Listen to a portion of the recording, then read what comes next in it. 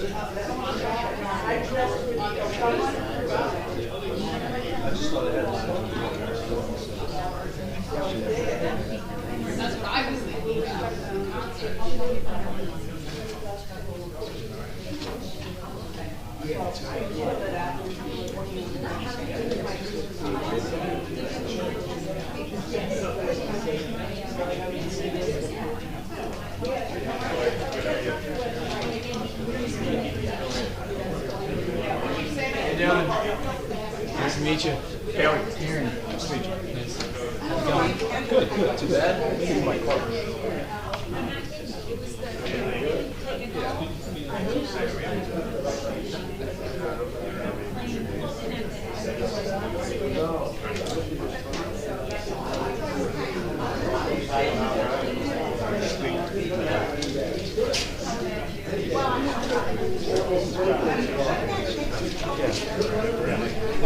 Good luck.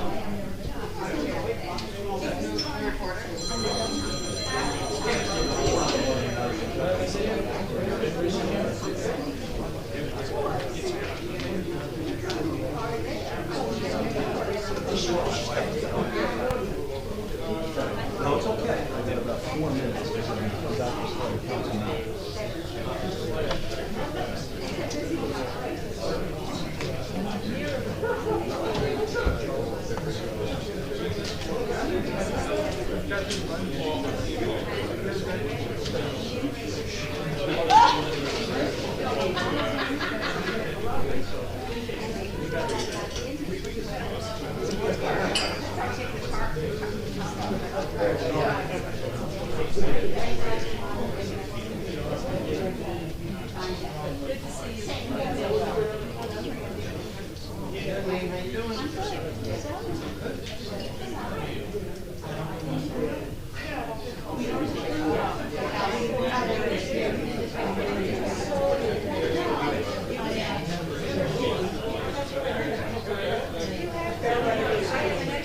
No, I don't.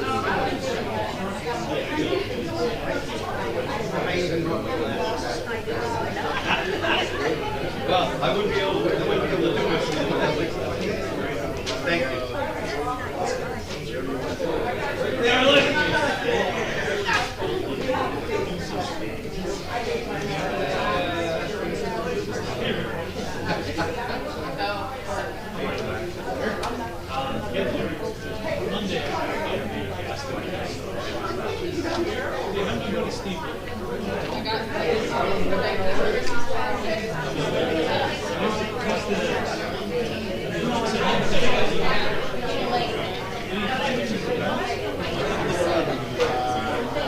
I guess it was underneath stuff and I never saw it.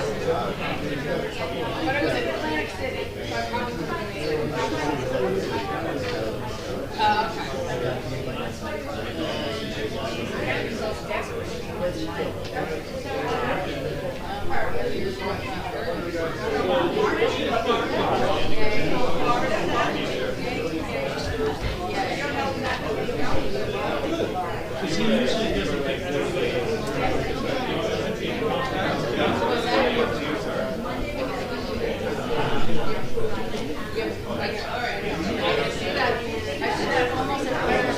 Hey, how are you?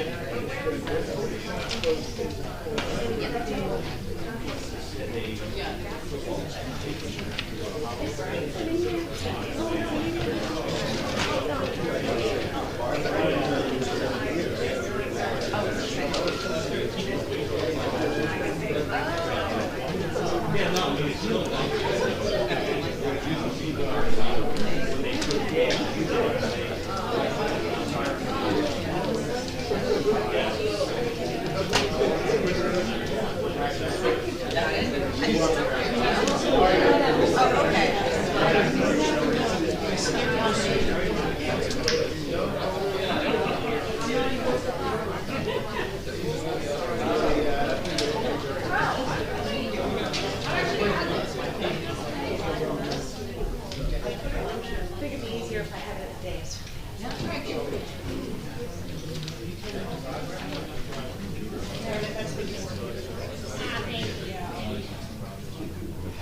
Is that in addition to this one?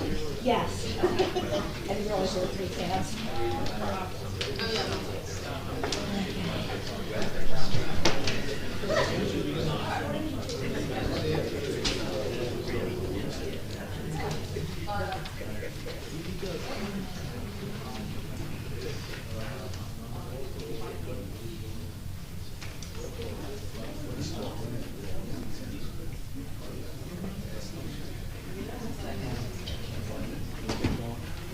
Start with this.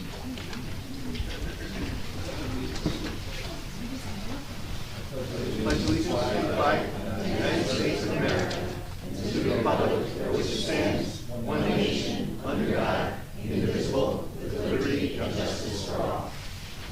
I wish to announce that the 48-hour notice is required under the Open Public Meetings Act was emailed to the Asbury Park Press, the Co-Star, and the New Coaster on December the 13th of 2022.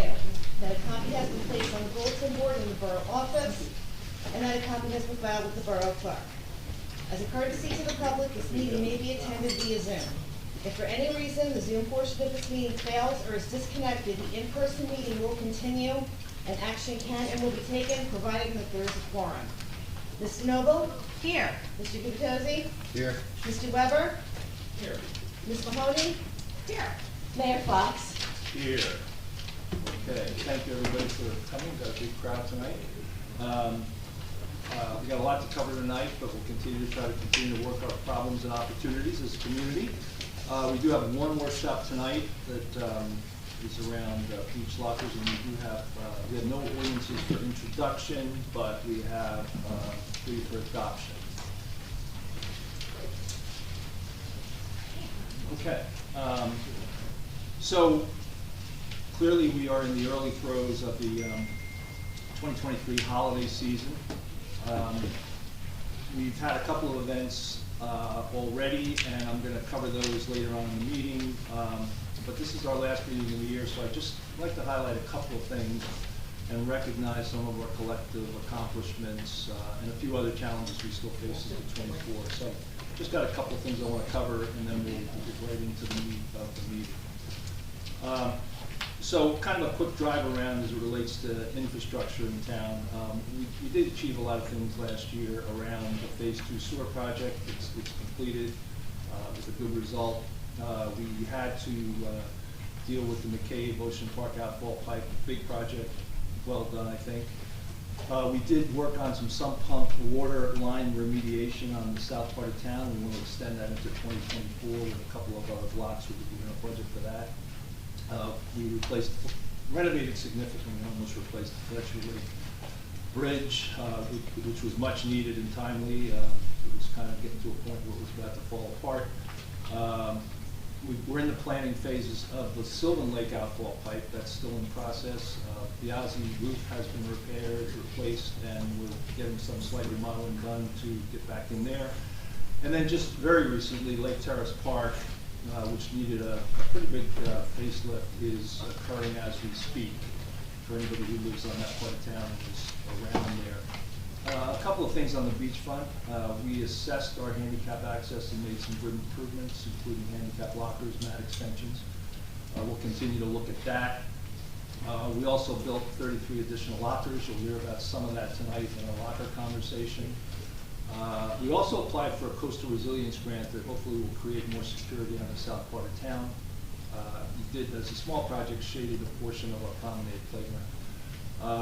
We've upped our game a bit in grants. We got a recreation grant that we're gonna start construction on in 2024. The Lake Terrace Park is a grant, and then we also have applied for an unused asset in this coastal resilience or boardwalk grant that I mentioned a few minutes ago. Main Street and related, we worked on a pilot for electric vehicle trolleys that worked out pretty well, pretty good success. The theater is finally beginning their renovations. Not that we had a lot to do with that, but we try to keep a pulse on what's going on there because it will have a good impact on Main Street going forward. I think Riley Park was buzzing most of the year, a lot of the year, particularly in the summer. We upped some of our events, and this benefited our Main Street businesses.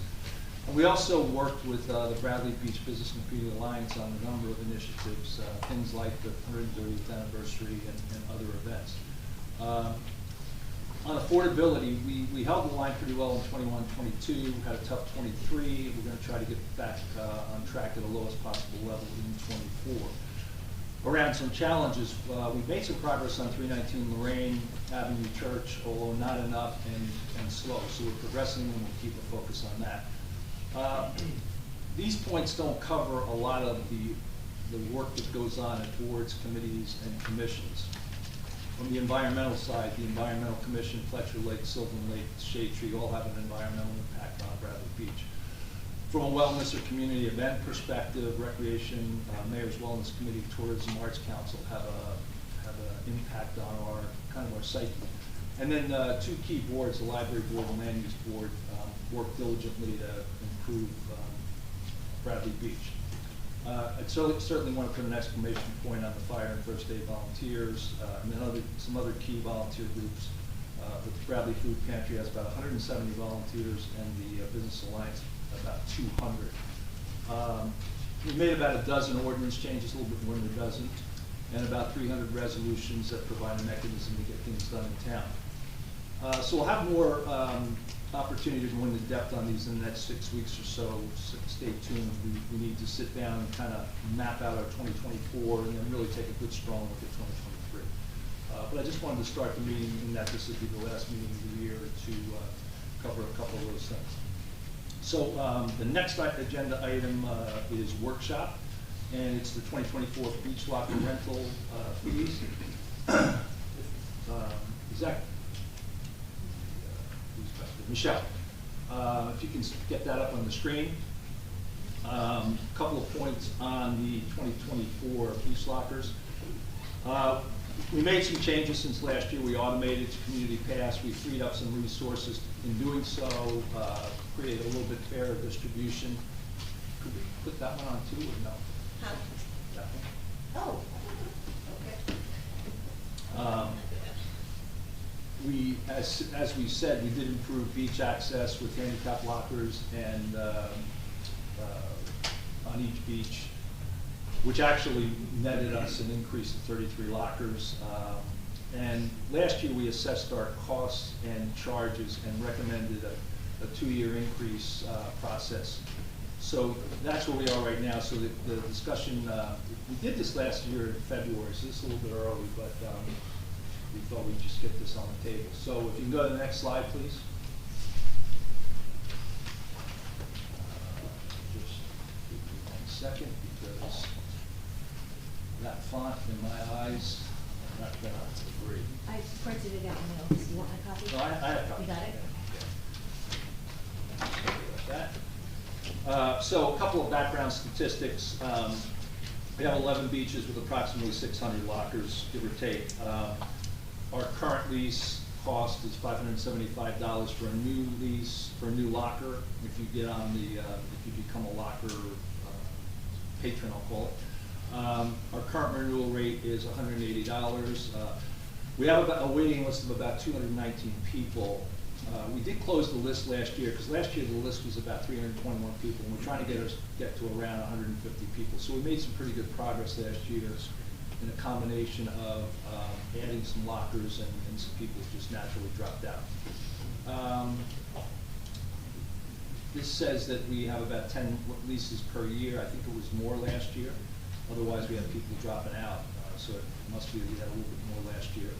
Our longest wait is about 4 years, and that's one of the beaches. Most of the others are not as significant, but that's our longest wait time on any one of the beaches, because we do assign these lockers by beach for obvious reasons. Okay, next slide.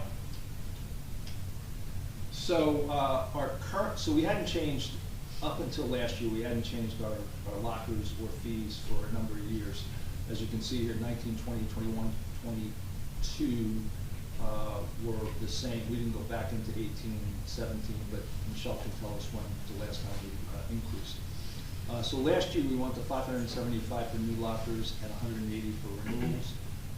And last year we proposed this year to go to 600 for a new locker, your first time in, to basically not so much build the locker, but it pays for maintenance of all the other lockers as we get into it. And then a renewal of 200. We did do some price comparisons. One of these is new and the others are from last year. Asbury Park charges $225 yearly for a locker. Avon by the Sea, $500, and Seabright, $400. So, pretty significant cost. We took a few of the other towns out that were bigger towns, but you can see the comparative is that we're pretty price competitive, if you will. Next slide, please. So our renewal process is we notify people, we ask them if they want to renew, they pay, they assign, and we have assigned emails. We do use Community Pass, so that's part of our improvements from last year. We've automated the process. Go to the next slide, please. So in summary, we have moved to an online registration that's worked pretty effectively. You can use online credit debit card or e-check. We offer 3 disabled person lockers per beach, and we'll continue to do that. I think we have a few refinements around that, but we'll continue to look at that. Some of the benefits of the things we did last year, we eliminate manual processes, we freed up some resources. We don't feel that, I think it's a little bit fair in that we don't have waiting lines in front of the building in the middle of February or March, that some people, like elderly special needs, seasonal people, working people, might not be able to attend. We've eliminated manual mailing and processing of payments, and we did add 33 disabled lockers on a first come, first served basis. So that's where we are right now. We typically set this pricing early next year, but we put it on for now. So I will now open it up to the council for discussion. Thanks, Mr. Mayor. What do people do now if they don't want to do the online process? They just want to bring a check, or what do they do? I don't know the answer to that, but Michelle can answer it. I came in and paid cash last year. So it's like same as it ever was, if you just wanted to do it? It just wasn't the fun of being with everybody outside. We used that. I'm sorry I missed out on fun, Nancy, but it's the same as it ever was? Fine. Yeah, Mr. Mayor, probably the most obvious question for me is, last time we revisited this, the pricing, we knew, and I see our supervisor of DPW in the back, Biagio, I may be calling on you, or we may be calling on you on this, but a year or so ago, a box of lockers, which is basically 3 lockers, the going price for the municipality to purchase it was $1,500, so about $500 a locker. And we were charging whatever it was, $575, as you said. And that $75 really largely helped compensate us for all the maintenance of the lockers, moving them around, taking them off the beach, putting them on, changing hinges and so forth. My question is, over the past year or two, I can't remember when we last looked at the actual cost, have the prices of purchasing a box of lockers gone up dramatically, or is it relatively flat, or do we know? I don't know. I would assume that they're flat or marginally up. They're marginal, yes. Yeah. Do we know the price? I don't, we'll have to get that information. It's probably up about 10% on the building. Okay. Material. So is it, you said it was 1,500? Yeah, In the last past? year was 1,500. Okay. And may I ask you, how long do these lockers generally last? The ones which are constructed now should last 5 or 10? A little longer than that. Okay, that's good news. I think the majority of stuff that goes wrong are usually the fixtures, is that correct, G? It's the fixtures, right, it's just setting them on a stand, unlevel surface to kind of rack. Right. You have to just, reform them, but yes, but as far as material rotting, that won't happen for many, many years. And are you having any built this year? It's not our plan to, Yeah. and that's a capacity issue, finding storage for them, moving them around if you have an emergency. So no replacements this year? No, we'll just fix it, we're, reconstructing some of the other ones that still have wood, but we're not building any new ones. Okay, thank you. So, Mr. Mayor, I'm doing the math roughly in my head, and I'm rounding intentionally, but the 575 to 600 is a little less than a 5% increase. The renewals, probably a little more than a 10% increase, 12% or something like that. So, is the goal just to get these to round numbers? I mean, given all the increases in costs of living in Bradley Beach, I think the entire council, I'm sure you as well, we're all sensitive to the fact that we'd like to minimize cost increases wherever possible. If the anticipated new cost of purchasing new equipment is relatively flat, I guess my other question is there any consideration we should be giving to keeping our rates flat for still one more year? I mean, it really comes down to the conversation we had last year, and I guess the only extenuating circumstance now for the beach is we did get a surprise last year, which is going to cost us a pretty significant amount of money, and that's the outfall pipe. So we've got to fund that, and this incremental, the incremental beach locker, besides maintenance of those, the revenue we generate on this, any excess we have does offset some of the other costs that we're going to incur. I think the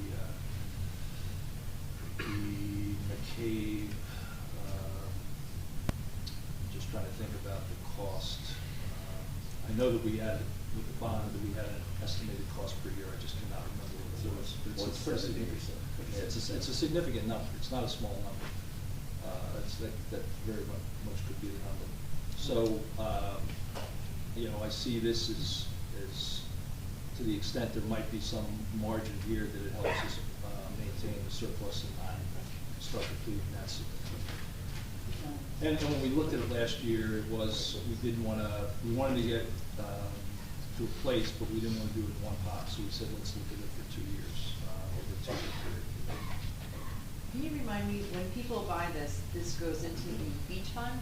Yes, correct. And does the beach fund pay for the outfall pipe? Yes, Yes. yes. And that's no taxpayer dollars? Well, I Unless mean, the taxpayer owns the locker. yeah. I mean, the indirect badges, lockers, all this Right, stuff. it all goes towards that, okay.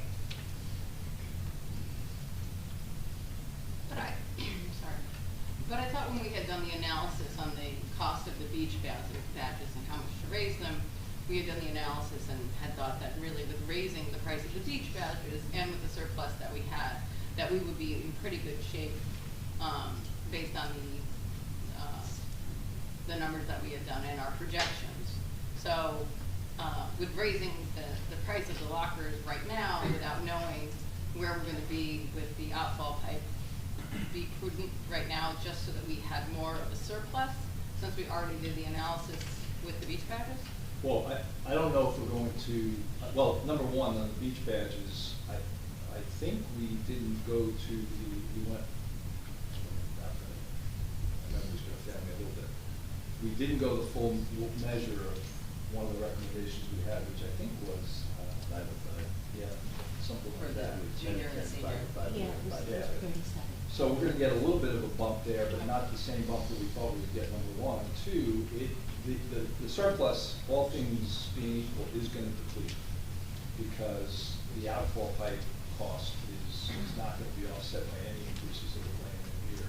This increase, but for the lockers, the increase, might partially offset, but it's, our locker income It's about 125 a year.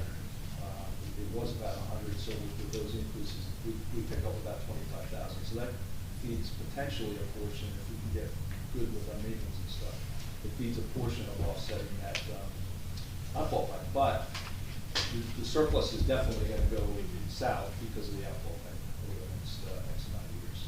Because we don't see attendance at the beach soaring. You know, we've got a super bump with COVID, but it's kind of trickled down a couple of percent a year. So we assumed a 5% reduction this year. So when we're doing the budget for the beach, we're probably with that assumption. Hopefully that doesn't happen, but When we look at these numbers, I mean, just not only for the benefit of the council, but for residents who are interested in this, the majority of the revenue, it fluctuates between new lockers and renewal lockers, but the vast majority comes from renewal lockers. Because typically year might be, as you said, Mr. Mayor, 10 new lockers purchased a year. We, the borough, may purchase more than 10 if some of the old lockers get thrown out. That's correct. But in general, most of our revenue is coming from the renewals, and the revenue is around 125,000. Largely a 10% increase is, roughly $12,000. So we're not breaking the bank, from a beach revenue standpoint. I think we all want to be sensitive to our residents who, especially those renewing lockers, many of whom have had lockers for 10 or perhaps 15 plus years. I guess my quick reaction, Larry, I don't think it's a big deal, but kind of like the closer to 5% increases rather than the 10% on the renewals. If we were to do that, we're probably shaving, $6 or $7 grand off the revenue. It's not a big deal in my mind. That's some doable math as you're talking through this. Just give me 1 second. Sorry. While you're doing that, I was just going to say, I'm okay with the numbers that were presented here, because as we just heard from Diageo, the cost of a new locker went up like 10%. And this covers it, if we do the increase presented here, then it covers that probably for a couple of years. We don't have to do it again next year. Last year would be good. This year to last year would be 11% increase. That's what we got. The fact that Diageo thinks a locker might last more than 3 years. I mean, think about it this way: if a brand new locker costs $600, it's was 500, maybe it's more, and we have to replace it every 3 years, so we would depreciate it over 3 years, which would be 1/3 of the price, $200 for renewal. If it in fact lasts 5 or 6 years, you could argue that our $200 is maybe more than we need to recover costs. So I do want to make sure the beach utility recovers its costs absolutely, and even give us a little margin for error. But my own sense of this, since the vast majority of the revenue is driven by the renewals, and the renewals are probably safely recovering their costs if they're lasting on average 5 or 6 years. I don't think for the extra $6 grand we should get the rest of it. I'd suggest, $600 on the locker, on the new locker, and make the 180 go to 190, which is, those are both closer to 5-6%, something like that. I mean, it's not again, it's maybe, I think. Well, it's 180 right now. It's 180 right now. Yeah, leave it to 190. And it probably drops a 15,000 revenue increase to 7,500 or something. It's not a big deal. And our residents might actually appreciate us not increasing the rate 10%. Go for that. Yeah. And keep the new ones at 600, I think is good. Yeah, I'm going to a swim. You guys are done? Yeah. Okay. Any public comment? Yes. So I'm just curious, do you know, Mia Mullen, 302 4th Avenue. Do you know what the percentage of the people are that have lockers that live in Bradley Beach? Do you have any idea? I do not know. I think Michelle knows. Michelle, can you hear us? I guess you can. No, I'll go confirm, but I've heard estimates of roughly 50-50, but I'll go confirm. I don't think it's that It's high. really that low. And the only reason why I was, right there, she's checking. The only reason why I thought to mention it or give you food for thought is that given the huge increase that we've had in our taxes from a PR perspective, for all of you, to have it just lay flat, given all of the inflation and status of the world and everybody's expenses, it is a tool you could use for PR purposes, because what's gonna happen is, it's gonna be all the rumors floating around that darn council or that darn mayor, if we split it the way it always happens, are raising it considerably, even if it is up to the 190. And again, I only say this, if we need the money, I'm all for it. I never want us to be defunct, you know, as a town, but with the huge tax increase. Well, it is a utility, and the thing with this utility is that we are going to have, this outfall pipe is gonna cost us. Right, I heard you talking about all the math on it, and I just would want you to be sure, but I wouldn't wanna just raise it just to say, well, cost of living, everything's going up, let's just raise it to be safe, but let's have some numbers, because it is I wish it was more residents, because it would really be a good PR thing for everybody sitting Did you get behind that desk. Yeah, so it's tough because a lot of people have second homes in Bradley Beach, and they may not use their Bradley Beach address to purchase their lockers. Yes. We should really track that though, because it just would be nice to know the percentage of people that actually have homes here. And we could add that to that online application process. As complicated as it is, you could just add another question to capture that data. Because I think that would be really interesting to have. Don't just nod your head. I just hope somebody does that, because I really think it's an interesting statistic. I am curious though, how are the lockers assigned to the people? Because when we used to wait on the line, the fun of it. It's random. It's random. Is there any consideration to give assignments based on tenure of having a locker? And why wouldn't you do that? Because I think that the company that we're using to do it it's a random, the process they use is a random process, so. And I don't think we only have records of people up to the point of when they bought lockers. That I Maybe we did could start ask that tracking question it. before. I would think that would be more fair. I mean, even if I was all the way on the end and I had to walk the extra block to go to my locker, if I'm the last one in, I'd accept that. I don't think you mean it's random, like where you get a locker. If you sign up to get a locker. Oh, I'm on Fourth Avenue, right, but I still, I was like all the way on the end this year, and I thought maybe because I stand up here too much, that I was all the way on the end this year. I asked to be on the end and they didn't give that to me. When I say the end, I mean I have to go down the stairs and walk almost a block to get to my locker, right? To kind of defeats the purpose when I'm only 2 blocks from the beach and I have no choice. Anyway, I was just wondering how that was assigned and if there's any consideration for tenure. I just think it would make sense, but the town, the people who rent it would be accepting of that. I can't see anybody having an issue with that. Okay. Okay, thank you. Anybody else? Yes.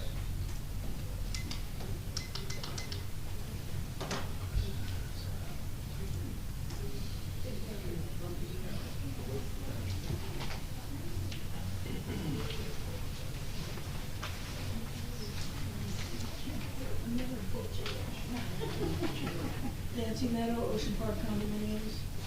And I also want to preface this with, since no one has gotten to it in 3 years of requesting, I'm not, nor have I ever been an employee of the borough. I have not ever volunteered or served on any board or commission. All kidding aside, regarding waiting outside for the lockers, it is an extreme concern to not have a cash in-person option, which did not appear here. Because what did I do? In addition, there's the people who get a locker after the season started. When there's people that didn't show up, they come down here and get a check. What would they do? I believe we accommodate people in those one-off situations. We don't just say, sorry, you can't do it. But the majority of people have used the system pretty effectively today. You finished interrupting me? No, I'm actually conversing with you. I'm not interrupting you. I'm trying to give you some information. I'm sorry. The cash option needs to exist. Not everyone has a credit card. Not everyone puts it online. And to have a presentation that excludes it given the past accuracy of the way things work here, is quite a concern. In addition, Community Pass was, last year for the first time, we were told it was a flat fee of $800. There was never any extra charges. And then what happened to the people that used it? They got a 3% charge. So when you're calculating, and for people, I know some people think the lockers are a luxury.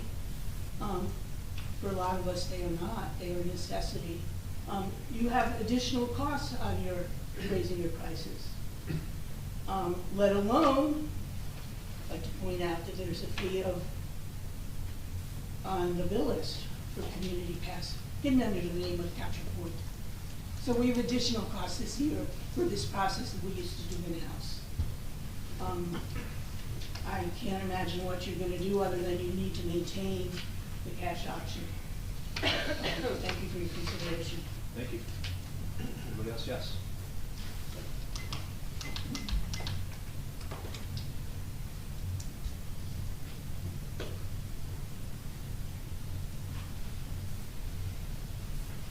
Katie Shishias, 112 Fourth Avenue. Is there any consideration for residents at priority as far as closer to the entranceway to the beach?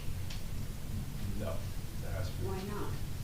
Because it is a random process that we set up last year.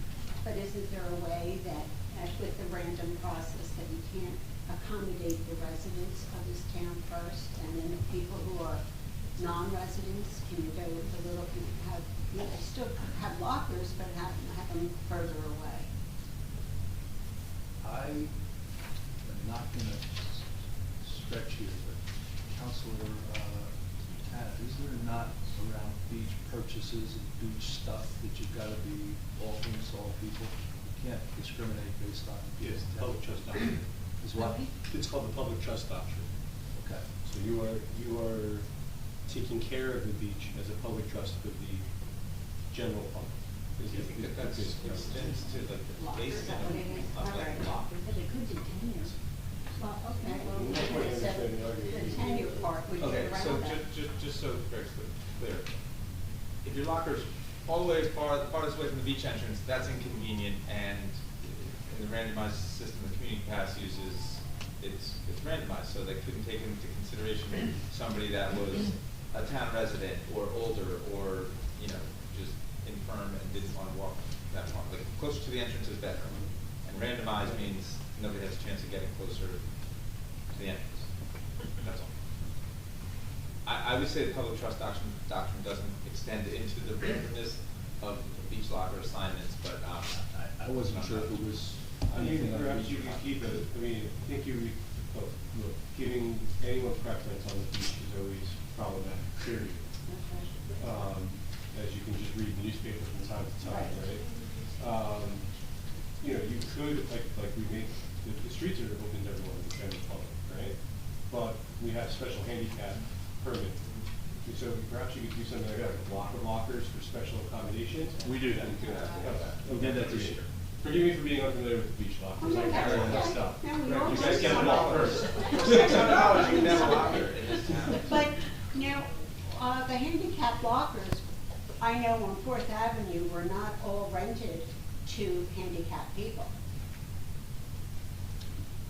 That could very well be if we went through the handicap request and somebody didn't come back, we didn't have 3 people, we wouldn't let it leave the locker empty. Regarding the handicap lockers, if my memory holds me correctly, those, the construction of those lockers were outsourced to,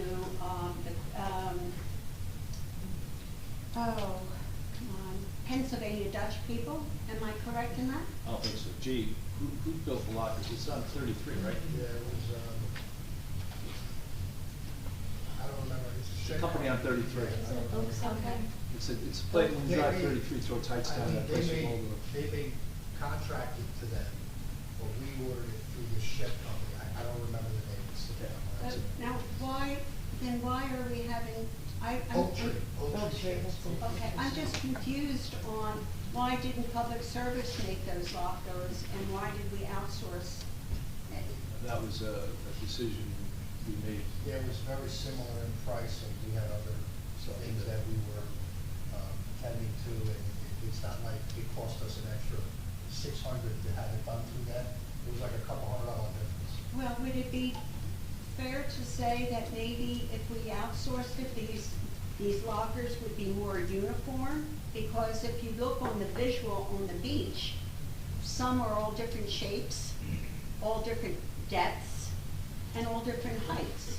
And they have all different mechanisms on them. So in the sense of uniformity for the town, would it be something to consider that we would replace it so we have a more uniform look on the beach?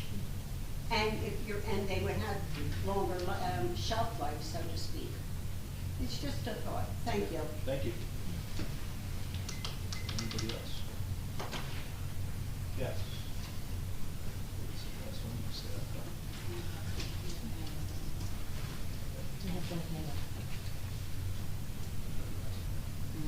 Linda Dougie, 312 Brindley Avenue. Could we send out something earlier in the year to everybody that has a beach locker? Or are you gonna renew it? Because people have moved, they probably have forgotten they had a beach locker. You don't automatically go to the Borough Hall and say, I'm not gonna have my beach locker anymore. There's probably gonna be more vacant lockers than you think to reassign them to people that are waiting. I'm not waiting, I have a locker, but I'm just thinking ahead. We can look at that, yeah. The fact that we're doing this, last year we did this in February. Well- We had this meeting in February, we had this discussion in February. Well, that's good, but I think it should go out earlier. Well, now that we because- have the system and we got the bugs mostly kicked out of it. But for the people that don't live in town and go to council meetings, they might not even know, so they need to get a letter. Yeah, no, they get, one thing we have on the beach lockers is everybody's got an email, so they all get communicated to. Well, maybe a mass email can go out Yeah. earlier. Thank you. Thank you. There's one on the board, is that right? That's correct. Paul Mashakin? Paul, you have a question? Hi, yeah, Paul Mashakin, 411 Hat Lorraine. I have a question on this random. I'm a senior. I'm 82 years old. I'm not handicapped, but I have difficulty if I wind up at the far end of the line. If the random pick puts me at the far end, I have to walk all the way down and back. That's not easy for me. I would argue that seniors possibly should get a break. I mean, we're getting a break on beach badges from, what, $80 to $35. Maybe we should get a break on the lockers. Or at least there should be a section near the front that is reserved for seniors.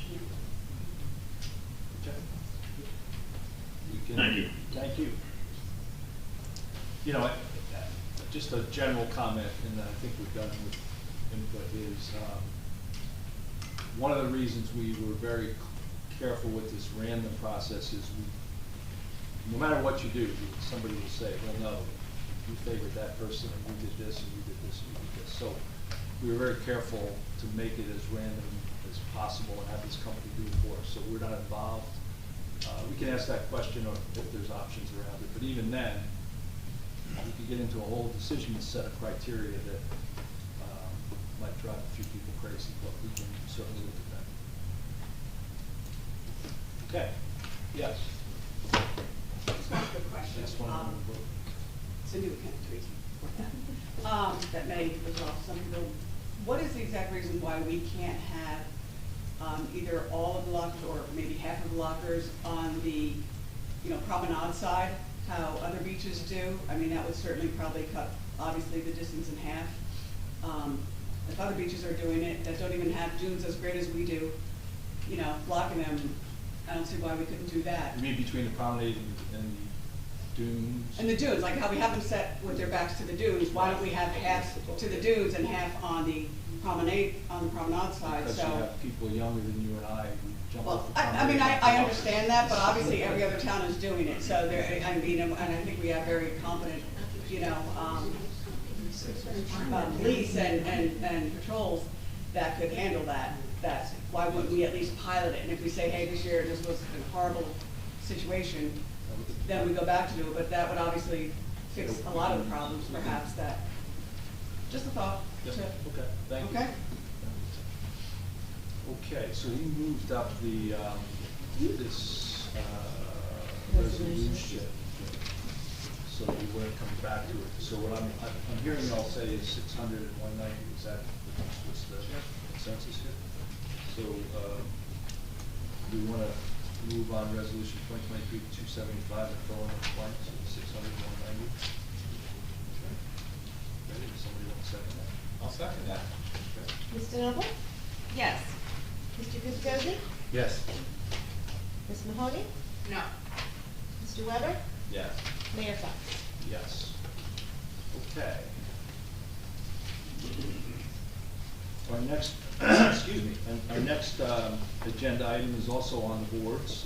This is a follow-up from our last meeting, and it's on, I think it's a fairly quick overview of our best practices, and I think this BA, DeMarco is going to cover this. So, Michelle, if you could put up the next deal here. She won.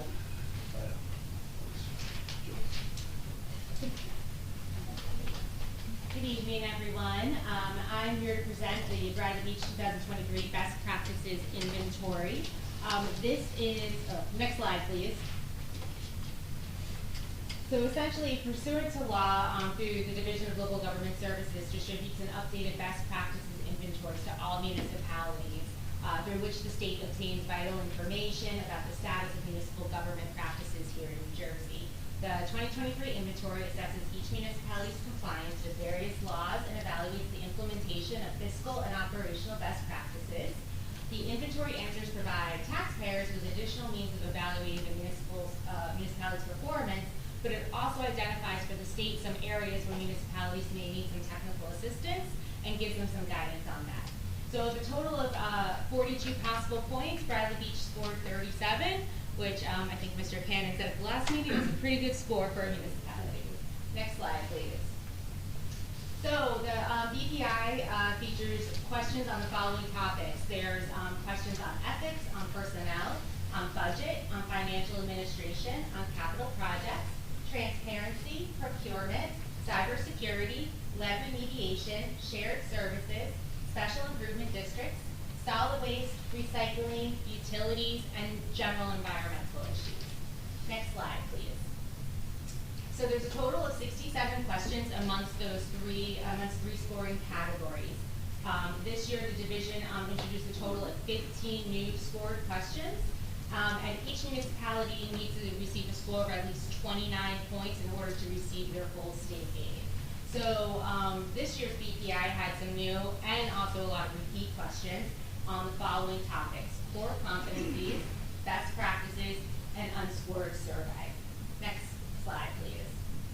So core competencies, these address the statutory and regulatory compliance obligations and other areas critical to municipal finance and operations. These are scored with positive credit with 1 point each, awarded for yes, prospective, and not applicable. Best practice questions involve fiscal and operational practices that are of significant benefit to many municipalities, but are not foundational in nature and not uniformly applicable to all municipalities. These receive positive credit of a half point each, with positive credit for yes or not applicable. And then there's unscored survey questions, which there are a lot of. These are meant to gather information for the state. They don't count towards the municipality's final score, although we do complete them for the inventory. And answers to these questions help the state determine where municipalities may need additional assistance and where the local government services and DCA may need to prioritize their resources to provide technical assistance to municipalities throughout the state. Next slide, please. So, next question, how is the BPI scored? We did this one, that's the previous slide. There we go. How did Bradley Beach score? So, of the 42 available points, there were 36 points available in core competencies, 6 available in best practices. Bradley Beach received 32 out of 36 points in core competencies and 5 out of 6 points for best practices. Again, what you're not seeing reflected here are those unscored questions because they don't count towards our final score. The next slide, please. So I think the question is, where can we do better, right? That's what we always want to know as a community. So one, financial deadlines. I don't think that's a shock to anyone sitting here in this room who's been following things. We did not get our budget adopted on time. We also did not submit the annual financial statement on time in 2022. We can do better with our cash flow analysis. Doesn't look like this was done on deposited or invested funds in 2023. Additionally, we can do better with green practices. One of the scored questions is about if we have public EV charging stations on municipal property. There's also a question about whether there's a policy or plan in place to start switching to alternative fuel or hybrid models. Until we have a charging station on municipal property, it doesn't make sense to start, trying to convert to an electric fleet. And then the other thing is PERC filing. So PERC is the Public Employment Relations Commission. And the cost impact summary, which is done during labor negotiations, those should be filed with PERC, and it does not appear that the PBA contract was filed with PERC. So that is definitely something we can do better with the new contracts going forward. Next slide, please. So what did we do well? These are the questions that for all the scored questions, we received 100% credit, basically points for every single one. So capital projects, cybersecurity, ethics, personnel, procurement, and shared services, we all did really well as a borough. Next slide, please. So, if you want to find more information, a copy of the borough's BPI and a copy of this presentation can be found on our website by going to bradleybeachnj.gov/reports. Anyone has any questions? I'd be happy to. Can I just ask, who's doing the scoring? who's rating us? The Division of Local Government Services. Through the DCA. Who responds to the questions? Yeah. I completed the inventory this year. Of the question? Yeah. Interesting. I'm Meredith, I have a question. Sure. You mentioned there are a number of unscored questions. Yeah. What's the purpose of asking us questions that no one's scoring? So, for example, this year there was a lot of question about lead remediation. There was a law passed about a year ago that all rental properties have to be inspected, whether it's visual or dust sampling. And they've been giving municipalities times to implement that. So what they were, a lot of the questions this year were, have you done any yet? How's your program going? How many have you conducted? How many dust clock? How many visuals? So that's the kind of things that they ask. It's to help guide them where they should direct their resources. So actually, I have a question on that. That's not all rental units. That's got to be ones that have been. Yes, that predate, what is it, 1978, I believe. Well, but is it also like 1 and 2 families, or is it only multi-families like 4 and over? Because I would think that the state has a distinction on that. I believe it's 2 families, but I can double check and get back to you, but I believe that's what the lead is. Okay, and only if it's well, most of the towns constructed before that. That's not. So you think it's only for places constructed before that? If you want to give me one moment, Councilman, I can answer your question for you right now. Let's see.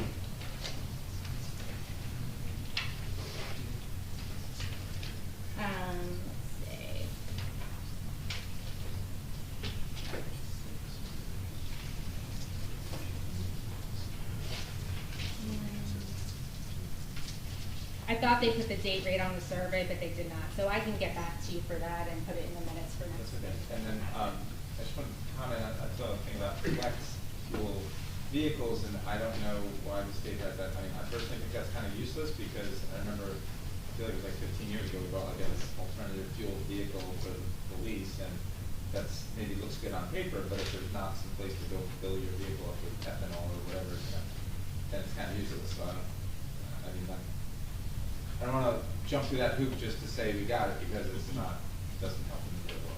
Yep. No, and I agree. And until we have, electric vehicle charging stations on municipal property, we can't really switch over our fleet to electric vehicles either. Yeah, maybe that's a interim option we should pursue. We have a lot of acrimony over electric charging stations. Maybe we do something just on municipal property for the short term, which helps us with this, helps us with moving towards electric vehicles. It doesn't get into all the, I don't want it on my block, I don't know, I don't wanna do it, I don't wanna do it. That might be something to consider. But Mary. besides getting a higher score, if you were to do that, what else is there any, like, It is it there moves cost us, for it doing moves it? us What- towards electric vehicles, in municipal. side. Understood, but I don't want, we had this discussion for a long time before. If there's a cost to us, I'm trying to think of what we gain by having a higher score. The 37 was good, according to Greg. Why would we do something just to do it? I think someone made that point, John did just before. What would be the result of doing that for the score? If you get a higher score, what does it matter? Above 29 is what you need to get your full For state state aid. aid. Right, so to do something just to do it, to put the energy Well, and the resource around it. I think electric vehicles is gonna happen. All right, but I don't think Bradley Beach to be the root of it. Like- No, my point was maybe there's an interim route that you use. I think that's a whole nother workshop. The score's good, so why would you? Yeah. We Because need you always wanna strive for resources for excellence. so many other things. Why would we Yes. Don't dive they into have a that? DPW charging station at the yard? They have electric cars there. We have a plug. It's a plug, it's a charging station. What For I'm two saying. small electric vehicles, that's Right. not a set of charging stations. Well, That's a plug. put this thing over it with the little stickers for, you know, like they were. No, doing. no, ultimately, you'd like to move into an electric fleet of everything, and for that you need charging We stations. don't have enough money for that. Well, no, it could pay back, because if you look at our fuel costs and our maintenance costs, it might make sense long term.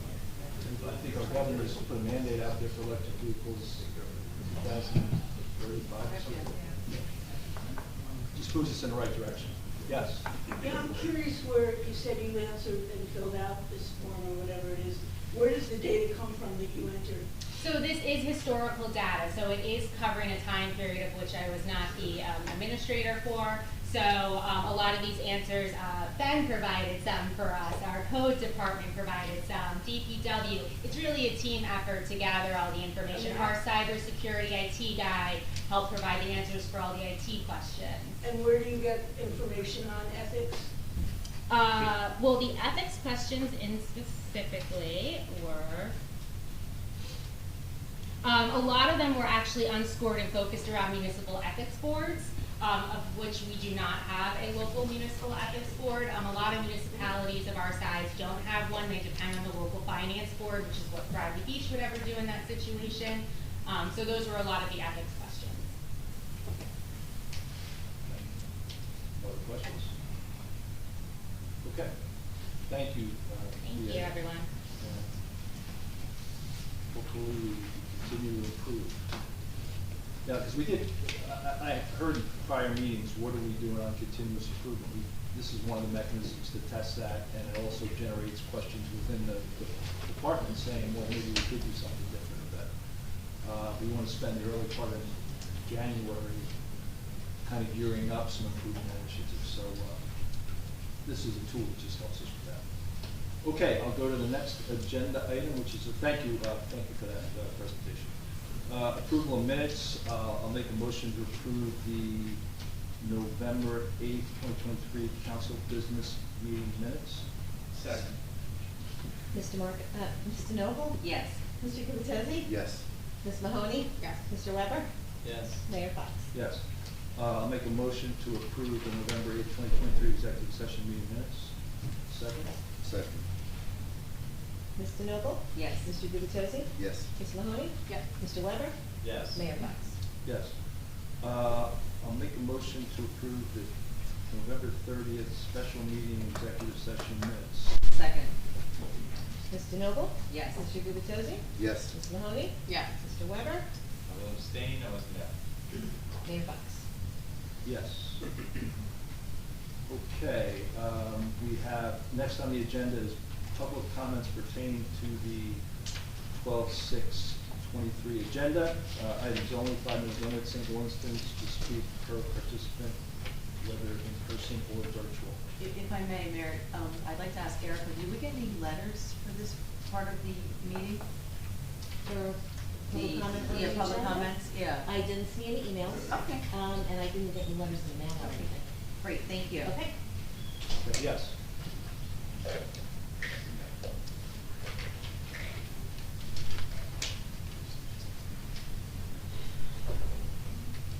Shishis, 112 Fourth Avenue. I have some questions regarding the bill list. I noticed that there were manual checks written to Prime Point for $8,735.95. First of all, and then later on in the bills list, I saw that there was another payment that was on page 24 of the bills list. And I saw that they were also issued money for $2,763.65. It's a total of $11,499.60. I guess back up. What is Prime Point, and why is there an $8,735 charge there? Yes, so Prime Point, I'll turn it over to our administrator, but the question was, there's two Prime Point charges on the bill list. Prime Point does our payroll. Yes, so Prime Point does a lot. Prime Point is not only our payroll, but they also help prepare our quarterly taxes. They track employees' accrued time. They do our W-2 prep. They do our ACA reporting. So it's a lot of functions within the system. And they also host the software that serves as a time clock for employees. Okay, well, was this a contract, this for the $8,735? No, that was past invoices that were received. They were being sent through an email address erroneously, and as part of the effort that we've been making to really streamline and capture and make sure that everything is going to the appropriate people, we have been paying those. So those are bills for August, September, and November. Of which year? This year. My next question on the bills list is on page 18 to Marion Belek, Public Relations Consultant, for $4,375. Who is she, and what does she provide? In the first quarter of this year, she provided supervisory, communication, website, any number of things. Now, she also received in September, was it a total of? It was 2022. One was September 2020. 23. I went through the bills list. On September 22nd, 2023, on page 11, she received $17,000. Right. One bill was for 2022, one bill was for 2023. We stopped her services at the end of the first quarter of 2023.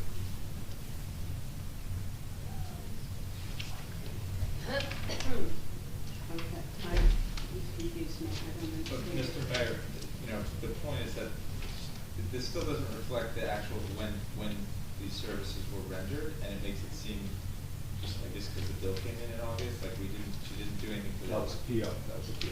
Okay, nonetheless, it still doesn't reflect that when this was done, and that was the problem we had with the last item on this by this person. It's just that it wasn't reflecting when the work was done, so that's what was my request last time, and that would be my request this time. Just show when it was Thank done. you for clarifying. Thank you. Okay, and then on page 27, Satimbrino Architects for Public Works, feasibility study. And the bill originated in 8th month of, it was 8th month, 2022. And we're now just paying them for $2,500. And the description was for road repair and maintenance. And this is an architect firm. Can somebody please describe what this is all about? And first of all, it was for a bill for 2022 that we're just paying now. Could very well be, yes. And I've stood here many times, and this is not the first time that it's been brought to everybody's attention that bills are being paid late. And I don't understand why this is. Or we're being invoiced late, one or the other, yes. Well. I don't know what the case is on here, maybe you can clarify. This one, I believe, is being paid late. The invoice date is from the end of April. Truly, I can only speak for in the last 2 months, we've really been trying to streamline the process, fix errors, to make sure these bills are being paid. One of the other changes that you'll notice is we actually ran what is more of a typical bills list. And this includes not only the bills that are received, but the bills that are being held. And as we discussed before, held means encumbered. So the idea here is that when we get an invoice, we encumber the funds, we hold them, right? It's being held. We can get governing body approval to pay for that. And then once we get the PO signed back, we now have authorization from the governing body to go ahead and pay that bill right away instead of having to delay until we have the signed PO. With all due respect, I've been asking questions about this from the time that I think Ms. Humphrey was here.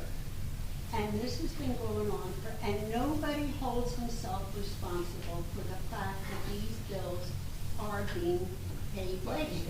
And nobody. And I don't understand why this is a repetitive problem within our town. Thank you.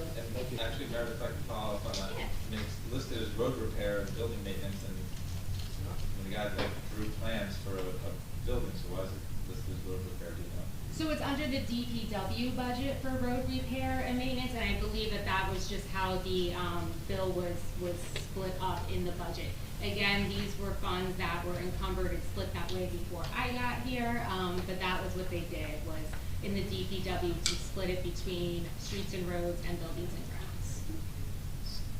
Is that to say that you're thinking about repairing the building? No. Okay. Well, then why is that? Well, no, they've done an architectural work for us to potentially move to one site. And we do have that plan, but we've already paid for that design.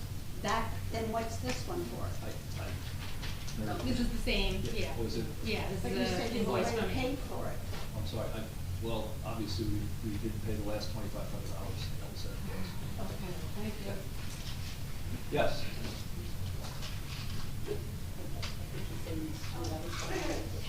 If I could just make a quick announcement, I think I'm having a little bit of a glitch with my timer and it's low.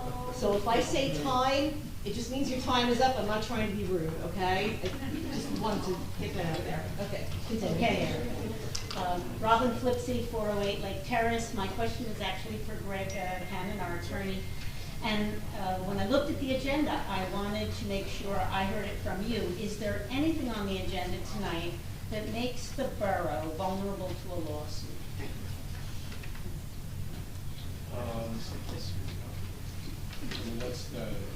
I'm not going to answer that question publicly.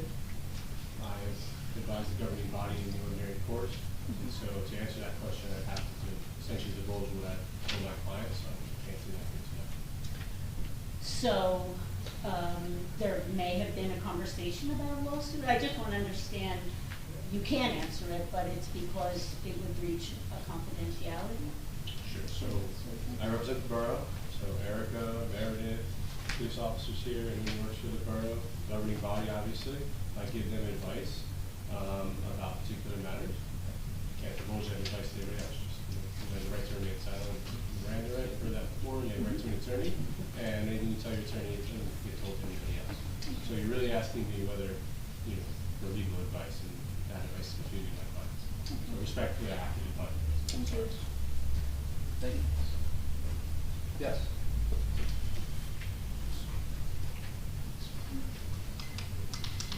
Anita Nazario, 116 York Avenue. I have a question about Prime Point. You mentioned that Prime Point tracks employee hours. The tracks, I'm sorry, what? Employee hours. Employee hours. got it. Employee hours, which would include overtime, correct? Yes. Okay. In the past, many residents have asked how many hours have different employees, how many hours employees from different departments have their time been charged to the sewer, for instance? How many hours, including overtime, did our employees put in, let's say at the 130th anniversary, or the Latin Fest, or any other event that took place?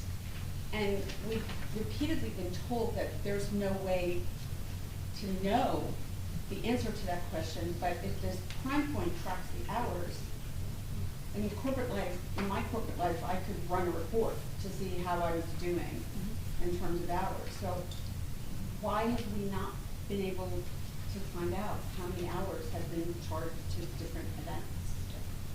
That I can't speak to prior, but what I can tell you is now we have, every event has a special event form that along with it. And with that, the DPW does write exactly how much hours and the cost it's going to cost them for the event, as well as the police department also provides their numbers. So now How far back does that go? Like, could we get We've only that done information? Prime Point this year. So the special events form, which we can divvy out that way, that is new within the last 2 months. And then as far as Prime Point, I believe that I know that the borough joined in February of this year. And how about the hours being charged by members of other departments to the sewer? Is that So, like something we'll be able to capture? So the allocations aren't captured by Prime Point. That's more of a budgeting tool. That would be captured in our budget. Okay, but actual hours, I'm talking actual hours, not allocation. Okay, so actual hours, yes, that is tracked by the Prime Point system. So, for example, we could, if Greg Cannon was a full-time employee, we could say Greg Cannon worked 100 hours this week. What that will tell you, though, is how his salary is allocated across the budget, if that makes sense. Okay, thank you. Yes.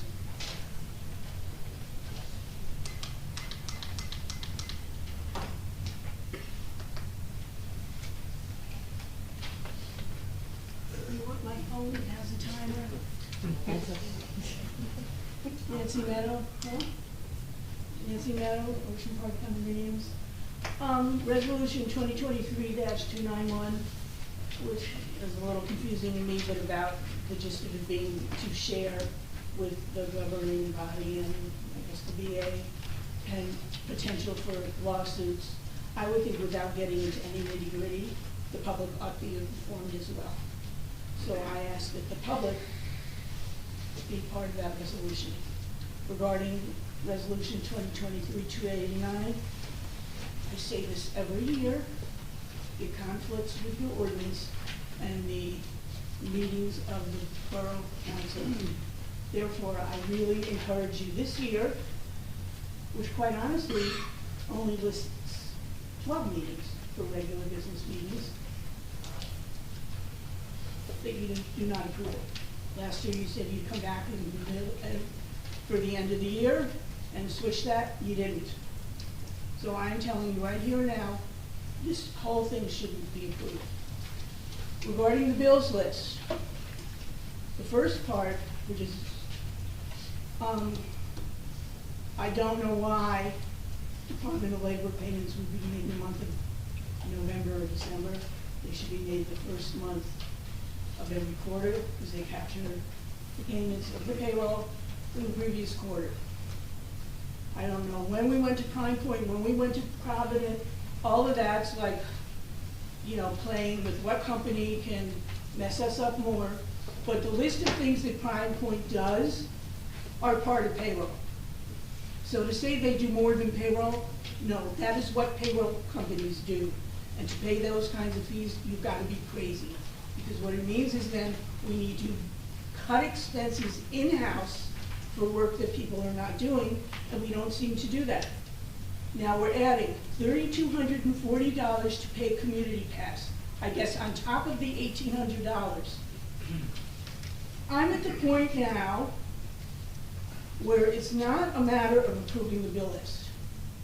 Information I believe the public needs to know is who approves these purchase orders and vouchers. That's what it comes down to, not the payments. Who is responsible for spending our money and when are you cutting it? Because I can go down here, you got a ridiculous shipping charge on page 1 for some kind of racks. Then we went through this last year, and I thought maybe we didn't do it this year because we approved the Jersey Cape badges at the last borough meeting, and I thought, oh my God, no crazy shipping charges. We've done something timely. Yay us, we learned our lesson. But oh no, we've got $250 on page 15, page down. It just goes on and on and on. And where our special events, I guess some people enjoy them. $1,150 for the ponies, let alone look deep in your hearts. Is that something you want ponies to do? Again, when do you stop spending? It's not a matter of bringing in more money, it's a matter of not sending it out. And I really mean it, we need to know who approves these things. And, I mean, you know, who approved the purchase order for Maren, whatever the last name is, who, may I say, Director of Communications for the DMV, which is a little odd to me. Who approved it? We want to know.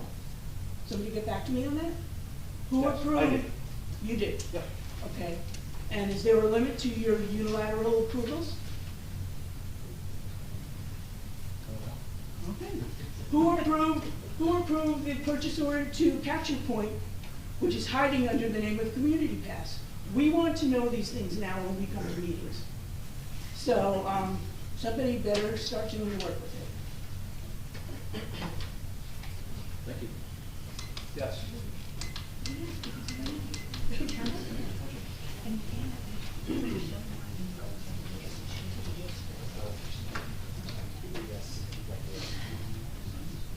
Hi, Dr. Tom McGuire, 610 Brindley Avenue.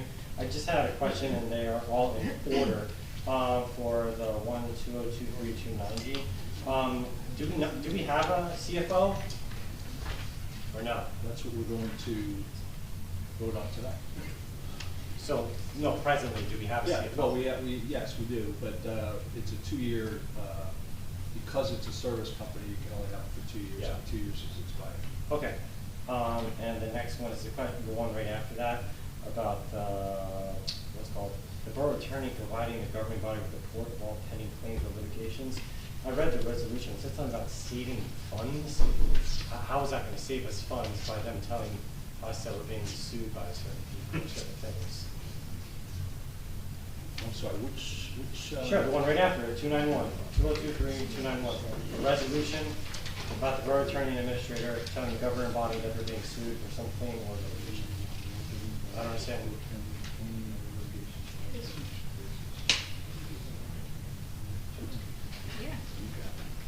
Oh, I'm sorry. Sorry. All this, it's a request to provide any lawsuits, basically, did we say monthly or quarterly basis? Monthly. It's just a log, here's all the things, we have a number of, if somebody trips on a sidewalk, if somebody is, has something happen to them in town, we have a log of lawsuits. Yeah, I was just wondering why does the rest of the board have to be involved in that? Is that just the mayor and the business administrator who handles all those things? It just seems just not. Because it was a request from the government body. Okay, I just want to explain why, that's all. It just doesn't make sense. It's because there's lawsuits that the governing body didn't know about, and we thought we should know about. Oh, okay, thank you. That clears it up. Now, the last one is the one right after that, 292. I read this resolution, and I'm just confused by it, because it seems, I'm not sure what it's protecting or what it's doing, so if someone can explain it, that if someone complains about my party, what noise violation, and then it seems like that information can be just anonymous, that anyone can just do that. Is that what that's saying? And I have no recourse, I don't have no way of Oprahing that, or it's just a sealed document? Like, how does that go against Oprah? Because isn't that something that if someone makes some type of complaint against you? I can reply on this one as well, Mr. Mayor. Sure. The situation that this is trying to address is if a complaint is made, and then if it's a code officer, or police officer, whoever comes out and tries to deal with the complaint, they say, yeah, your neighbor complained about it. Oh, God. So it's trying to avoid that and trying to avoid conflicts between neighbors. No, that makes sense. Right, so that's what. But we need a resolution for that? Isn't that like normal practice? Well, we would think we need a resolution. It's a very good question. Some people agree with that and others don't. Well, but is it happening? Because that's what I'm asking. I mean, someone did say something to us. We asked the police officer. He said something. It actually wasn't the right person. It was actually someone else. But so, I mean, okay. So it's meant to protect. If you look at that, It was meant to protect who's it protecting? Just the people making it? If I may add to, Yeah. it's a matter of privacy and safety. Okay. Sometimes, you know, if someone shows up to your house, hey, we got a call, your neighbor said Oh, something. mhm. Now, I don't feel your neighbor's safe. I don't, you know, it creates neighbor against Animosity. neighbor animosity. So I Yeah. think, you know, it's like, rather than say that, just say, hey, we have an ordinance that you're violating, or we have a law against what you're doing. Okay. And we, you know, appreciate it. No, that This makes way, it sense. just keeps it anonymous, and I think it just makes it a lot more. My only obvious. question about the anonymity of it, does that mean that when the person makes a complaint, say I call the police, and they take a log record and they have XYZ, is that where it's anonymous as well? You can request to be anonymous. But you can request to be anonymous, you say the person does give their name. That this resolution does not go against that, right? No, it doesn't. In fact, the people could Oprah your name. Okay. So that is public information, but you do have the option to remain Anonymous, anonymous. yeah, I know that. I just wasn't sure if that's just bypassing all that anonymity that, you want to. I think it's kind of like reinforcing it Okay. because you are anonymous and, you Yeah. know, even if you said the neighbor, well, Yeah. you're not totally anonymous anymore. Yeah, but that means a person has to go and seek it out, correct? It's not the code enforcement who said, hey, your neighbor complained about the law. or Right, something. this way code enforcement will be instructed on how to respond to calls Okay. from neighbors. for them. Okay, great, thank you so much for the clarification. Oh, you? I thought you were pointing to that. Oh, Just no, raise I'm your not. hand. Yes.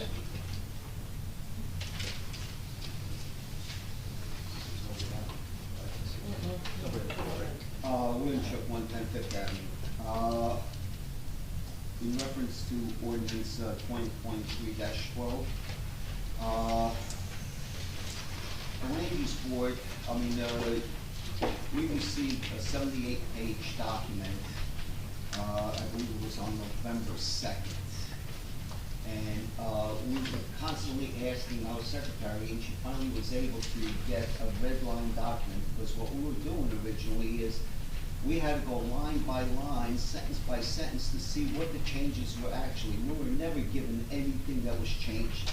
Normally, anyone that gets anything that's changed, you'll have it crossed out or anything. We received a document that was not that way. The secretary didn't get it till like November 20th, a red line document showing us where the changes were, what was changed and stuff like that. So with that, we reviewed Was it everything. October? Excuse me? I know your actual resolution was November 14th, so I presume it was October 20th? October, yes, I'm sorry, October. So anyway, we were given that, and we only had like about 7 to 10 days to really look at 78-page document. It wasn't fair to the land use board or anyone. But after reviewing it, we made our comments and, wrote it down, and we also found unanimously that it was inconsistent with the master plan, which was stated and was sent to the mayor and council. And I looked at this document that's on there now that you're gonna be moving forward, and there's no changes. Not one recommendation that the land use board made is in this document, not one. It is inconsistent. There's things in here that contradict each other in different places. I think we plan to discuss potential changes, so no one was given us, the council, no one has given us an opportunity to deliberate privately about what changes we want to make, but I know that each of us have individually reviewed your land use board's recommendations, and I, for one, am here planning to suggest a couple of changes. I don't know about my Well, colleagues. if anything, I would make a recommendation that you table this and revisit it in January, just table it completely. Well, once we hear everyone's comments. From what I see, and from what I understand, Mr. Cannon sent the actual letter that the land use secretary submitted to you guys on November 28th, I believe it was. Yes, 2 weeks after your secretary sent it to the borough. Right. So there's an issue there. I do have a question for, I guess, I don't know, Mr. Cannon or Mr. Matlack. but why was there such a delay in getting the red line version to the variance board? We had a red line version from Mr. Cannon, Mr. Matlack had a red line version, I'm not sure why. We never received it till the 20th. But who And it would- was Christie that It received it. was introduced on the 11th. But they were given a copy without redlining? That's just a little odd. No, the ordinance itself is redlined. It was. It has my usual, underlines for additions, strike-throughs for. That's not what we received. That's not what we received. Because that first weekend, I was going line by line, looking to see where the changes were. And then I turned around and called Christie and I asked her, she goes, I don't have anything like that. In fact, I believe, they exist. the chairman also, who's sitting right here, Dennis Mayer, he received the same thing. And he even made calls to our secretary asking her, please give us something, what are we looking at? What was changed? Yeah. I can't speak to it. I mean, I've been very involved in reviewing your work. Somewhere in the process of the administration providing you that document, you should have had a Well, I should correct, the chairman is right. Because we replaced the entire thing in its entirety, that was otherwise it would have been a disaster to read. And the only one that's left, the red line with track changes is bad, right? Yeah. So you must have provided, so they must have sent this ordinance over, in the contact, I call it, okay. The one that I sent to. Ben, Borough could had you red lines. speak up, so I can hear you? I got it. The copy that I, the copy that I sent to the borough had had red lines indicating where the changes were in which section. And I guess the way Greg just described it, because it was replaced in its entirety, that ordinance that was introduced was not redlined or marked up like. Right. So basically, he was the sort, you guys worked together, all together, gave me the document, track changes. To turn those into the usual strike-throughs and underlines would have made this a disaster. And so it wasn't that easy. But I essentially accepted his track changes and then adopted a whole new chapter. So when Erica probably sent it, I was going to say, I understood the next day. Over to them, it doesn't have what's changed, it just has what the new language would be. So I guess they must have reached out to Ben, who then sent the underlying source document to them. So that explains what we're talking about. Yeah, well, like Everyone I is said, completely lost that. I mean, there's a lot of inconsistency in this. There's gray areas as far as that. In fact, like I stated, you were at the meeting. Currently, roughly 65% of the town is non-conforming. Some of these ordinances are going to exacerbate that number. We're going to be like 80%. Is this the avenue that we're looking to do, make the entire town non-conforming? Because that's what's happening with some of these ordinances that are in here. We've got all your recommendations, Bill. All right. Thank you. Yes.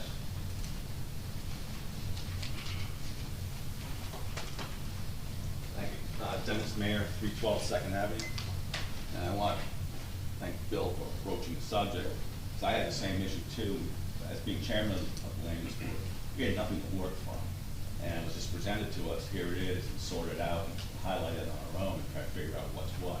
Because there were a couple of things in this proposed ordinance that is somewhat problematic. And to say what Bill about the non-conformity, one in particular is the change of minimum lot size for garage apartments from 5,000 square feet to 7,500 square feet, which basically means 30 lots in town around that number can build garage apartments. Everybody else is zoned out. Now that's just going to preclude us to get hit with a lot of applications of people sitting on 5,000 square foot lots who've been sitting there for years and not being able to build. Also, building heights were changed. We were caught off guard by this. And I don't know if the town, the public actually understands what this ordinance is. And I'm asking too, to table this until next year. And revisit it with the land use board and discuss the issues. There are like inconsistencies regarding basement bedrooms. Yes, they are prohibited, but then there's language saying with proper egress. You can't have it both ways. These are things that are in the ordinance right now, so I really, you go ahead and pass this, you're doing a disservice to all of us. And I believe you should just table it, and you can discuss it among yourselves, but you need to also reach out to the land use board, as we are a partner with you in this town for enforcement and working with the public to have them get what they need to build a project. We don't need any more roadblocks in the way. Thank you. That's it. Thanks. Thank you, guys. Yes.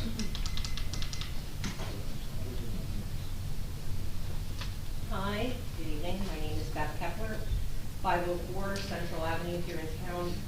I would like to direct my comments tonight to ordinance 2316. I support the governing body passing this ordinance, and I'm going to restrict my comments to just reading a well-established law on the record for your consideration, because I'd like to be documented that I read this on the record prior to your vote. It's called the Optional Municipal Charter Law, 38 NJSA 40:69A165. It reads as follows. Promise of office, position, employment, or benefits forbidden. No candidate for office, appointment, or employment, and no officer, appointee, or employee in any municipality shall directly or indirectly give or promise any person, any office, position, employment, benefit, or anything of value for the purpose of influencing or obtaining the political support, aid, or vote of any person under the penalty of being disqualified to hold the office or employment to which he may be or may have been elected or appointed. This is effective June 8th, 1950. Thank you. Yes.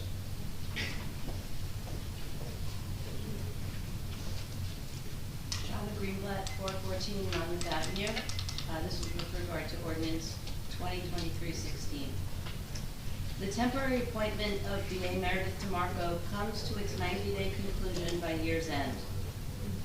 The seat will go vacant for the blink of an eye, and then a renewed appointment for her to continue in this role. Based on confirmation by Mr. Fox, this will repeat itself every 90 days while he is in service as mayor. This after the lawsuit initiated by him against council, whose resolution confirmed the protocol of advice and consent by the governing body for such appointments. While the judge did rule that council could not bring forth their own nominees, they were meant to provide consent for such a nomination. I suggest that the council tried to bring forth their own nominations out of frustration, and as a consequence of the mayor not hiring the candidate they unanimously selected. Rather, he kept the seat open, we went through the lawsuit, and he now has found a way to put his personal choice in, regardless of the process and the majority opinion. He opted to utilize a loophole to continuously reappoint her in this role. Is this legal? Yes, indeed, based on the loophole. Is this ethical? I suggest that it is not good practice to circumvent the intention of advice and consent in order to wield power. The role of BA is a key position in municipal government that manages all levels of operation. To be clear, I raise my concerns as they relate to the position. I have no animus toward Ms. DeMarco, and in fact recognize that she is capable and smart and may well succeed in learning on the job. However, I find the mayor's intention disingenuous to rely on this loophole as a matter of course. The public elected these council members to advise and consent. The mayor has said at these meetings, and I applaud him, that the council is not a rubber stamp. So why is he circumventing them? The many months of interim BA, whereby Greg Fehrenbach has filled in temporarily, has illuminated the challenges in managing our borough's affairs. A seasoned business administrator who has served many municipalities, he clearly tried to make sense of the finances and workings of our borough. That he articulated that Bradley Beach was one of the most difficult boroughs in which to serve, we understood the importance of this role and the need to hire someone with experience and firsthand knowledge of all borough affairs. Unfortunately, Mr. Fox's choice does not check those boxes. That there was a highly qualified candidate for the role of BA, for which there was consent by council majority, and went unheeded and dismissed. He makes me wonder at the intention and motivation on the part of the mayor. Mr. Fox's dismissal of this protocol and his obvious disregard for the perspective of his council is not in the interest of the borough, and even further, is a continued source of enmity and divisiveness that impacts operations and, frankly, community discourse. Perhaps this is the very reason that Bradley seems to be such a difficult place in which to work. I understand and appreciate Mr. Fehrenbach's offer to voluntarily sit beside Ms. DeMarco, assist her transition, and teach her the skills that she lacks. However, a volunteer such as he is now should no longer be privy to the confidentiality of borough matters going forward. I'm in support of repealing the mayor's temporary appointment power to avoid the slippery practice we are seeing him take in bypassing the legitimate will of the majority of council. It is disingenuous and not in the best interest of Bradley Beach. The rancor that has developed between the mayor and council is a consequence of the mayor's lack of transparency over and again, and the cause of distrust between colleagues. We have seen letters to the editor and social media commentary about this very issue, both supportive and accusatory. Clearly, residents have become divided and disgusted. As a longtime resident of a small town that is supposedly inclusive and welcoming, our banter has hit a low bar. Though Bradley's government is nonpartisan politically, it has become enormously confrontational, and this is really unfortunate. Personally, I believe that there can be different points of view in healthy discourse. Smart people can agree to disagree. Respect can be met with respect in spite of perspective. Engagement in town administration is a good thing, so I say to those of you who may not agree with my words here, please know that I am invested in our town, as you may be. Though we may not see eye to eye on this issue, I hope my opinion is regarded as an interest and investment in the success of Bradley Beach. I think we can do better than this. Thank you. Yes.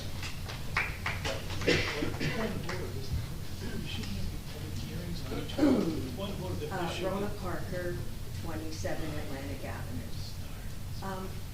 It is amazing and frankly embarrassing to witness the circuitous ways in which this council is targeting the position of the acting borough administrator as part of its ongoing campaign to diminish the mayor's legal powers.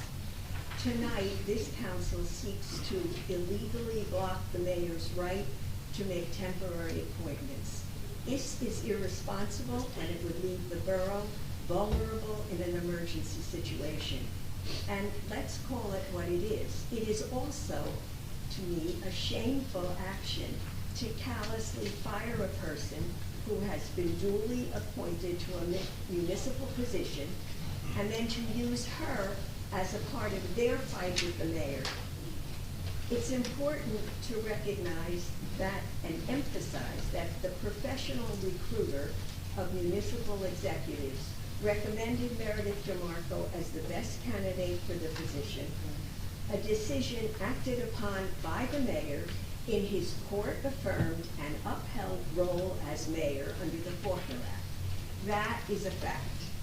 That said, when will this council stop public intimidation and allow the acting borough administrator to do her job? When she does her job, and this trend of revolving door administrators is stopped, the whole borough will benefit. When will this council focus on the legislative functions that are within its sphere under this borough's established form of government, and stop illegally trying to limit and erase the executive powers of the mayor. Thank you.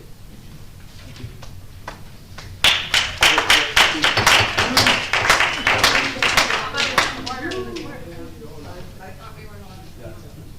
Yes.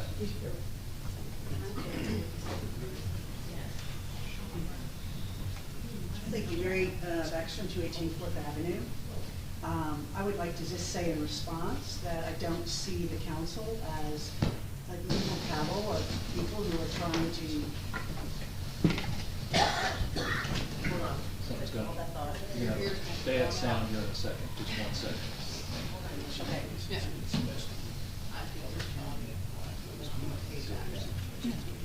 Yeah.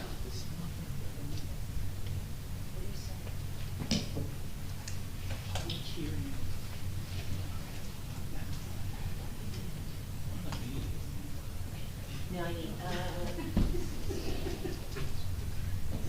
okay. Okay. Go ahead. Thank you. You're welcome.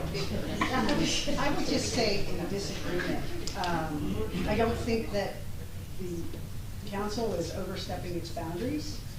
And I do think that the mayor did use a loophole to appoint a VA, who, by the way, is a very nice person. I have no issues with you. But to say that the council is intimidating people, when some of the mayor's supporters are sitting directly behind me and calling one of the council members an asshole while his wife is sitting next to me, if that's not intimidation, I don't know what is. So I think all of us, myself included, we need to get to a better discourse.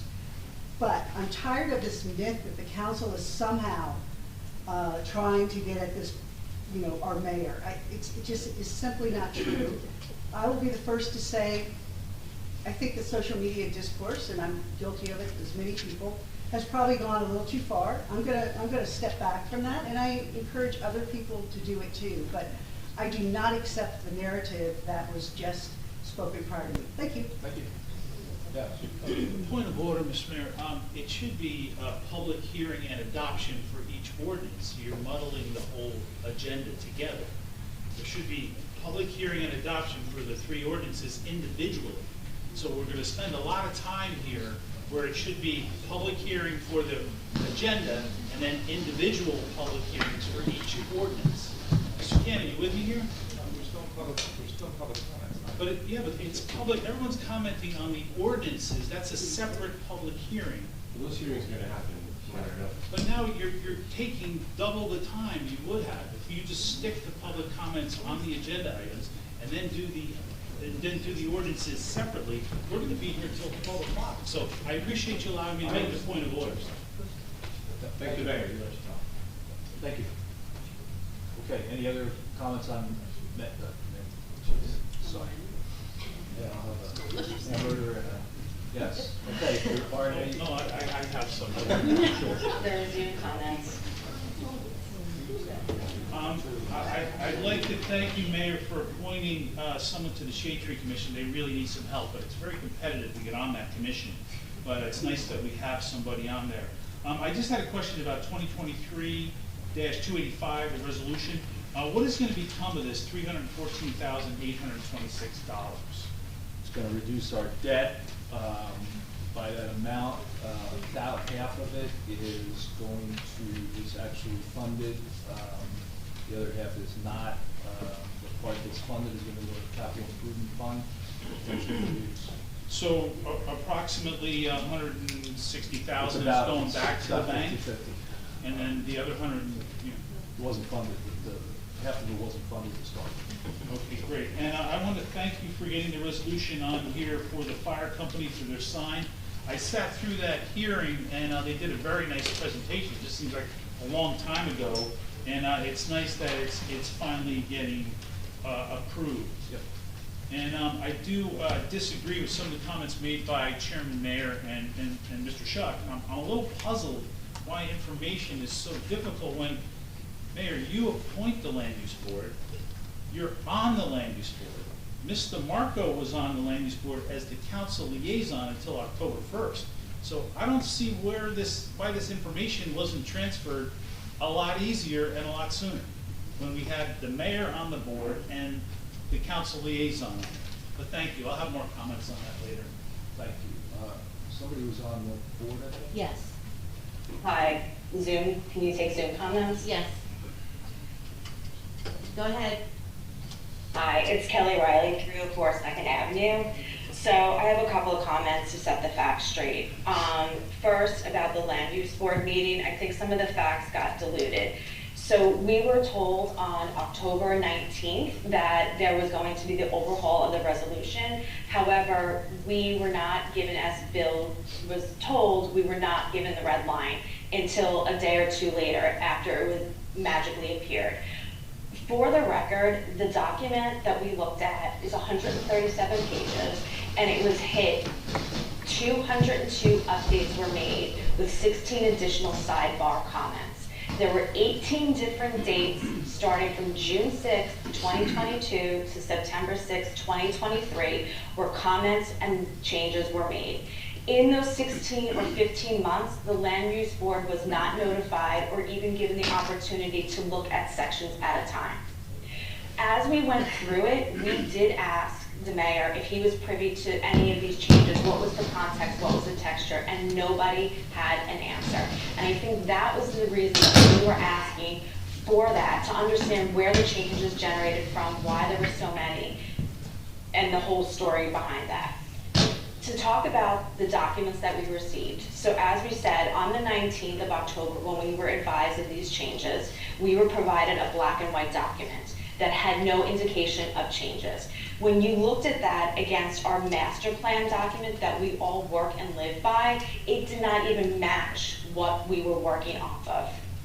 On the 20th, when we got the red line version, and we looked at it, the three documents did not match each other, which made for an entertaining meeting to go through and discuss all the points. TJ, you were there, you heard all of this verbatim. So I don't want any of this back and forth that this one didn't do this and this one didn't do that. We have called this out.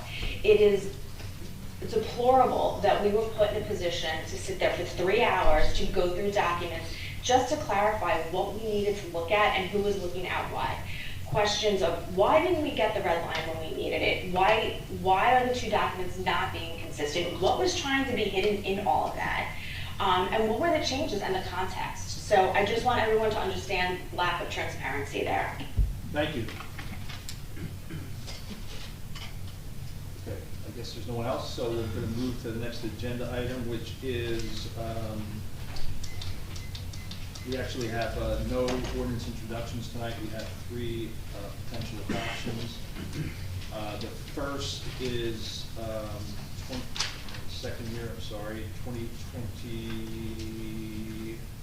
2023-12, which is an ordinance replacing chapter 450, the borough's revised general ordinance to the updated borough zoning regulations.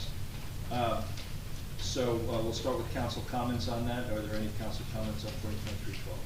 I definitely have a comment, a lot of comments. So this, we're hearing a narrative that this was somehow unfair for the land use board, or they didn't have enough time. Every single person up here has been on the planning board.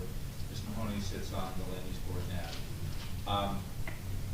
Ben Matlack is here tonight with us, and I'm going to say there were 2 occasions where you came here, you stood at that microphone, and you went through the changes that we were considering item by item, ad infinitum, asked us. It took a long time. It was a very long meeting, and basically told the council as to where and we debated not every single item, but many of those items. Was it just 2 meetings? Because it was, I remember 2 very long meetings then, or was it more than that? I think it was 2 meetings, and then I think there was a third one that was probably only 15 or 20 minutes just to wrap it up. Okay. So there are 3 different times where you came in here and we discussed this, and I cannot speak to why this information with 2 representatives from the council, the mayor and also Mr. Marco at the time, who were actually on the land use board. I have no idea why this information doesn't get back to them that we're working on this. Furthermore, this is a continuum. Ben didn't just start this process. I believe it's fair to say this is a continuum of something that started literally years before that, correct? Okay. And we have made some changes to 450 along the way in the exact same manner. So, you know, we got the land use board changes. Unfortunately, they didn't get back to us until 2 weeks after, I think 2 weeks after your meeting or your resolution, that the written document, thank goodness the attorney, Mr. Cannon, sent it to us because nobody else provided that to the governing body. So we finally got what the land use board didn't agree with. I want to emphasize that our professional planner found that the changes we're making are consistent with the town's master plan, and that holds a lot of weight to me. So just wanted to start with those comments. Okay, thank you. Anybody else? Yes, sure. Yeah, I've got, I'm gonna echo what Councilman Weber just said. This council has done nothing different than we've done at any time in the past. We are responsible for legislation, changes in legislation. We bring in professionals. Mr. Matlack has been working with us, and you've been working with representatives from the land use board, if I understand correctly. You've worked with code officials, you've worked with building and zoning. I mean, you've worked with for over a year at least, correct? For the record, he's shaking his head yes. Yes, we've had a couple of meetings with a group of land use board members. The mayor was involved, some members of the public, local developers, and business owners, and the zoning officer. Over the course of however long it's been, one of the things that was mentioned was how there were several different iterations, basically, of the ordinance. A lot of that is because, as your zoning officer, who came into town about the same time I did, about 2 years ago, got more familiar with the ordinance, was getting more into it, using it more, kept finding inconsistencies or things that needed to be updated or revised. So over the course of, like you said, a year, there were several different iterations, different times where things needed to be looked at or changed or added, and that's how we got to where we are today. And please, if you wouldn't mind, remain standing, because I think Sure. Once we've all made comments, I would like to ask you to help us as a council go through one by one the 12 recommendations that the land use board did make. Sure. But we've had folks in Zoom and folks here in the room say they're surprised and they're disappointed in somehow in the council. For the record, the council, everyone, for the record, the council makes law. That's what we do. We're legislators. Any changes in any ordinances come from the council. We work with the engineer, we work with planners, but we certainly work with, or at least we don't work directly with, but we collaborate with the land use board in this case. We introduced an ordinance. 2 weeks go by, we introduced it, so it was documented. Why red lines weren't delivered, I can't answer that. But 2 weeks go by before we even have another council meeting, and we can't act at that next council meeting until the land use board has given us their feedback. So there's at least 2 weeks that went to the next council meeting, and we didn't have feedback from the land use board. We did get a resolution on November 14th. Well, it was dated November 14th.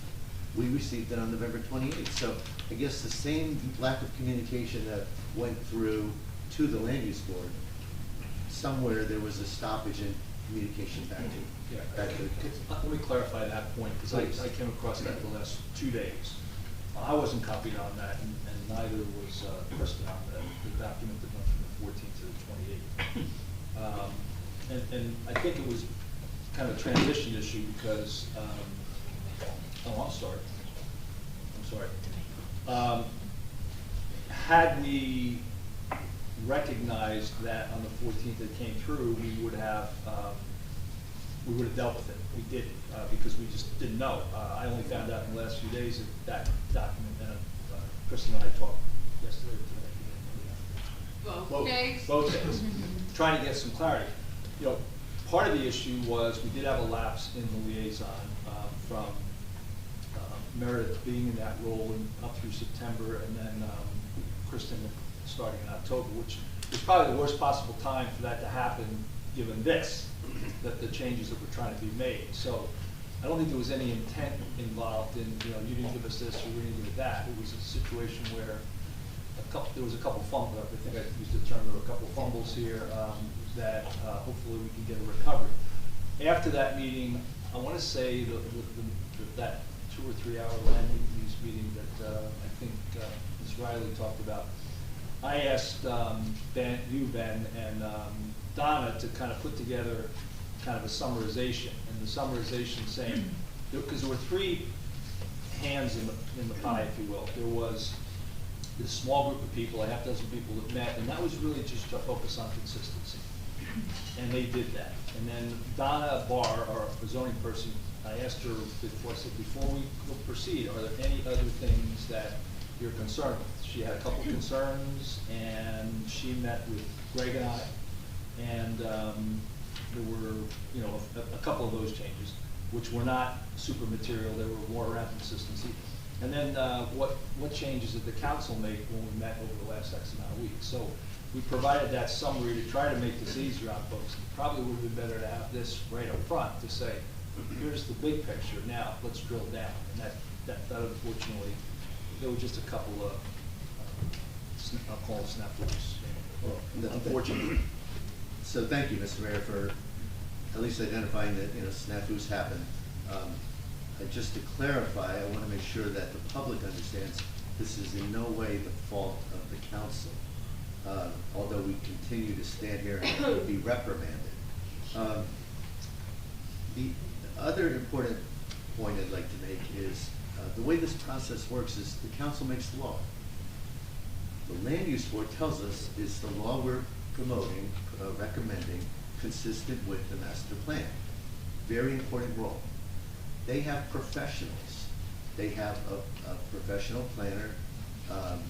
They have access to their own engineers. They certainly have access to Mr. Matlack, the council engineer.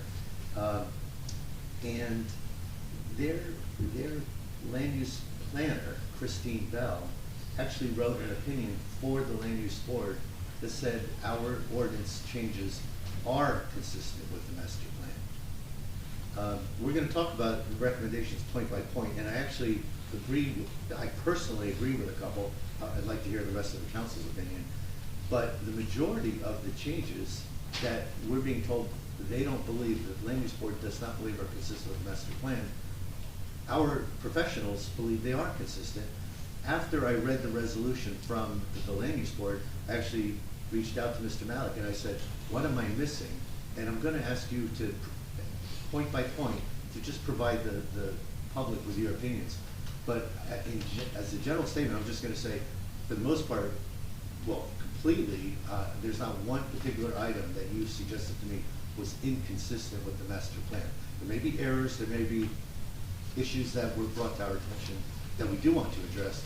But, ladies and gentlemen, please understand, it's our job to make the law, and it's our job, as best as we can, to do things that are helping the borough, and by definition, helping the borough means consistent with the master plan. So it's frustrating to be here trying to do things that are best in the interest of the borough, and have a unanimous land use board say, we're not listening to our professionals. We believe, we for these reasons don't like these changes, and we're saying it's inconsistent with the master plan. So I really want everyone on a handful of these issues where we're being told our legislation is not consistent with the master plan. I really want to hear, I want this audience to hear Mr. Matlack's opinions as to whether or not certain changes are or are not consistent with the master plan. There is one particular citation in the resolution. Well, first of all, okay, there's two, and I'm going to let the rest of the council speak. There's two citations in the land use board's resolution. And a resolution, as everyone knows by now, says, whereas this, whereas that, whereas this. There's 7 or 8 of these whereases in the resolution. 2 of them identify that their professional, one, opined in writing that our changes are consistent with the master plan, and then at the actual land use board meeting, she provided oral testimony that our changes are consistent with the master plan. So there's legitimate questions that I have. You know, the land use board is asking council questions. There are legitimate questions I have about the land use board's intentions when we have a unanimous vote saying we're inconsistent with the master plan, and yet every professional I can find does not agree with that. There is a reference to goal F. Goal F in the master plan, it's fairly simple, but it basically references that we have to protect the scale and privacy of residential streets and the family fabric of neighborhoods. And I think what we're trying to do is reduce, restrict overdevelopment. Squeezing accessory dwellings into relatively small lots is creating density challenges. It can create privacy challenges. It can create parking challenges. I don't understand how trying to restrict some of that overdevelopment is in any way inconsistent with the master plan. So these are my comments. I wanted to get them out in the open, but I do want to respect the land use board's recommendations. There were 12 of them. I'm personally sitting here planning to argue in behalf of 2 of those 12 to say I think these are legitimate changes. But let me also say that in those recommendations, some of the recommendations, and I understand you had red line challenges, and therefore you might not have understood what was changed and what was not. But some of the changes that the land use board is recommending are to areas of the ordinances that we did not change. So basically, I appreciate it, but basically what you were saying in those instances is, hey, you guys missed something, you know, we'd like you to change it. And I'm actually very willing to do that. But that was not your charge. The charge was, tell us what's inconsistent, that we are recommending is inconsistent with the master plan. And thank you for finding some other things, but again, big, bold, capital letters, inconsistent with the master plan. Honestly, I don't understand it. And as Councilman Weber said, I sat on the planning board for 6 or 7 years. Not as long as Mr. Shuck, not as long as others, but I mean, I have a pretty good sense of what is and is not consistent with the master plan. And it's offensive when we, the council, are attacked for basically doing our job. Anyone else care to make comments? Thank you. Too much, I understand. Do you know what that is? But That's not what you said. I'll have to look. Does anyone else have a comment? I have comments about the consistency with the master plan, but I mean, I think Ben should go through his, changes maybe first before I. Mr. Malik, we don't want to spend all night on this, but there are 12 recommendations. Could you touch on each one? Is that okay with you, Mr. Mayor? Yeah, I can go through. So I have a copy of the land use board resolution. I have the 12 recommendations. I'll just go through each one. The first one is the minimum lot size for those lots seeking garage apartments should not be increased from 5,000 square feet to 7,500 square feet. There should be prohibition of garage apartments on corner lots. So you touched on it, and I think you hit it right on the head. This change going from 5,000 to 7,500 promotes appropriate densities, and that is a goal of the municipal land use law. It's a goal of the master plan, and that's the reason for that change.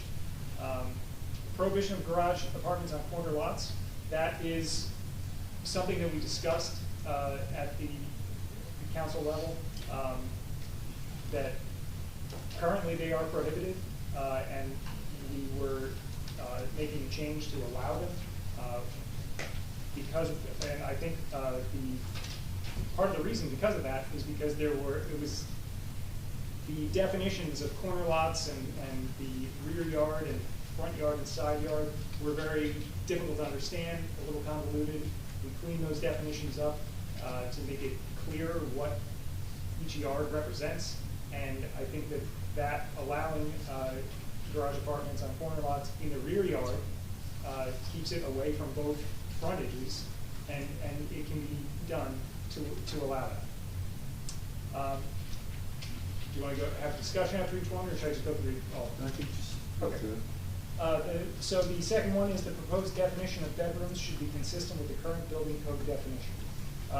This was not a change that we made to the ordinance. I think that in general, land use definitions do not have to be the same as building code definitions.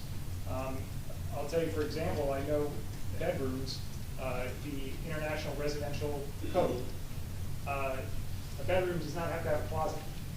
So any den could be considered a bedroom. But your ordinance says that bedrooms do have to have a closet. So that can lead to additional things. The more bedrooms that you have, you may need additional parking spaces on site, things like that. So it's not uncommon for land use definitions to be different than building code definitions. Something you have to also consider is land use definitions for an individual municipality are for that individual municipality, and all the specific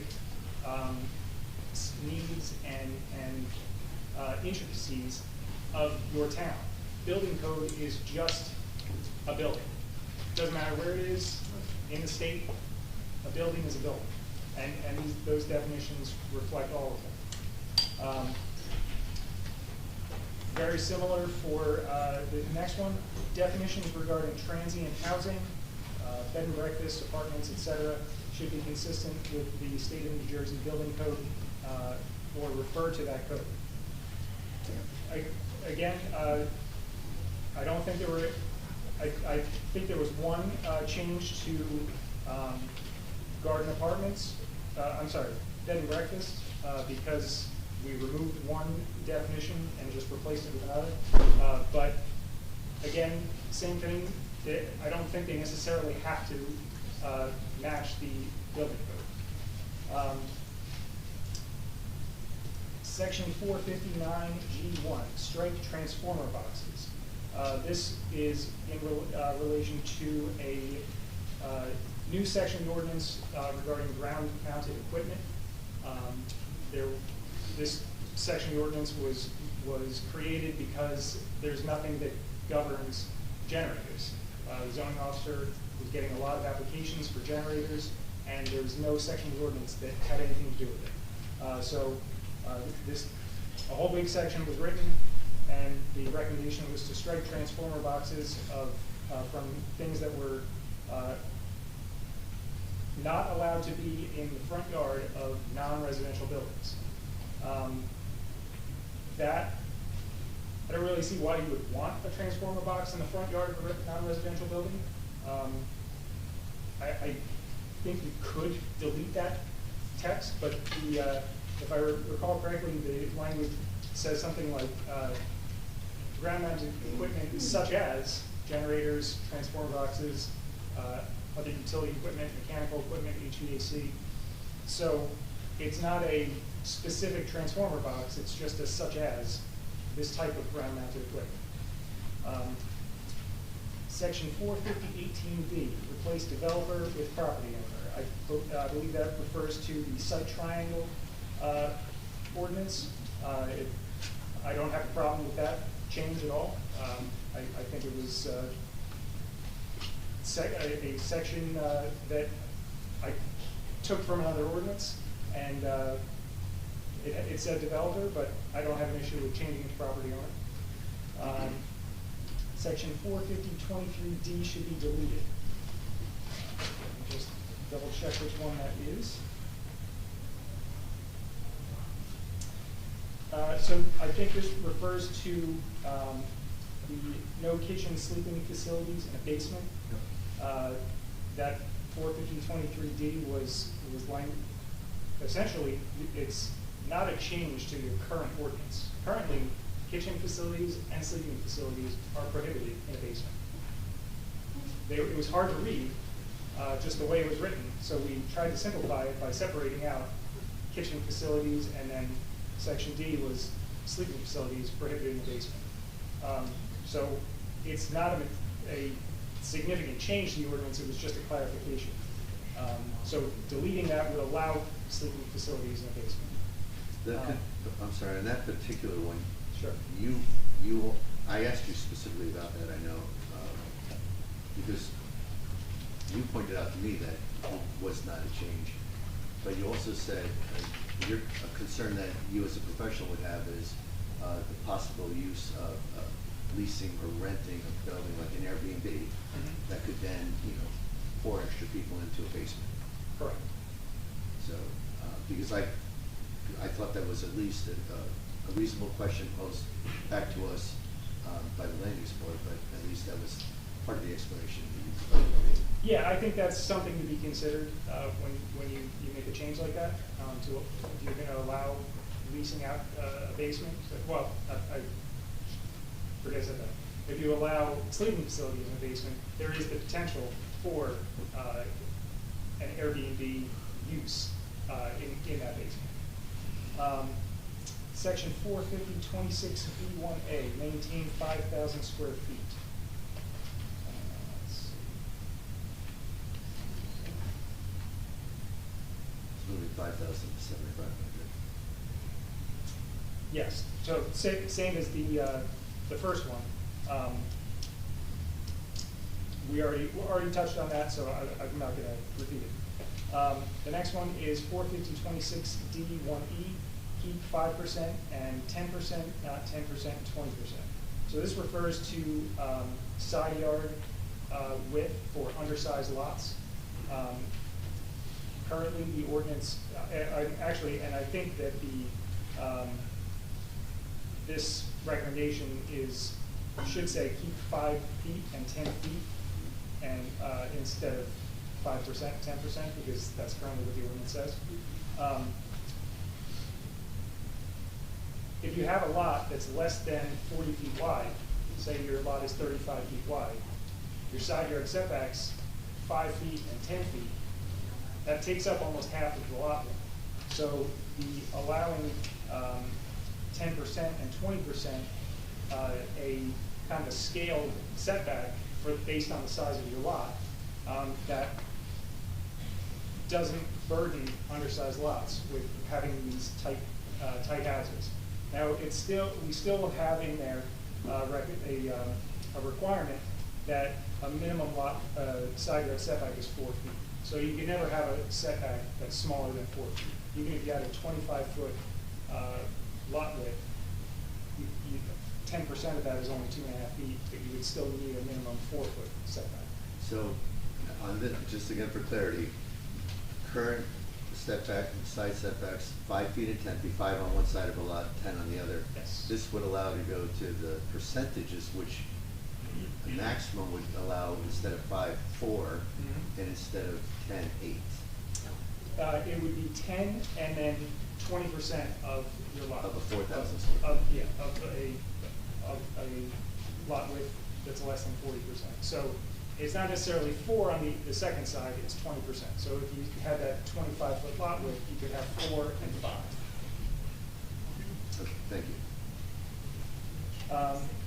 Next one is 27 feet section 450.26E2. 27 feet is inconsistent with the master plan. Maintain 30-foot height. So this is for, again, for undersized lots. The change was made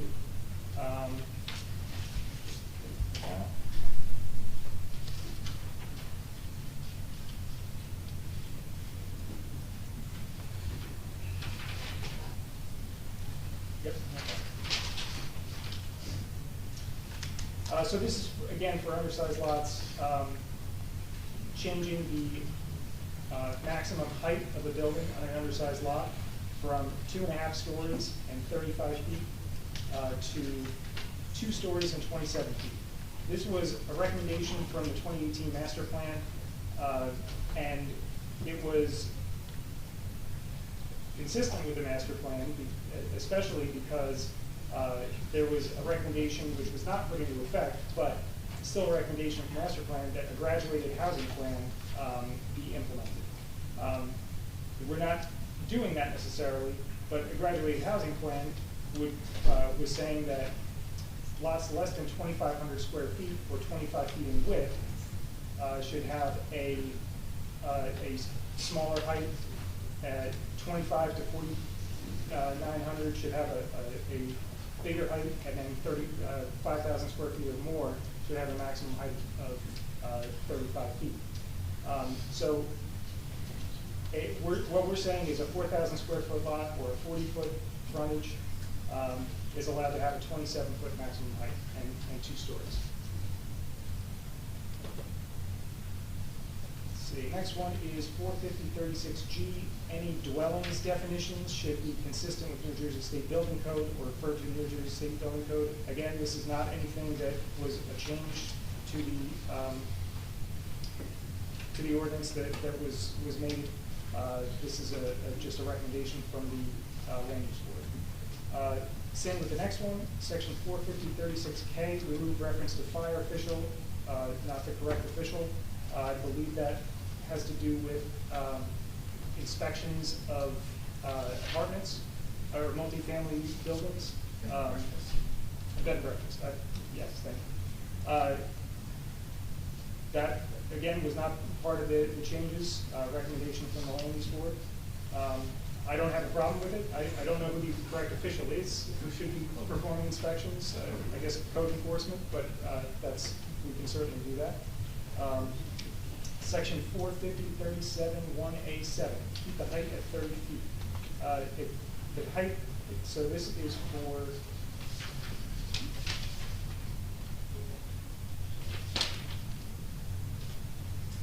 garden apartments and townhouses. Maximum height changed to 27 feet. Again, this was a recommendation from the 2014 master plan rezone. That was the reason we made that change, based on that recommendation. And that is all 12 comments. I had another reference that you didn't mention it, but the 2014 master plan and the 2018 master plan re-examination specifically referenced a recommendation to move from 2.5 stories to 2.0 stories for undersized lots. 14B was the recommendation, was the number, I guess, of the recommendation. So, thank you for taking us there. I do have a couple of follow-up questions, but I don't want to do all the talking, so do other folks on the council have questions? Follow-up? The two that are no-brainers to me, change developer to property owner was number 5. I'm okay with that. We'll ask the rest of the council in a minute.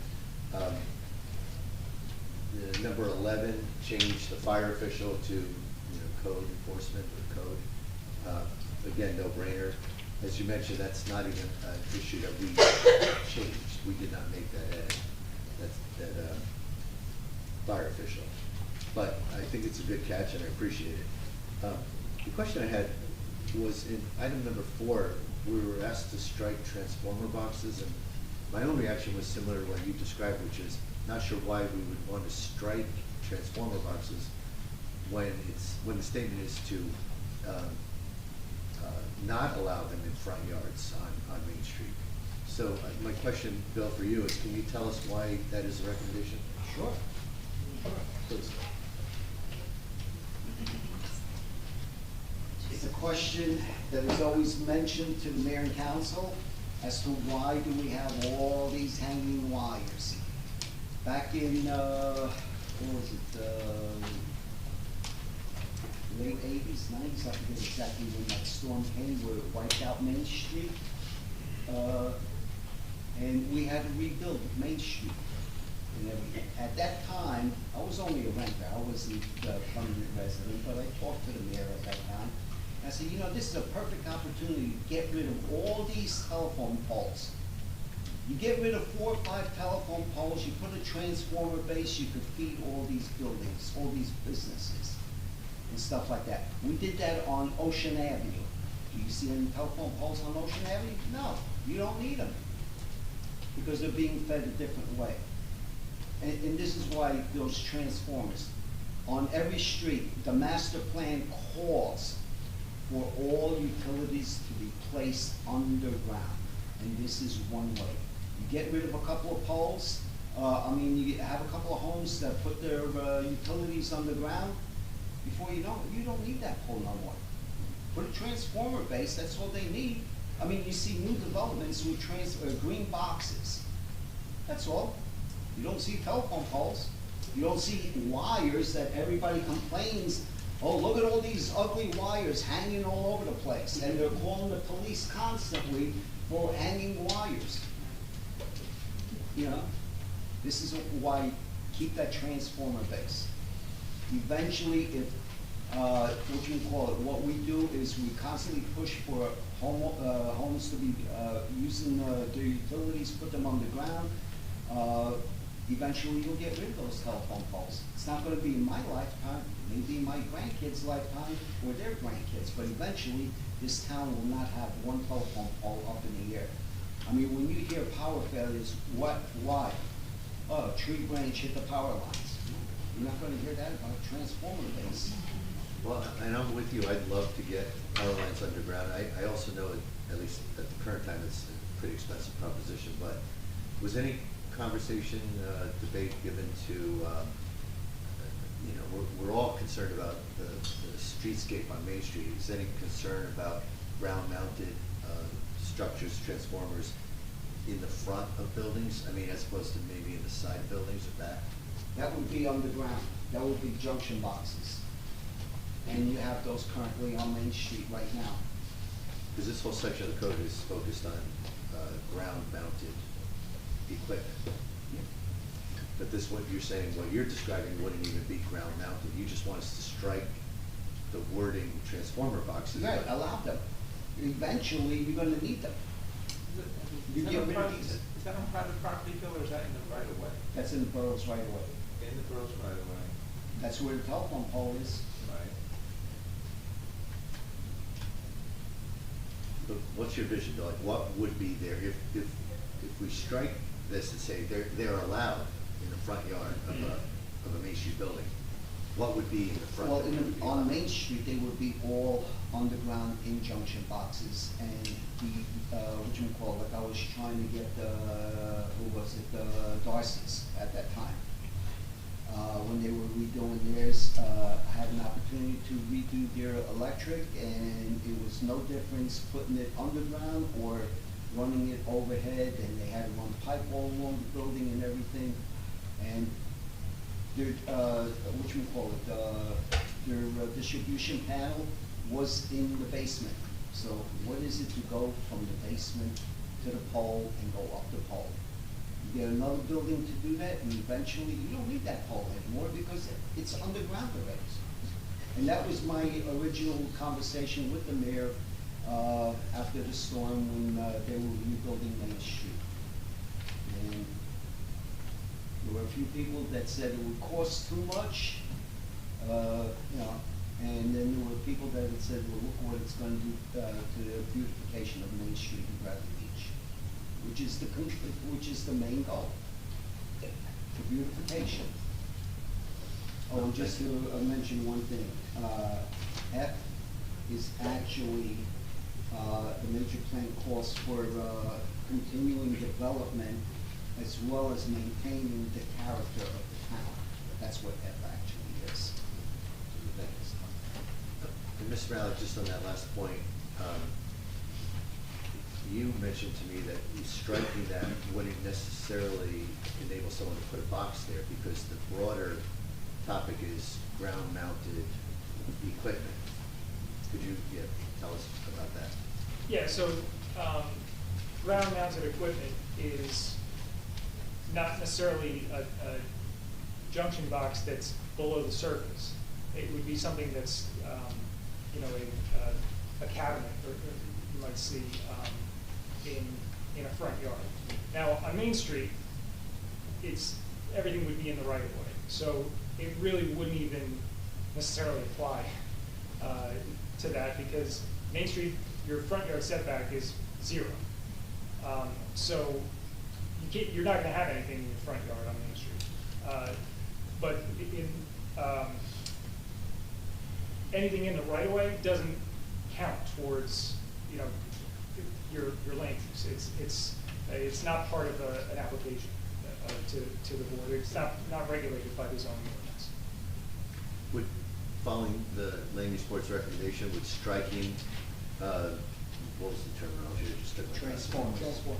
The transform, would that cause you any angst, or is it somewhat of a moot point from your standpoint?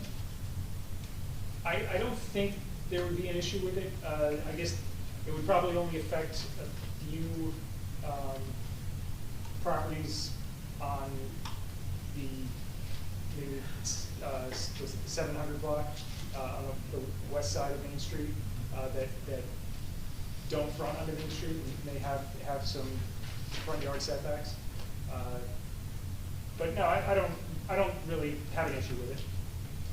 After Mr. Schuck's explanation, I think that's reasonable.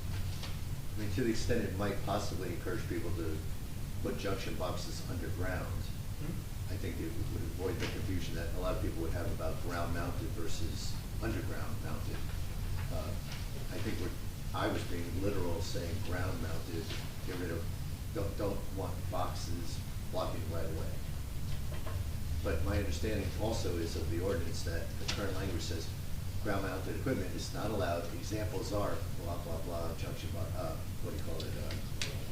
Transformers. So we could strike transformers, and yet still, if somebody tried to put a transformer box above ground, it still would not be allowed. In the front yard, yes. In the front yard. Yeah. So I'm going to go on record as saying I personally I would approve recommendations 4, 5, and 11, but I'd like to hear from others as well. I agree with that. Yeah, I appreciate some of the changes that were made. 4, 5, and 11 are good.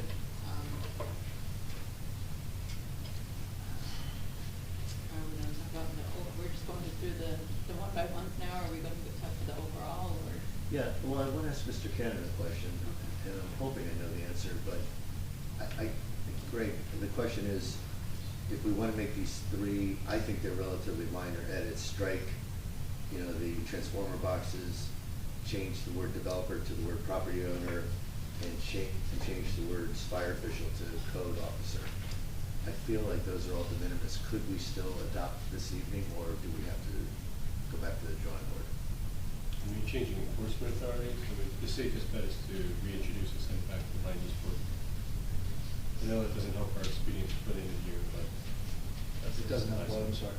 Doesn't help expedience as we near the end of the year, but that would be the safest thing to do.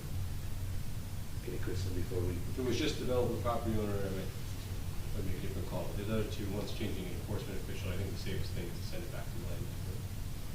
Well, by the way, though, that's not a change we actually advocated for.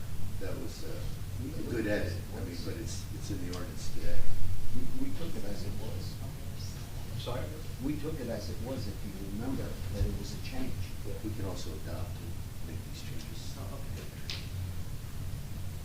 Okay, and just also, Mr. Cannon, for the record, we could, if we wanted, we could adopt the ordinance tonight and follow up with any change that you would suggest to us is not de minimis and make it a separate change. You can change your ordinances anytime you like. No, I mean, we've done this recently with... Yeah, we did it with the short-term rentals just recently. Yep. Right. So, okay, Kristen, go please, I guess. I mean, I like the idea of, I think they're good suggestions. I like the idea of, you know, moving ahead with the, of our decision. You know, before I vote, I wanted to say that, you know, I'm new to the land use board, but I've had a quick baptism here. From what I've learned and done my research on, I believe that the council changes to the ordinance are in keeping with the master plan. The land use board cited the changes made by the council were inconsistent with the overall goal after the Bradley Beach master plan. However, by increasing the square footage of property needed to accommodate a garage apartment and by lowering the roof height to set 27 feet on smaller lots, the council is encouraging the use of lots as single-family homes and protecting the privacy of homes around them. By not encroaching on the air, trees, privacy, and sight lines of the surrounding homes. New Jersey Municipal Land Use Law 4044D-2E promotes the establishment of appropriate population densities and concentrations that will contribute to the well-being of persons, neighborhoods, communities, and regions, and preservation of the environment. Allowing garage apartments on corner lots of at least 7,500 square feet is not inconsistent with this. These changes allow for the infill of housing stock, where smaller, more affordable homes are knocked down and can be replaced in kind. Some may say no one is going to pay $750,000 for a lot on which they can only build a 2-story, 2-bedroom, 2-bath house. But once sellers and developers realize that that's all they can and will be allowed to build, the prices will come in line, making Bradley Beach more affordable and offering a variety of housing options. This too is in line with the master plan and New Jersey Municipal Land Use Law. As MLUL states, we are to provide sufficient space in appropriate locations for a variety of agricultural, residential, recreational, commercial, and industrial uses and open space, both public and private, according to their respective environmental requirements in order to meet the needs of all New Jersey citizens. And finally, these changes were consistent with the master plans by our own professionals. Thank you, Ben.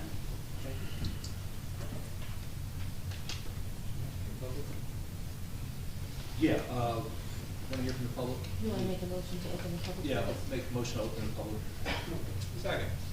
Mr. Noble? Yes. Mr. Gubatose? Yes. Ms. Mahoney? Yes. Mr. Weber? Yes. Mayor Fox? Yes. Any public comments? Yes. Rosemary Venter, 405 Beach Avenue. This is the point where we make a general comment. It's not necessarily on the ordinance, right? No, this ordinance. It's just this ordinance. Yeah. This ordinance. Yes, okay. Thank you for your confidence. Yes.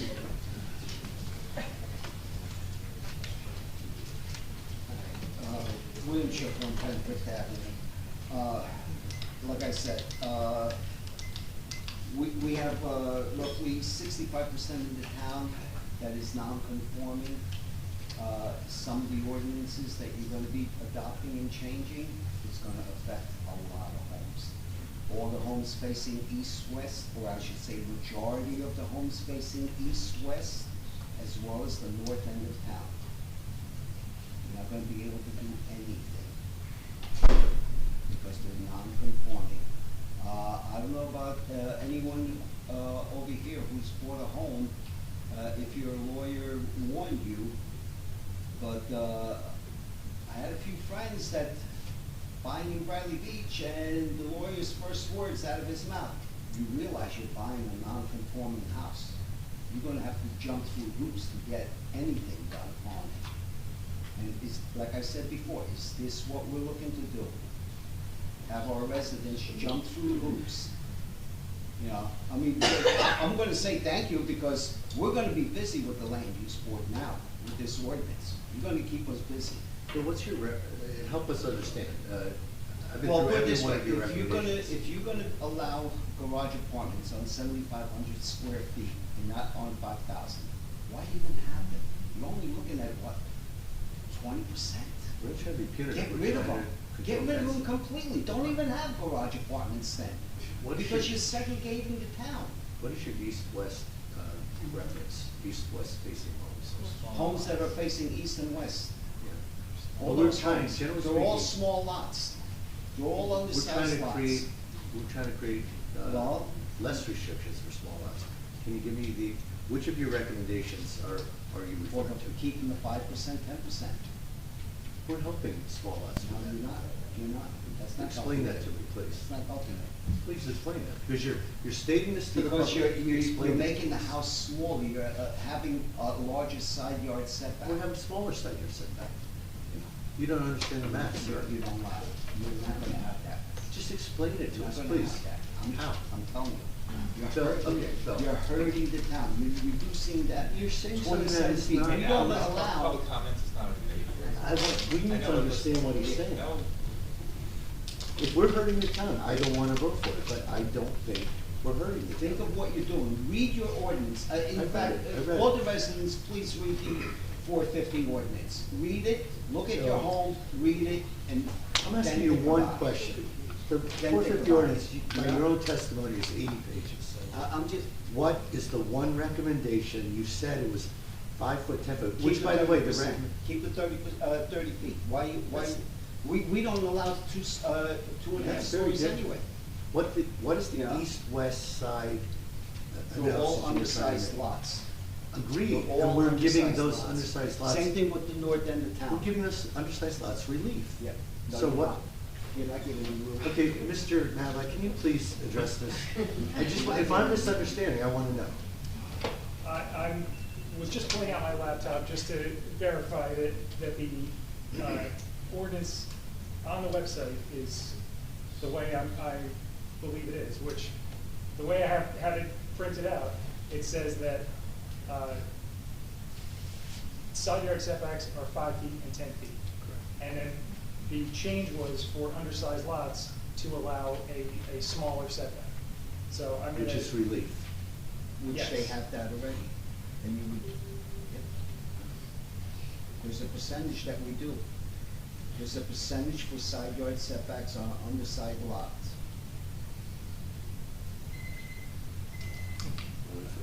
I believe it's 2.5%.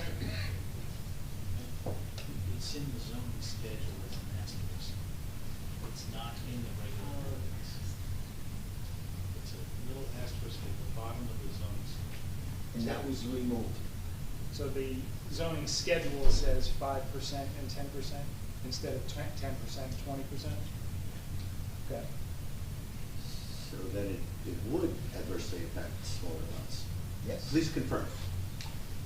No, Bill, if you're right, you're right, and If you we remember, we had an asterisk that was there that said that any home built prior to, well, I forget the year, was a conforming lot. We removed that asterisk.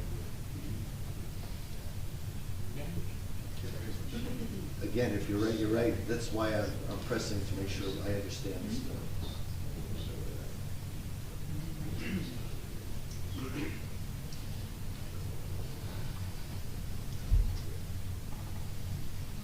So the zoning schedule says in an asterisk, minimum side yards for lots not meeting the minimum lot width requirement that exists shall be 10% and 20% of the lot width. The ordinance section does not say that. So I believe that's why we added that in.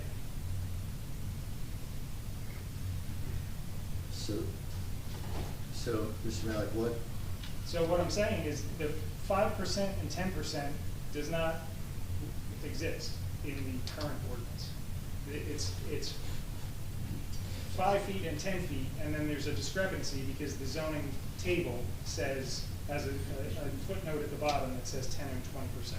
So the change was just to make the two consistent.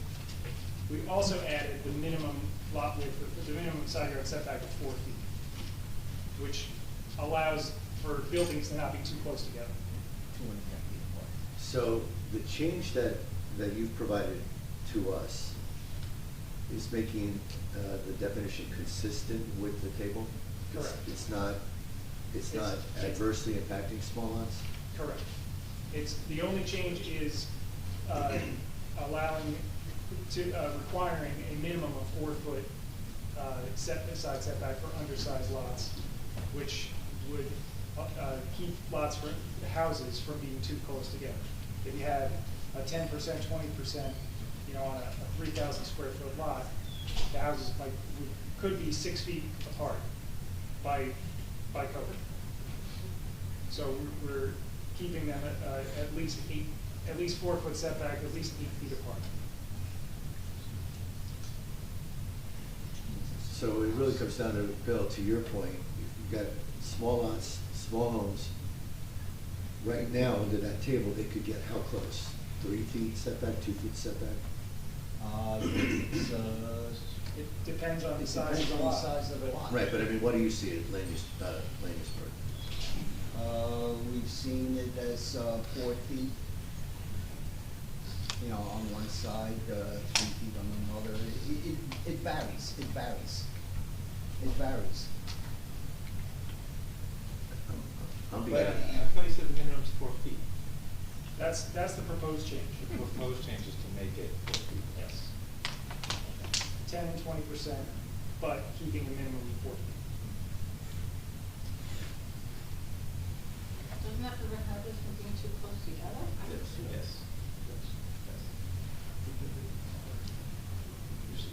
That's the main purpose, I think you've made. Well, sir. no, there's a ruling on, what you call it, fire, because you're not allowed to have, windows if you're within a certain footage of another home. There's a lot of issues Yeah, that fall. there are fire codes that prevent certain things when buildings are a certain distance apart. I don't know the exact, Well, it's but- 3 feet. Yeah. But this is, the change is, like I said, minimum 4 feet apart, but keeping that 10 and 20%. If the rest of the public. Yes. Anybody else have a comment? Yes.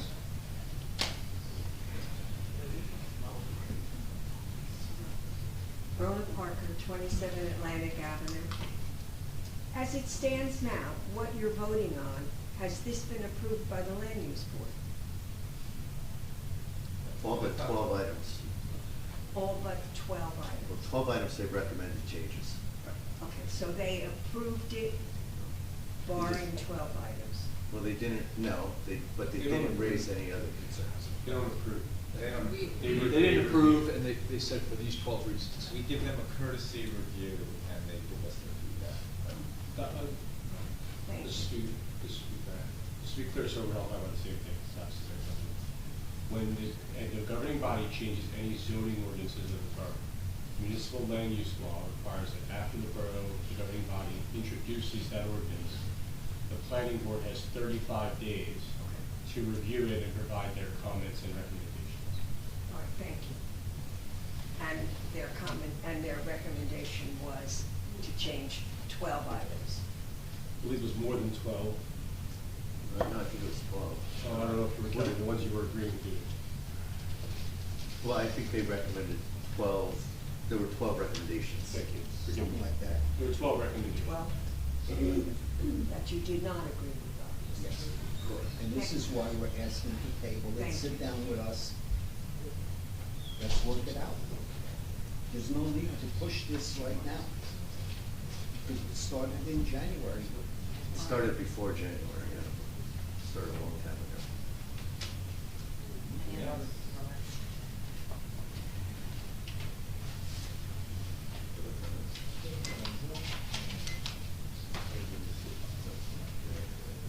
Yes.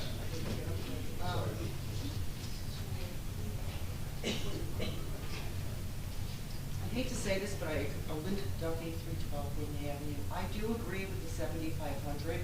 The north end of town is so congested now, it can't take another car on the street, correct? I would think we all agree to that if you live in that area.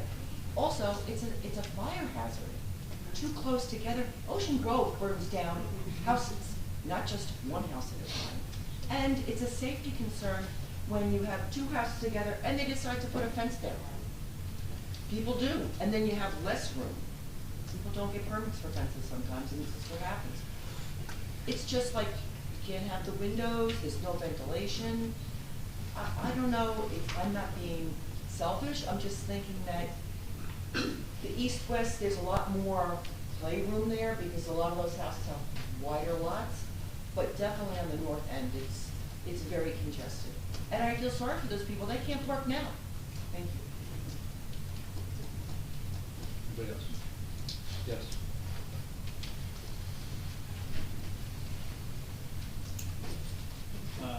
Jay Cohen, 612 Third Avenue. Mr. Shuck's comment is interesting about taking him out of the 7,500, but it's counterproductive to his argument about non-conforming. You create even more non-conforming. But also with the 5,000 square foot lots, this was workshopped in 2017 under the Angus administration to make it 7,500 square foot lots. And in that workshop, one of the councilmen said, well, you know, it really should be 7,000 square feet. I'll support 7,000 square feet. Well, the workshop never went anywhere, and then that council person built an improper garage apartment. So obviously his lot was less than 7,500 square feet. So, but this was talked about then, and when we talked about the lots that you're going to make non-conforming, if you have a 50 by 100 lot, what's your existing building coverage? Could you even build a garage apartment? And there's been situations already in front of the zoning board where people went to build a garage apartment. They needed variances for impervious coverage and building coverage already before that unit. In terms of the 27 feet, I think it's great that you're lowering that because the land use board just approved 2 small lots with 30-foot houses that are 2.5 stories. They got variances for the half story. The whole intent was that the house would fit the lot and not be overdeveloped for the property, also with the parking variances. So that's another consideration. I attend all the meetings, and you know, Mayor Fox makes all the appointments for the land use board. I did apply, but for some reason I didn't get picked. But you know, I want to thank the council for doing this and taking the time to really dive into it. Now, the purposes of municipal land use law tell us in item B to secure safety from fire, flood, panic, and other natural and man-made disasters. That 4 feet is really important. And also, to item C, to provide adequate light, air, and open space. That 4 feet helps. If you have the existing one where it's a 25-foot lot and you're allowed 10%, that's 2.5 feet. Now you're right on top of the next person. Our ordinances are very liberal, and they do not zone any lot into economic inutility. It can be built on. Hey, it may not be what you want, and you may not get that 3rd bedroom, so your kids might have to sleep on the couch on a weekend, but that's the way it's set up. And I compliment Councilwoman Kristen Mahoney for acknowledging people are paying these big, they want to build a big house. And you know what? People say, well, they're not building a mansion. Well, you know what? On a 1,000 square foot lot, they're building a mansion. And it shouldn't be that way. So I think these changes are long in coming, and I think they're wonderful changes, and it'll really make it simple. This is what it is. It's already, I mean, when I go to these meetings and people ask for 7 variances, I go, it's already liberal, and you're asking for more? It's time to make it really simple, and this will send a message also to the planners and the engineers and the lawyers who coach their people to get their approval, to say, hey, you know what, maybe you shouldn't do that. Bradley Beach is tough with their ordinances, because that's what happens in other towns. You know, they've never given that variance, so don't think you can get it. Thank you very much. Appreciate it. Anyone else? Yes. This one's the last one. Cindy, 924. We are a corner property. We are just over 5,000 square feet. We have an existing 2-car garage. We would like the opportunity to put an apartment above ours, whether it's for my mother or whatnot. To not allow us to do so would be a financial hardship, considering when you look at everywhere in town, there's numerous properties that have corner apartments. You have homes, like I said, there are more back buildings in this neighborhood that are bigger than the front houses. Yes, people are tearing down beautiful old homes. We did not. We have a lovely little 1,760 square foot bungalow, and we're going to keep it that way. But yes, we would like some expansion, meaning that we just want to go up on an existing property. We don't want to do anything else to it. If we're not able to do that, our only recourse is to actually then we can do a whole remodel, and we could add more coverage. We could, you know, attach breezeways with what everybody else does. We're not looking to do that. We would love to keep as much air and space open as possible, other than having extra storage space for ourselves in an apartment up there. We have neighbors that have 5 and 6 unit properties. It's insane. People are buying these homes and building 3, 4, 5,000 square foot homes. So to argue it's density, to argue it's not with the master plan, yes, that may have been where it started, but in reality, there's nothing we, like in our one case, would be doing to really change the landscape. So we would hope that anything, 5,000 and above would be considered. Thank you. Yes.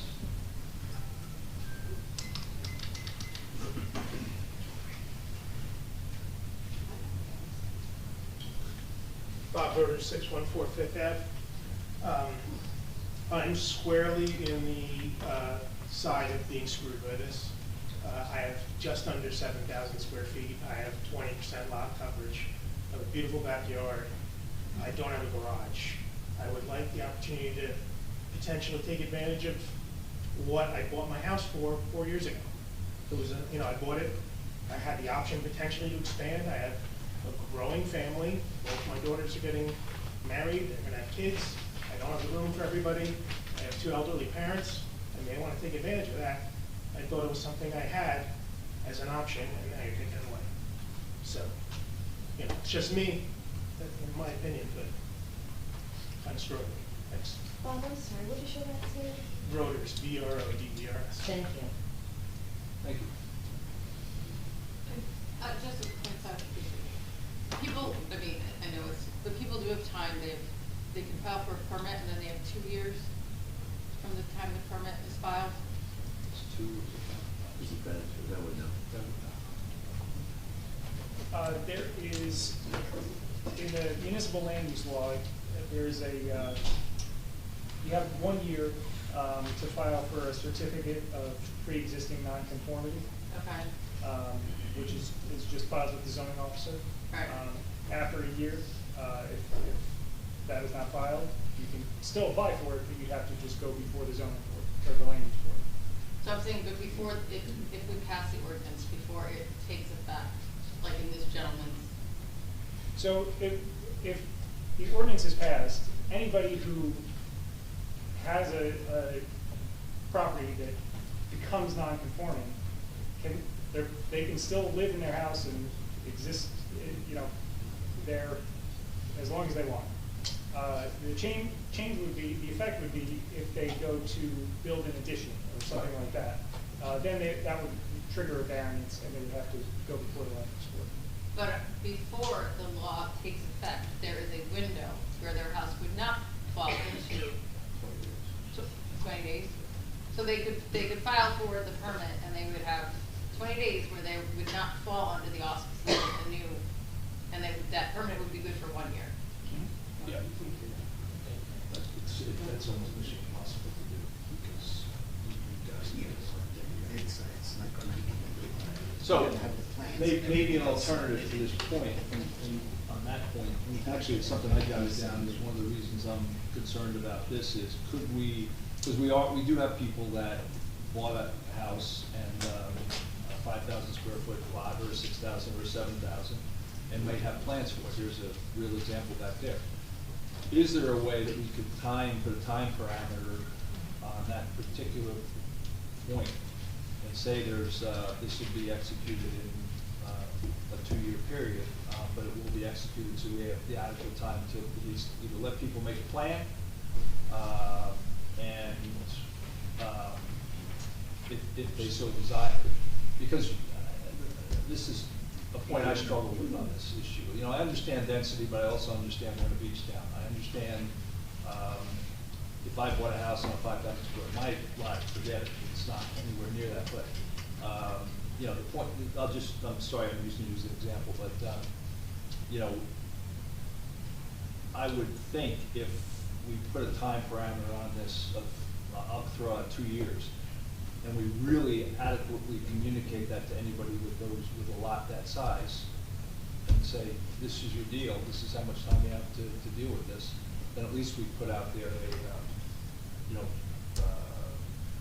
a little bit of a compromise.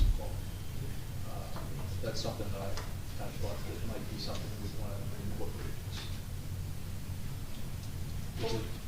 What's our form of communication? I just wonder, because this has been talked about for the past year, right? And so, Yeah, I in think- public meetings, so what is the form of communication? Because you would consider that it's been in the paper, it's been brought up, it's come up in this meeting, which is considered the public forum.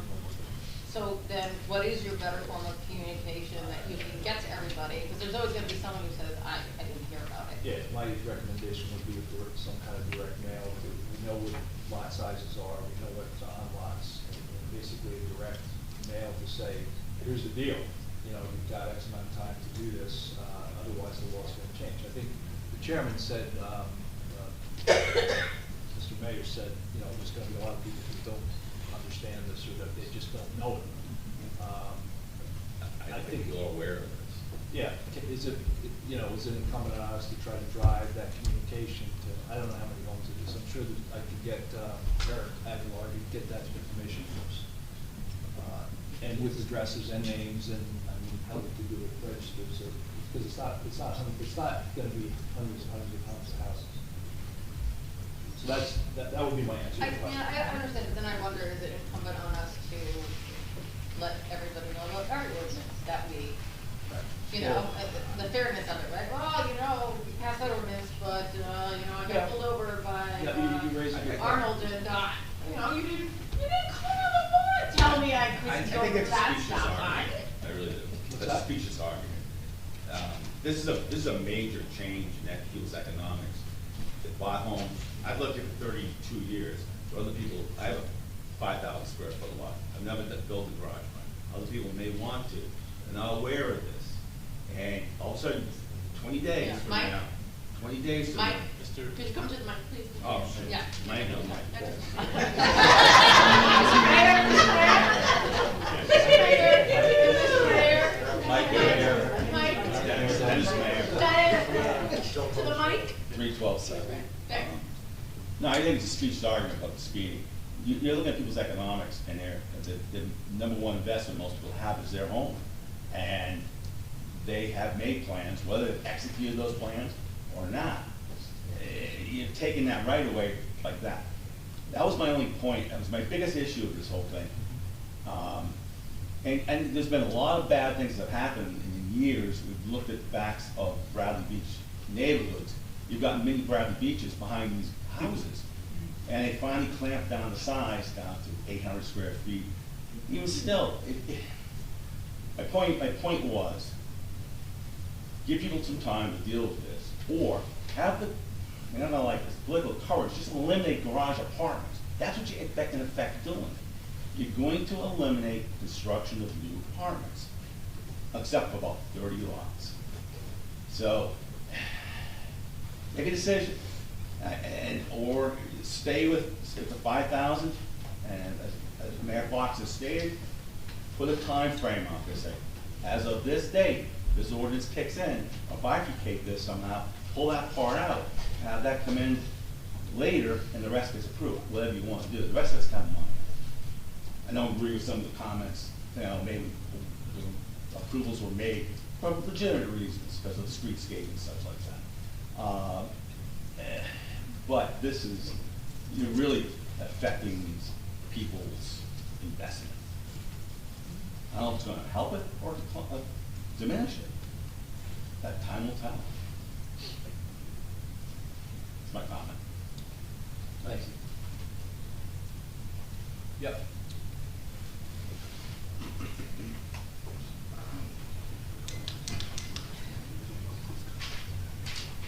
Rich Nestins,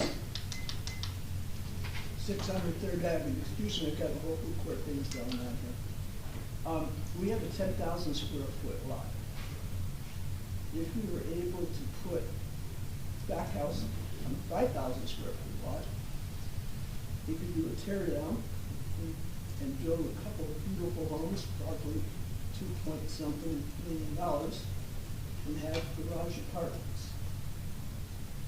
By you adding this time element that's being suggested, we're gonna change our garage to a garage apartment. We don't want to, we don't need it.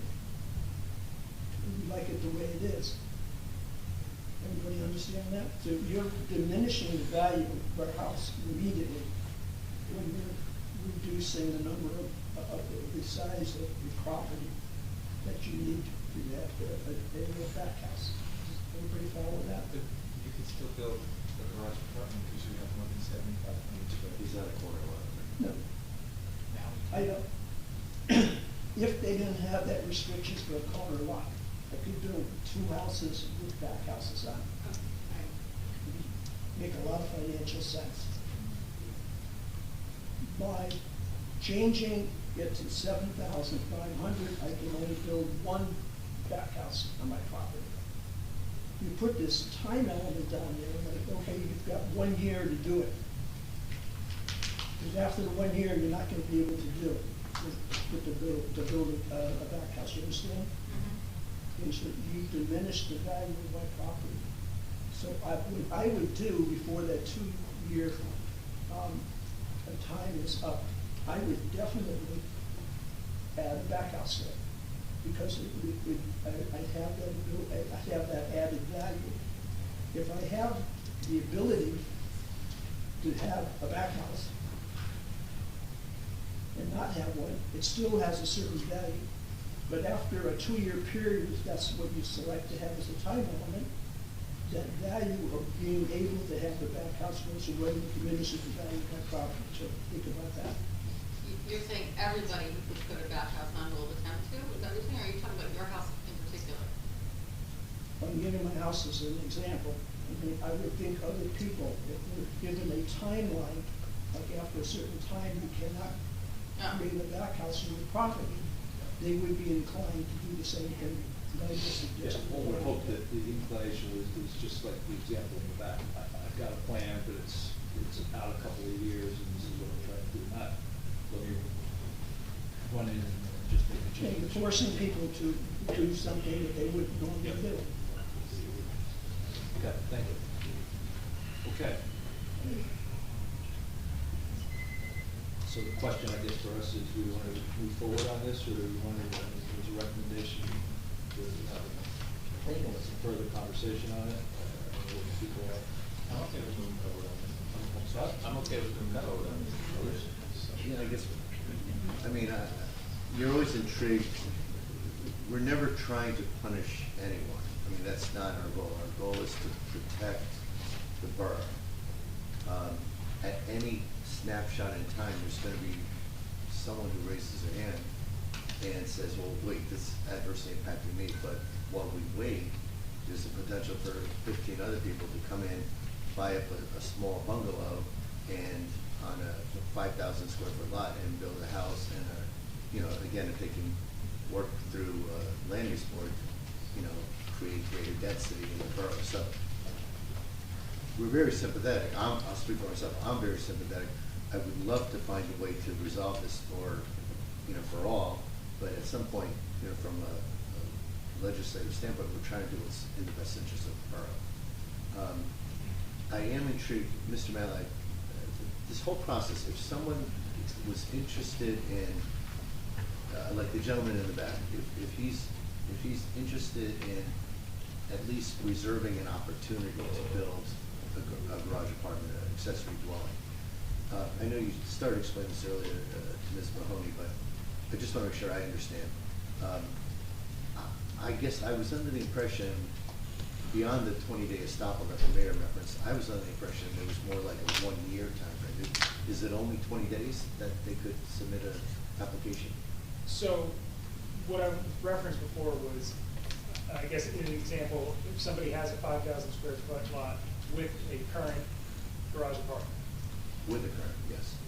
Once, if an ordinance is passed to make it that your minimum lot size has to be 7,500 square feet, that lot is now non-conforming. You can get a certificate of an existing non-conformity within 1 year, just by an application of zoning officer. I see. And that would allow you to do, some type of building addition to your home or whatever work you may want to do, or you have to put in a swimming pool, whatever the case may be, without going to the land use board. Because you have that certificate. If you don't do that, then your existing non-conforming lot would trigger a variance. So that's where that falls into play. If you live on a lot that does not have a garage apartment and you wanted to put one on, yes, you'd have to file an application to put one on before the ordinance goes into effect. So they would have. And that's difficult to do because it just takes time to go through the process of designing a site plan and an architectural plan for a garage apartment. Or funding it. Or funding it, yeah, whatever, yeah. Do you have a Zoom person that you'd like to speak? Thank you for clarifying. Kelly's iPhone? Hi. Hi, it's Kelly Riley, 304 Second Ave. I may have missed this, but I think Mr. Cannon made a reference that the land use board has legal reasons, has the legal opportunity to be involved in this. If that's the case, can this be tabled so that we can discuss it holistically as it should be done? So that's what you're asking. That's what we're asking. Correct, she's asking a question. No, yeah. Whether to table the ordinance is up to you guys. Well, no, I thought she just asked you, did you say that there's, I mean, the land use board has already made, they've reviewed this and made a recommendation to us, so I don't know what other opportunity the land use board needs. If they couldn't get the homework done on time, I think they'd be saying us, we didn't give you anything, but they did their homework and they sent it back to us, so I'm not sure it's being. No, I didn't say, I don't think anyone said that we didn't get our homework done on time or half the time. I think the question was, what was Mr. Cannon's words about this, the legal rights of the land use board to be part of these changes? And can we table this so that can be discussed further? I understand. The legal obligation is when, if the zoning regulations are going to be changed, the ordinance is sent after introduction to the planning board, who has 35 days to make the review in the municipal land use law. So Which is what we did. Right. Yep. Okay. Just asking, discuss it with us. Whatever you guys want to know. Well, we have a very clear understanding of your concerns, so I don't think it's an issue of discussing it, or you feel that it's inconsistent with the master plan, and speaking for myself, I feel it is consistent, and the experts say it is consistent, so I don't know how much more discussion we need on that.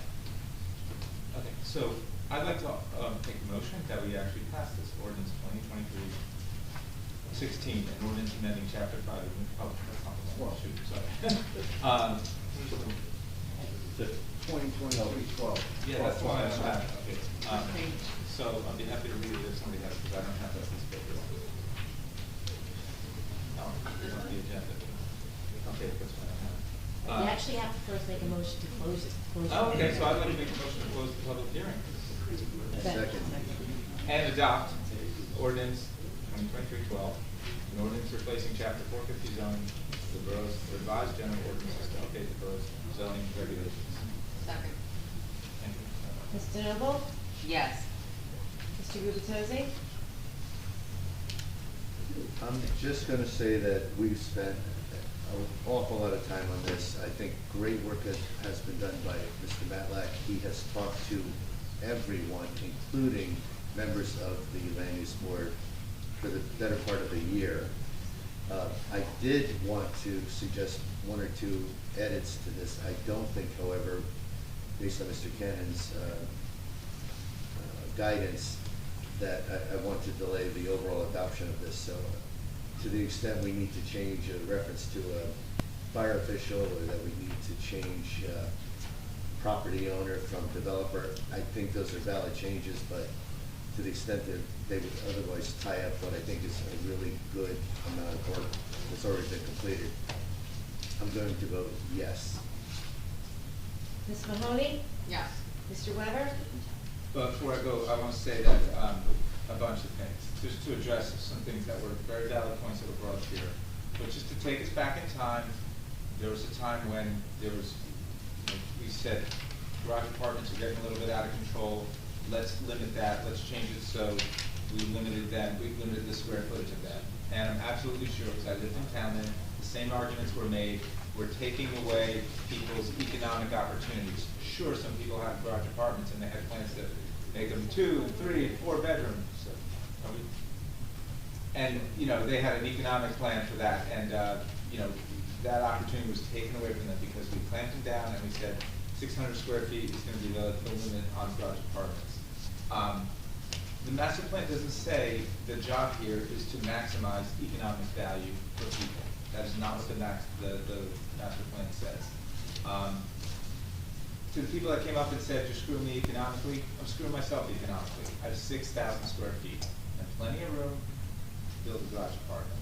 And you know the reason why in the last 18 years I've never built a garage apartment is because, in my opinion, it would screw my neighbors.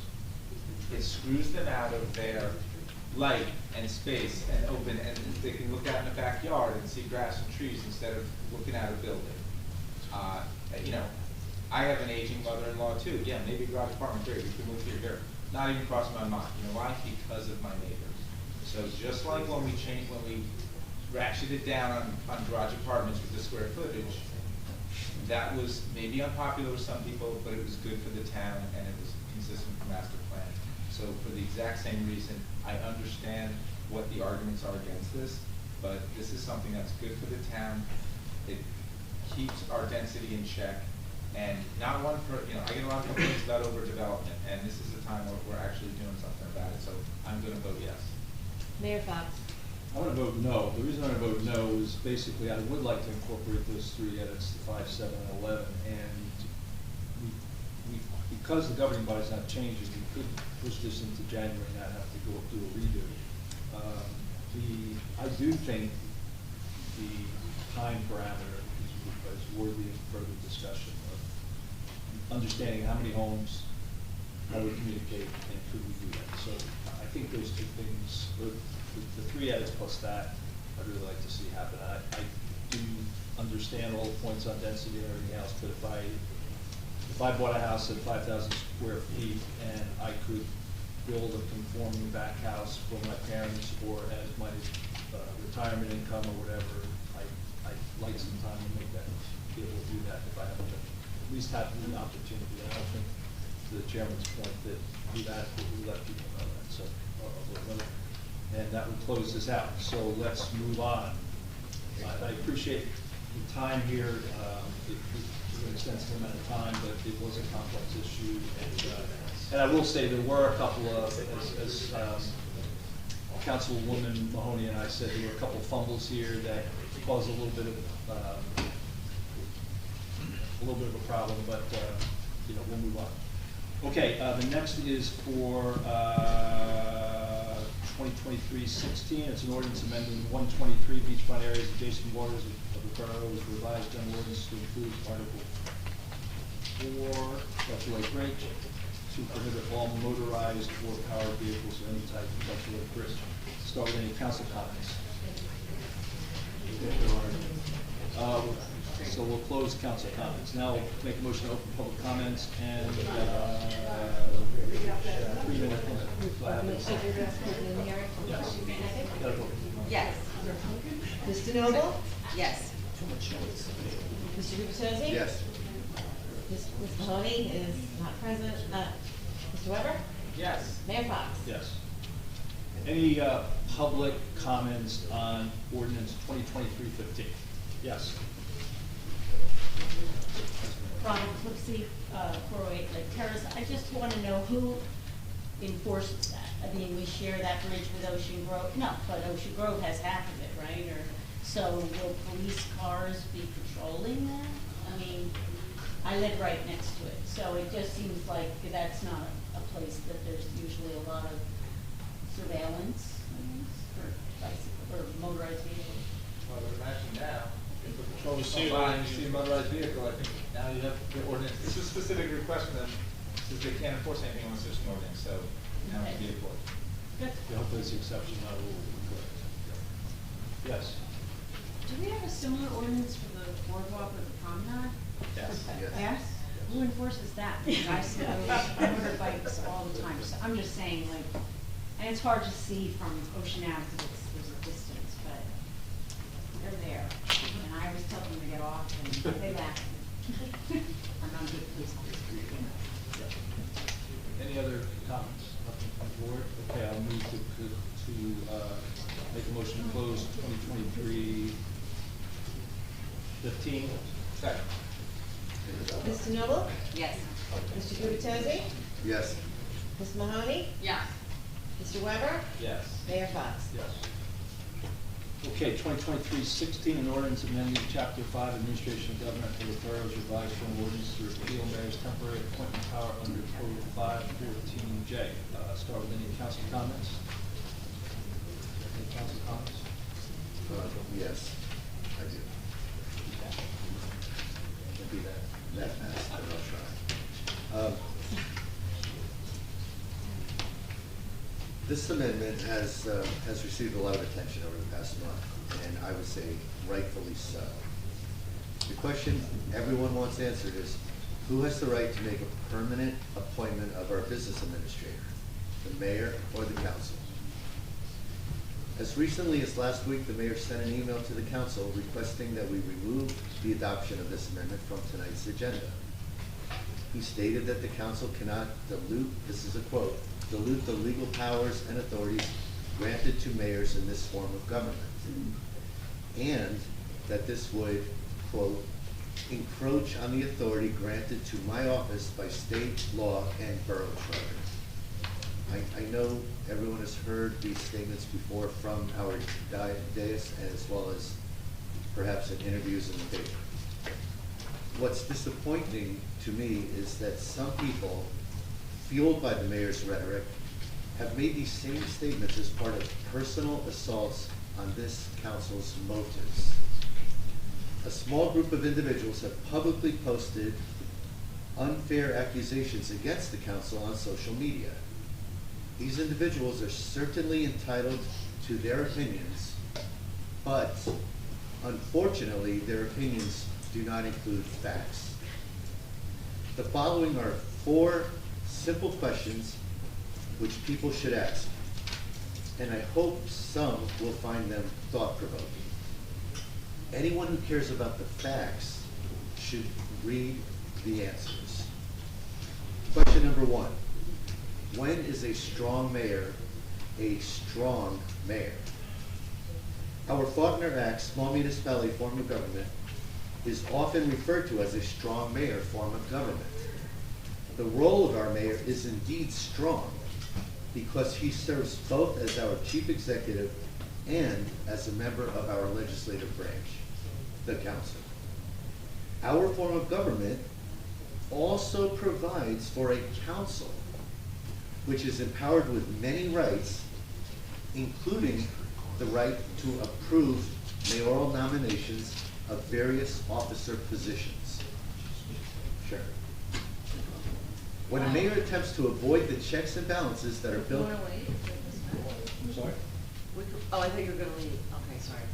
No, I'll Yeah, continue. your brother was- Otherwise, I would lose all my momentum. Okay, sorry, pardon me. When a mayor attempts to avoid the checks and balances that are built into our laws, he has moved beyond strong and is headed towards dictator.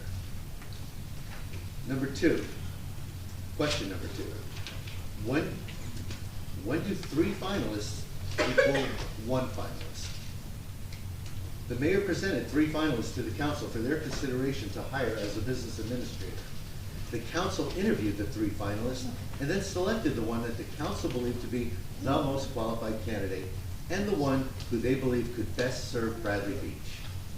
In hindsight, the council now realizes that the mayor was really only presenting 1 finalist, the only one that he was willing to nominate. Question number 3. When is a loophole not a loophole?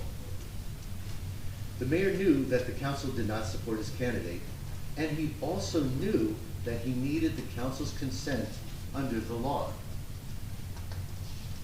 So the mayor used the borough's own ordinances, not the Faulkner Act, to temporarily appoint an acting officer for up to 90 days. That's a quote from our ordinance. After making this temporary appointment, he then created a 2-year contract reaching an annual salary of $130,000. The mayor then admitted in a public council meeting that he intends to continue to reappoint his choice for business administrator every 90 days, indefinitely. He requests that we do not refer to this manipulation of our laws as a loophole. This question might also be known as, when does 90 days equal 2 years? And finally, the fourth question that we all should understand the answer to, when does temporary equal permanent? This unintended application of the borough's ordinance, temporarily appointing the same person indefinitely, creates a full-time, permanent appointment with benefits. This action is clearly designed by the mayor to usurp the council's authority and not the other way around. The council's motive is simple, and I underscore this because I've heard us accused of so many very inappropriate motives. The council's motive is simple. These 4 answers explain why the council must pass this amendment to ordinance section 514J tonight. In order to close the mayor's loophole, we must remove the authority that a prior council gave to a prior mayor years ago. The current mayor's actions constitute a clear abuse of this temporary appointment authority. Therefore, this council must remove the authority previously granted to the mayor's position. Thank you. Thank you. Any other comments? Sure thing. I hope this will, the people that are going to get up and speak on this will take this to heart. Everybody needs to know that this is not about our acting borough administrator. A lot of people think it is, but it's not. It is about the mayor and his abuse of the loophole regarding his power to make temporary appointments. There is a state statute out there right now that says with the 2/3 vote, the governing body could remove the administrator. Okay, in this council, that would mean a four-person vote. Okay, we did not do that at either of the October meetings. We did not do that in the November meeting, and it's not on the agenda to do at this meeting. People need to understand that that means something. Okay, so everybody thinks that this is about getting rid of the acting borough administrator. I just want to tell you that you're wrong. It's about keeping the mayor from abusing the loophole as just described. And it doesn't just apply to this position, the administrative position. It applies to a whole host of positions in town. So again, if we're going to allow a mayor to make permanent appointments when they're really just supposed to be temporary, and for 7 or 8 or 9 different positions in town, that's a problem. So we are taking away the ability of the future mayor to do this, and that's what this is all about. And I know people are going to get up to the microphone and say something else, but it is about that. It's not about the acting borough administrator. Sure. I'll try to go as quickly as possible. In 1992, the Bradley Beach moved from a commissioner form of government under the Walsh Act to the Faulkner Act small municipality form of government. One of the positives of this form of government under the Faulkner Act is that it enables citizens to enjoy the powers of initiative, referendum, and recall. By petition, voters may propose or repeal legislation or act to remove an elected official from office. All this can be accomplished by the people without action by the local governing body. Just as the people have power, the mayor and council have power too. Bradley Beach has adopted the small municipality form of government, which does conform to the strong mayor format, with the strong mayor acting as chief executive. This form of government is very similar to the U.S. federal form of government. So much so, in fact, that our mayor alone, much like the President of the United States, can nominate for certain appointments, but can only make that appointment with advice and consent of its branch counterpoint, the council. Much like the President of the United States can only make certain appointments after Senate approval. As we all learned in civics class or even on Schoolhouse Rock, there needs to be checks and balances. With regard to 514J, at first blush, it seems to well handle the situation where we are in need of an officer in case of an emergency. And perhaps it would if our checks and balances were in place. However, we are in a situation where an appointment was made without the advice and consent of counsel as prescribed by 4069A-149.8. And that appointment is going to be held over for an indeterminate amount of time without the advice and consent of counsel after the 90-day temporary appointment expires. The governing body does in fact have a provision to handle the officer vacancies. The mayor can enter into a professional services agreement, like we did with Mr. Fehrenbach, and after the mayor's threshold of spend is met, the council can approve the continuation of the professional services agreement. However, in reality, wouldn't it be best if appointments were handled according to municipal charter requirements, whereupon the mayor nominates candidates for offices and then appoints after receiving the consent of council who were duly elected. The Faulkner Act burdens the mayor and the city council with working cooperatively for the benefit of the municipality's residents. Since the mayor does not intend to get the council's advice or consent to extend the 90-day appointment, and seeing as 514J allows the mayor to circumvent working cooperatively with council, I agree in striking 514J from the ordinance. Thank you. That's my comment. Okay, thank you. I have a couple of comments. I'm not gonna, in that it's 10 to 10, I'm not gonna go for hours.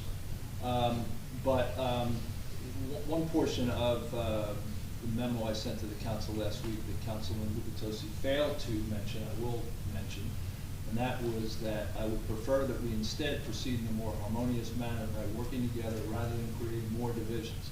If we still intend on placing this on the agenda, I'd suggest we jointly seek judicial intervention to advise on whether this action is consistent with the form of government in the Faulkner Act. Meaning that the case that we had back in August that was ruled on is still open. It has not been closed. That recommendation was made, let's ask the question and find out what the right answer is, and that was rejected outright by a number of people on the council. Another conversation that I had with a councilman up here, or a council person up here, was the potential of nominating the acting BA as a business administrator, and that was basically shot down or went into a negotiation. The point on a 2-year schedule was based on the original, the 2-year salary schedule was based on the original recommendation on how to step up over a period of time based on performance, the BA's salary. It was not intended to say, it's a 2-year deal, goodbye. It was intended to, it was a thoughtful approach to salary administration. So I think one of the key issues here is this idea of check and balance and advice and consent. We had 3 viable candidates. I asked for advice and consent, and basically I got more of, this is our preference and this is what we want to do, versus if all 3 are viable candidates and I choose this particular, or I recommend this person, I would have hoped we would have gotten a little bit more discourse that, nope, this is our deal. So I think it is infringing on some of my responsibilities. I think in August, this elements of this whole idea of appointment by the mayor's position was laid out by Judge English. My big concern with eliminating this part of the ordinance is there's zero consideration around continuity of government. I mentioned this at the last meeting. It creates an adverse employment action that affects the council standing potentially. I think we're putting the borough at legal risk. So, you know, for those reasons, I wish that we could have worked through this in a more collaborative way, but that does not look like it's gonna happen. You know, we're going down the same road that we went down in May. And, you know, as Judge English said, you know, we're blurring lines and we're being arbitrary and capricious, and I hate to make those kind of comments, but that's what I feel, and I certainly am not supporting this ordinance adoption. So at this point, I guess I'll say, let's close this and open it up to public comments. Did you have comments? Oh, I'm sorry. Okay. I'm sorry. I thought you could say she had any comments. I'm Thank sorry. you, and Sorry. thank you for your comments, and thank you everybody for your comments. And I know you have better places to be than here, and to attend these meetings and to get up to speak is very difficult, and I appreciate that. You can only imagine what it's like to be up here. So, as an elected official, it is my job to best serve the residents of Bradley Beach. And let's face it, we have some serious issues impacting our future. Municipal taxes went up 13.2% this year. Borough bills are not being paid. We have crumbling century-old sewer systems. 319 the rain, what's going on? We had the 2022 audit past due, and we're going to right now into the 2024 budget analysis, and we're in the process of hiring a CFO. So we have a lot going on. We're in dire need of a highly qualified and experienced individuals that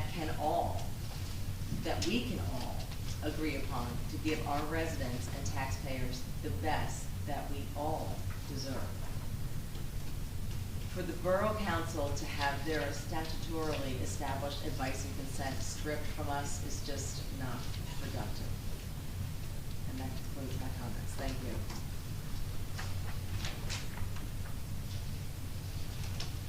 Thank you, Council President. So we'll now close and open for public comments. Make a motion. Mr. Noble? No, public hearing. Public hearing. Public hearing, public hearing. Yes. Second that motion. Was it you or was it you? Now you're all Oh, confused. it doesn't- you know what, we'll do that. Kristen. On paper, I don't know. Okay. Mr. Noble? Yes. Mr. Gubertozzi? Yes. Mr. Mahoney? Yes. Mr. Weber? Yes. Mayor Fox? Yes. Any comments? No comments? Yes.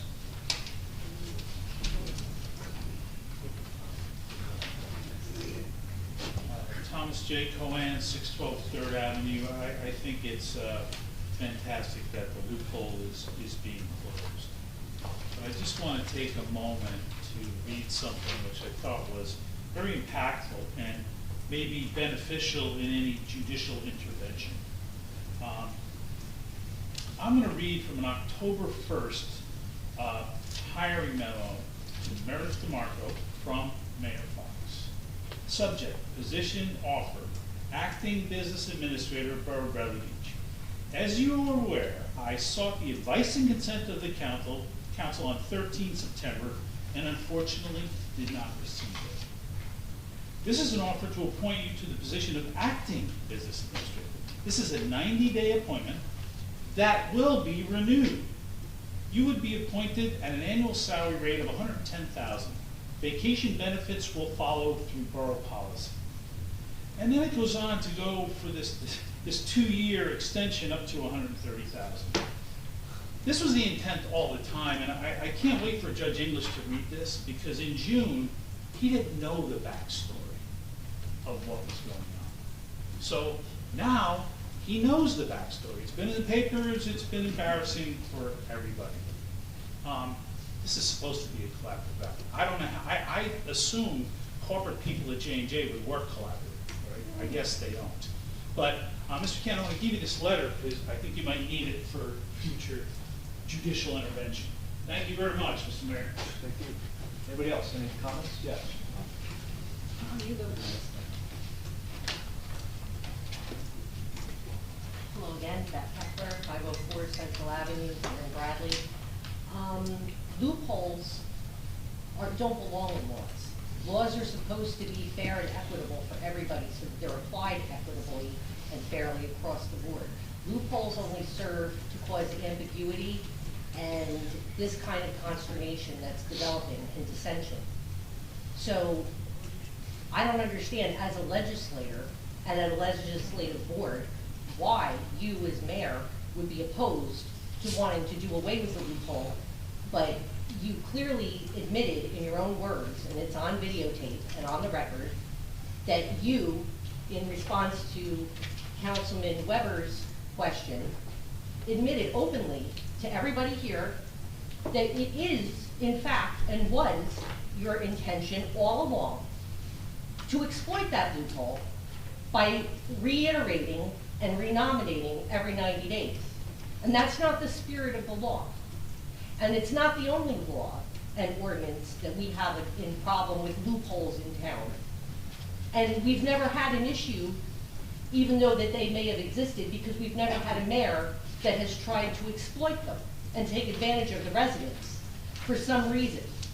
That I'm sure that when this becomes judicial, we will get to the bottom of it. Because depositions and interrogatories become, and discovery, well, that's a good one, discovery. Those things, those mechanisms that are built into the law, and I can just smell it based on the part of the email that you yourself brought out into the public this evening, Mayor, was the fact that I can smell it and I can see it in what you were saying, that we're gonna have another lawsuit. Because in order to continue on and bring this back into judicial review, because if this council votes against you, you clearly just admitted that you're gonna open up this can of worms at our expense financially, because we are paying for your attorney, right? Still? At that point going forward, no? Pay for hours. No, but what about Assemblywoman, the Assemblywoman who represented you? Who pays for that? Do we pay for that, the townspeople? We denied that. So, could you? Oh, that was denied, well, that's good. I guess That, you tried that, but that was denied, thank God. The first point, I've never used the term loophole, and, you know, I would ask that, maybe you take a look at how many acting positions are being fulfilled right now at the local, county, state, federal government. So it is a practice. I live here and I pay taxes here, and what I remember distinctly is that there was a unanimous no confidence vote in regard to this, right before this nomination went through. Thank you.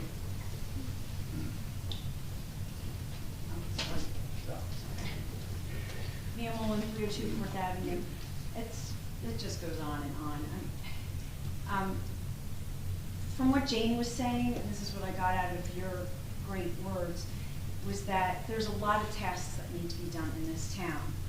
The taxes going up, I forget now, it's 13 or 16%, whatever it is, whopping bill, 319 Lorraine Avenue, that people continually complain and wonder about. Nothing is moving along in the direction for the residents. And so that's why the VA position is so important, and that's why the best qualified person should be in that position. It's a temporary position. I don't know if the word temporary, I have to look it up in the dictionary, I don't know. It means that it's just for a short period of time, not an extended period of time, temporary. Yeah, the word is acting. I'm sorry? The word is acting, not temporary. Acting. The ordinance says temporary, Okay, the well, title says. then that's supposed to be temporary. Okay, you got me on that. In my world, acting means it's temporary, but that's just, I'm just one person, I guess. The thing that's just so surprising, when everybody was making their comments and statements, the council, and often the people that are sitting here or standing here talking to you, Mr. Mayor, is that your head is down and you're in your papers and you're shuffling them. And you talked about collaboration before, that you didn't want this on the agenda, that you'd rather have a collaborative approach with the council before this went on the agenda. How can you be collaborative if during a meeting, which is called a council meeting, that your head is down and you're still not listening? You didn't listen to them when they told you who the best candidate was, and you would ask them for advice and consent and you ignored it. And that's what the loophole is. You don't have to have who they recommended because you knew in the back of your mind that you were going to just have somebody acting for a 90-day period and you would just renew it. So it's just very troubling to see your head down, shuffling papers when your own council people are trying to talk during the meeting that all these other people show up for week after week, and tonight it was just horrible to watch you do that. I don't know, I'm just. Thank you. Yes.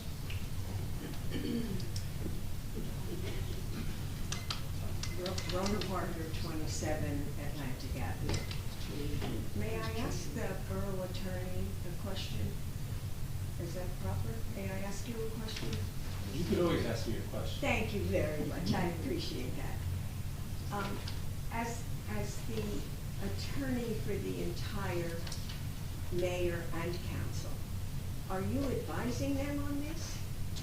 Yes. And may I ask what you told them? Sure. So, I mean, this is something I can share because the mayor and the council are split leadership. It's really my job to render an opinion on this more so than represent anybody. I understand. Right, I defend you. That's why I'm involved. Obviously you're fully aware of the prior dispute over the ordinance and that this section was for the judge ordered not to be, was ordered not invalid last time.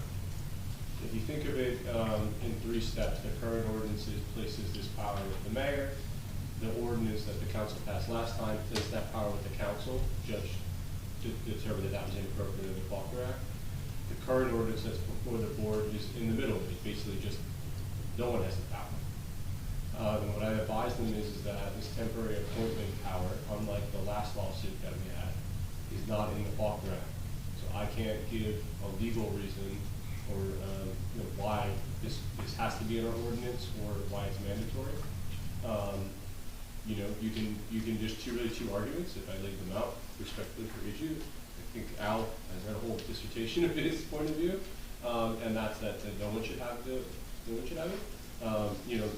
First, I don't want to speak to the mayor, but he laid out his point of view as well, so I just not speak for anybody. But it's not required by the Faulkner Act. The last time there was specific language in the Faulkner Act that governed the provision at issue, and this time it's silent. So I can't point to a reason why this would be an invalid ordinance. As the mayor laid out, the spirit of the entire charter is a good argument against the ordinance, and the arguments that the councilman gave to us laid out are good arguments in for the ordinance. So I can't give you a legal reason why you should or should not do this. So it's really you're policy. saying it is not illegal, the mayor to be doing this? Well, the council has to pass this ordinance. Say that again. So my job isn't to decide whether this is a good idea or not. My job is only to tell you if this violates some state statute, you're not allowed to do it. The last time I was only 85% right, so take what I say as a grain of salt, right? There's not a legal reason in the Faulkner Act why you couldn't repeal the temporary appointment power that I can find. And to be candid with the public, I've been talking to the mayor's attorney, Ms. Flynn, and she's laid out a lot of reasons as well. I love the arguments, basically kind of mirror what was said here. So, can you explain then why a position like the comptroller of the state of New Jersey is an acting comptroller and has not been that's a totally different rubric. It's a totally different rubric. It has to do with Senate confirmation and other things. Yeah, that's similar. It's an executive and a legislative. So if we drill down to the issue from my perspective, right, my job is to, if we pass an ordinance here that was clearly discriminating on some basis of race or sex or gender or what have you, right, that's clearly something that I say, you can't do this. The Civil Rights Act, law against discrimination does not allow you to do this, right? That's the most obvious one to do it. There's basically 18 sections of the statute that tell this form of government what it can and can't do in the charter, and this is just not mentioned in there at all. So, will you represent the council? Will you represent the mayor in this? My duty as the borough attorney is to defend the ordinances of the borough. So I don't know if you're paying attention to the last lawsuit, but you saw me make legal arguments in defense of the ordinance. Anything that was extraneous to that, I don't know if you really read the court filing. I did. They were not, so they were contained certifications from the council. It's not my place to say what's a good idea or a bad idea. My own job is to argue that the ordinance is valid, if that makes sense. So I don't really represent anyone in that case. My duty as a borough attorney is to defend the ordinances of the borough. Thank you. Thank you. Anybody else? Okay. You have I'm sorry, there's one up. hand up on Zoom. One hand up, thank you. Kelly's iPhone? Hi, it's Kelly Riley, 304 Second Avenue. I appreciated how Al started off by saying and asking questions because I think that's the smart thing to do. And I think the big question here is how do we find ourselves in this position again? And I think we're all looking at this from a very micro aspect as opposed to taking a look back 30,000 feet. We have had 5 borough administrators in 6 years. That is a ridiculous amount of turnover for the size of our borough. So we had a BA from 2017 to 2020, and she had left her position after being harassed out of it from 2 sitting council members. Whereas she left that job, those 2 council people retained their positions. And one of them is still a council member today. Then you fast forward to the second BA who sat in from March 2020 to May 2021. In his short time in his position, he too met with adversity from the governing body and he voluntarily left that position. And according to the statement by Councilman Weber at one point, this was somebody that they really wanted, yet he didn't want to be here anymore. And for the record, he sat under Mayor Engelstadt and Mayor Fox with Councilman Fennell, Gubitosi, Sexsmith, and Weber. We now come to our third borough administrator from July 2021 to March of 2023. Again, another really quick, short stint in role. She too had some controversial behaviors pointed at her, and she abruptly left.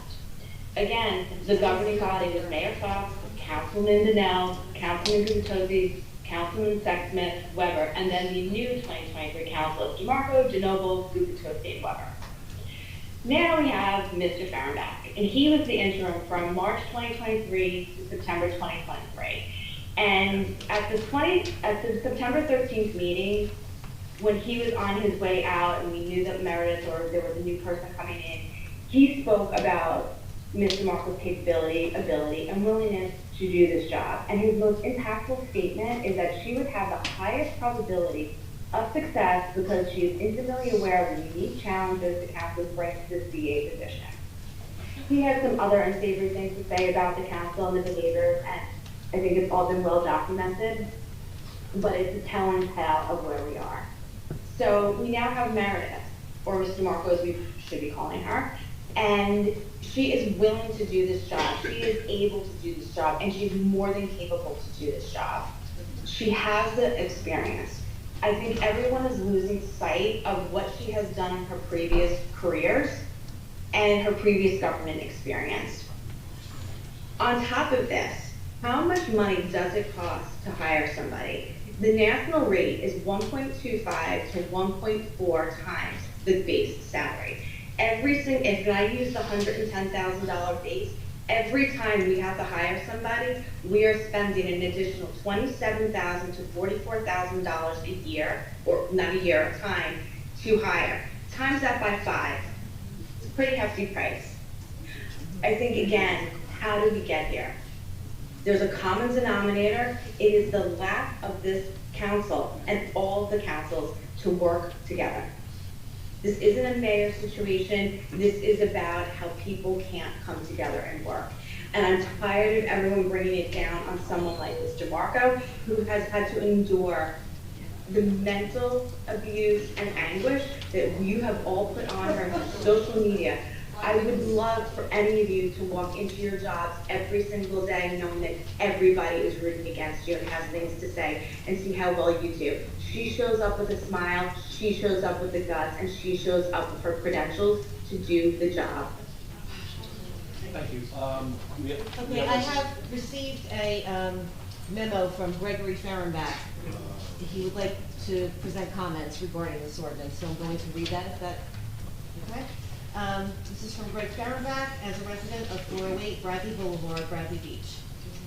As all of you might expect, I am opposed to ordinance number 2023-16, as I was opposed to ordinance number 2023-4.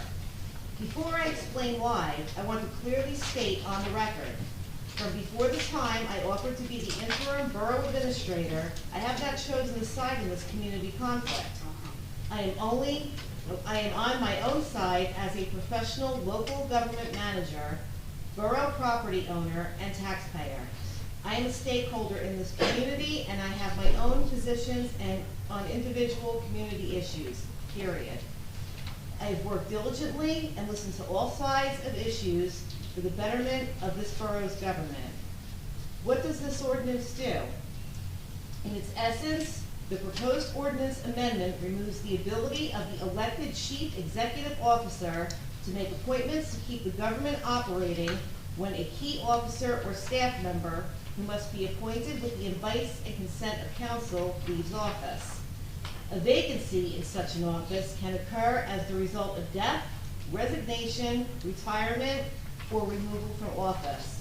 This can occur during calm periods or stormy times, such as now exists, within the governing body or during a hurricane or nor'easter. Why would I, as a resident of this community, be opposed to this ordinance? There are several reasons which I will attempt to briefly enumerate. This action is violative of this municipality's charter intent. When chosen by the voters of Bradley Beach, the current small municipalities form is to have a separately elected chief executive with appointed powers among other executive authorities. The charter clearly and unequivocally places the power of appointment in the chief executive officer. This is no different than the other optional municipal charter forms, such as the council manager form or the mayor council form. Attempts to take away these appointed powers clearly violates the charter. This ordinance replicates Ordinance 2023-4 of last summer in intent as I previously described. These are Judge English's words regarding the council's prior attempts to control appointments and to change the form of government.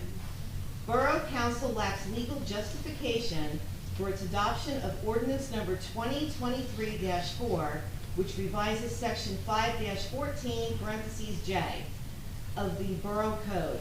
This revision enables Borough Council to blur the clear distinctions envisioned by the Faulkner Act. The adoption of ordinance 2023-4 was both willful and unreasonable, amounting to an arbitrary and capricious abuse of discretion. The judge was unequivocal in issuing his criticizing judgment of this council. Was Judge English's critical comment regarding council's last attempt to change the charter by ordinance not clear enough to be understood? If this ordinance is passed, the action of the governing body members voting in the affirmative are demanding another lawsuit to defend the charter adopted by the voters of Bradley Beach.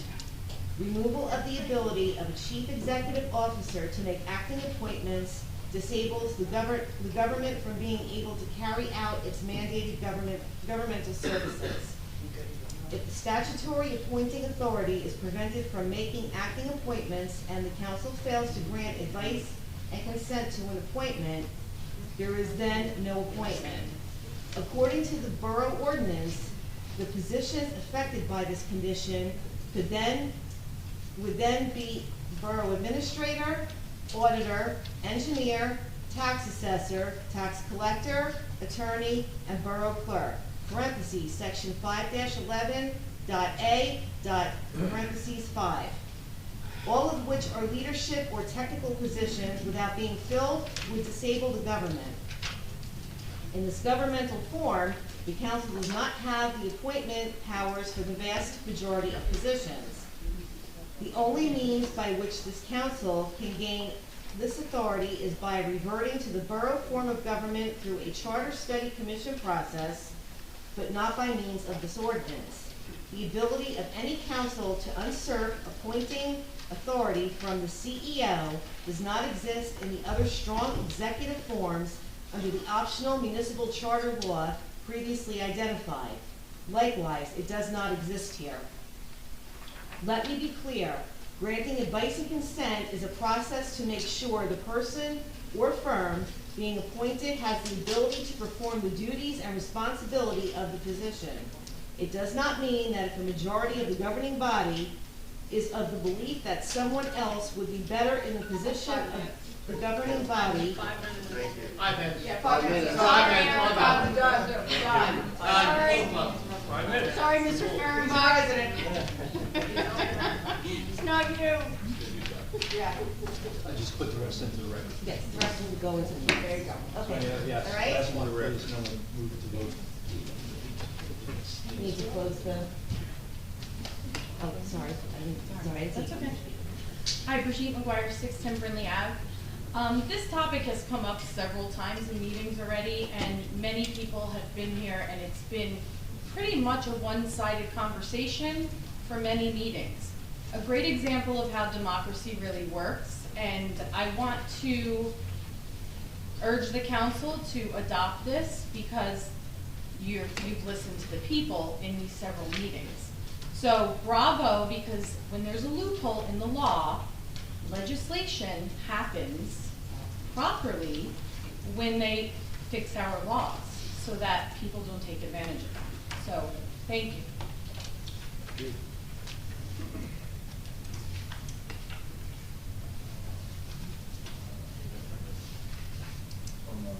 Yes, come up, please.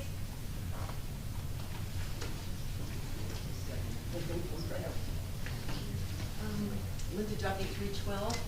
This is not about numeric at all. This is about the way things came down.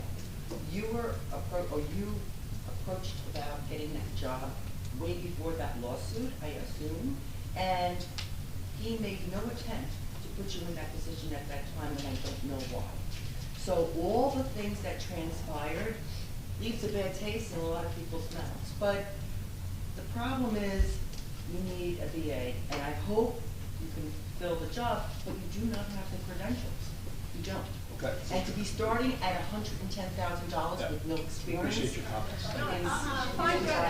No, my 5 minutes is not up. It's not appropriate for the job. Thank you. Thank you. Okay, we will now, You had one more hand up, Larry. I'm sorry? Just one more hand up. Eileen? Eileen, you had your hand up? No? Okay, all right. Anybody else? Okay. Did you want to make a motion to close? We're gonna close the public session. I'd like to make a motion to close the public session. Second. And a second. Okay, we're corrected that.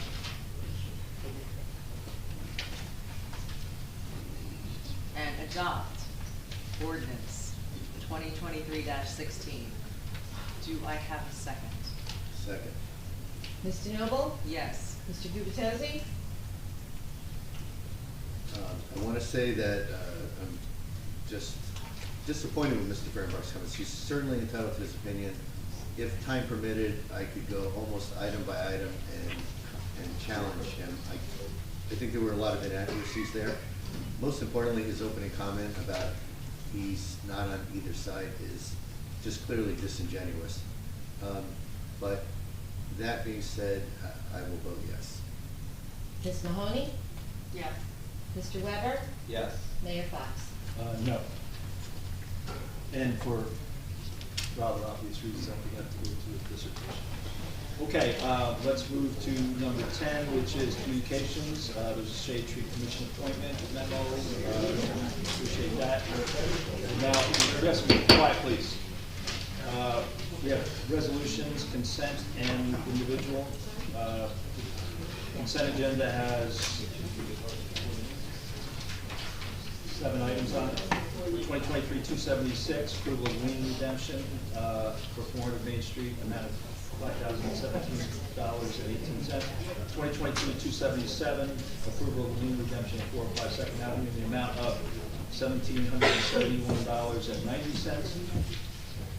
2023-278, approval of lien redemption for 415 Fifth, the amount of $51,898.46. 2023-279, approval of on-premises 50/50 cash license on on-premises gift basket auction raffle license for 2024, waiver of municipal raffle license. fees for Bradley Beach PTA. 2023-280, approval of Clean Ocean Action to conduct the annual spring and fall sweeps for 2024. 2023-281, authorizing appointment of special class 2 law enforcement officers attending the 57th class of the Monmouth County Police Academy in January. And 2023-282, appointment of land use board, class 3 member councilwoman Mahoney. Make a motion to approve the consent agenda. I Second. just have one quick, it's just a small thing. Is this a big deal? I don't know twice. No? Okay. You wanna tell me so I can amend it? Yeah, on, We'll tell you, it's just a time, it's just. 2023-281, Gianna Trani.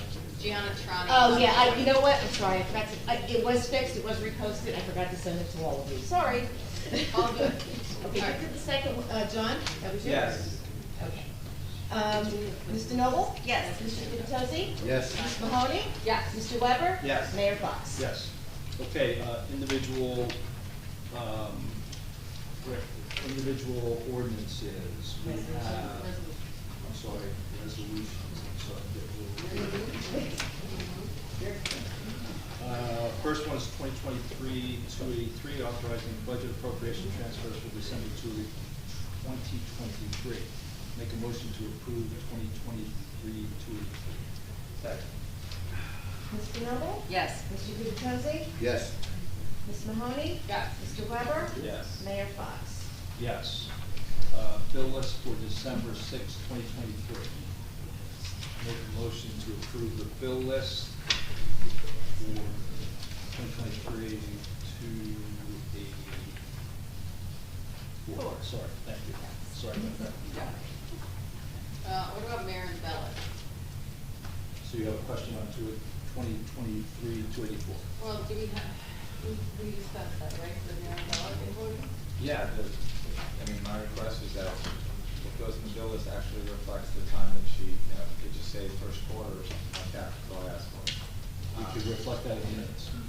Reflected in minutes, that's great, okay. All right. And I'll second this.